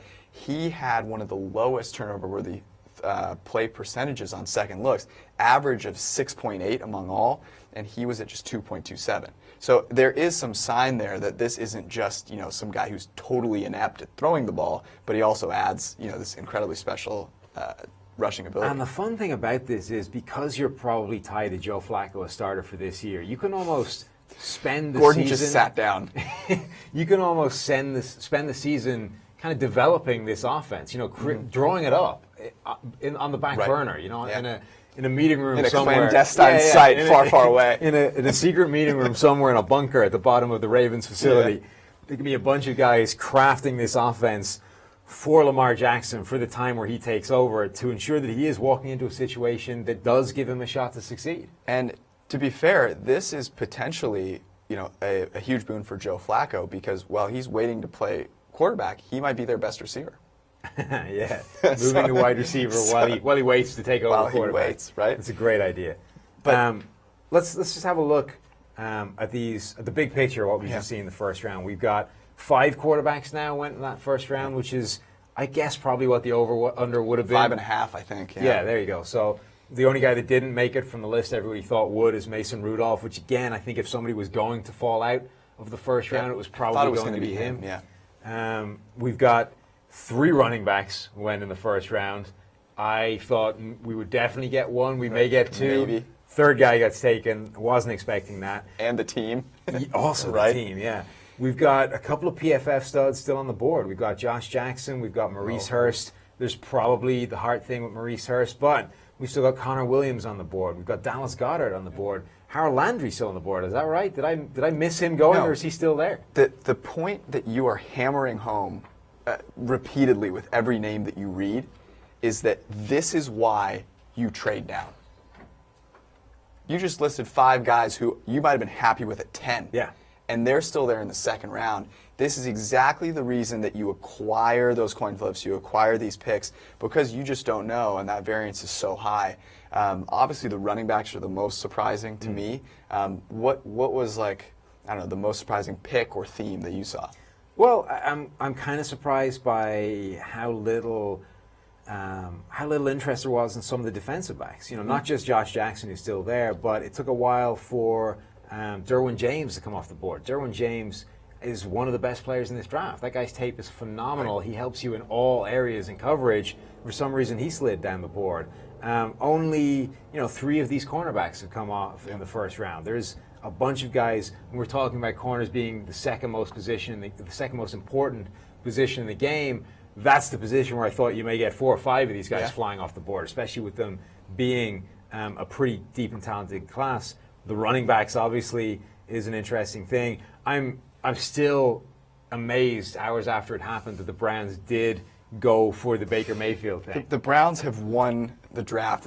They could forfeit their picks from here on out. They would have won the draft. I am cautiously very optimistic for what the Browns are going to do going forward based on what we saw, right? Everything, and I think a lot is made of, Sashi Brown out the door. They've burned the calculators. They've, destroyed all the number edifices on the, they've gotten rid of analytics. Yeah. That's not the case at all. Of course not. Paul DePodesta Still there. is still there. They have a couple of other very, very smart people in the building doing math, and it is beginning to show, I think, and we'll see if that continues. 2 picks right at the top of the second round, and the Giants are sitting there now. Mason Rudolph still there. Kyle Lauletta still there. Some quarterback talent. They could end up with the quarterback. So this is where it becomes really interesting because, it's not just a case of you must get a quarterback. You obviously have to think that it's the right guy, the guy that can be successful. And, obviously no team has yet felt that Mason Rudolph is first round worthy. But there's probably teams there that think this guy has a shot to be a franchise quarterback. And if there's probably teams that are in a reasonable position that don't need to start him right away that could say, okay, top of the second round, this makes a lot of sense now. And whether it's Mason Rudolph at the top of the second, Kyle Lauletta is the obvious next guy as well that has that quarterback talent. This is going to be a fun top of the second round as well. So. But that's going to do it, I think, for us. We've been with you throughout the entire first round. We dropped a lot of numbers on you guys. If you want to get your copy of the PFF Draft Guide, you can hit the link at the bottom of this video. Also, hit the subscribe button. We've been here for hours. Multiple guys giving you all the PFF data. Give us a subscribe. That's the very least you can do. The least you can do. Venmo's also open. We'll accept that. But subscribe is where it should be. So hopefully you guys enjoyed this video. If you want to pick up your draft guide, I can't recommend it highly enough. It's great. It's where all of our PFF data is. It's where a lot of this analytics work is, the quarterback charting stuff, everything. You can find the data on your first round pick, even if he was a guy you got drafted that was worth the 6th round. Don't worry about it. His data's still in the PFF Draft Guide. Even if he's a running back. We did not exclude We didn't exclude running back. So grab your PFF Draft Guide, grab the data, get yourself PFF Edge for the entire year, 365 days of access. We will be back at the top of the second round. We'll be coming to you live again on YouTube. Hopefully you've enjoyed this. Let us know. We will see you tomorrow. Take it easy, guys. See you guys. Nice We're job. Nice work, guys. That was fun. Can't tell you how much more comfortable I was.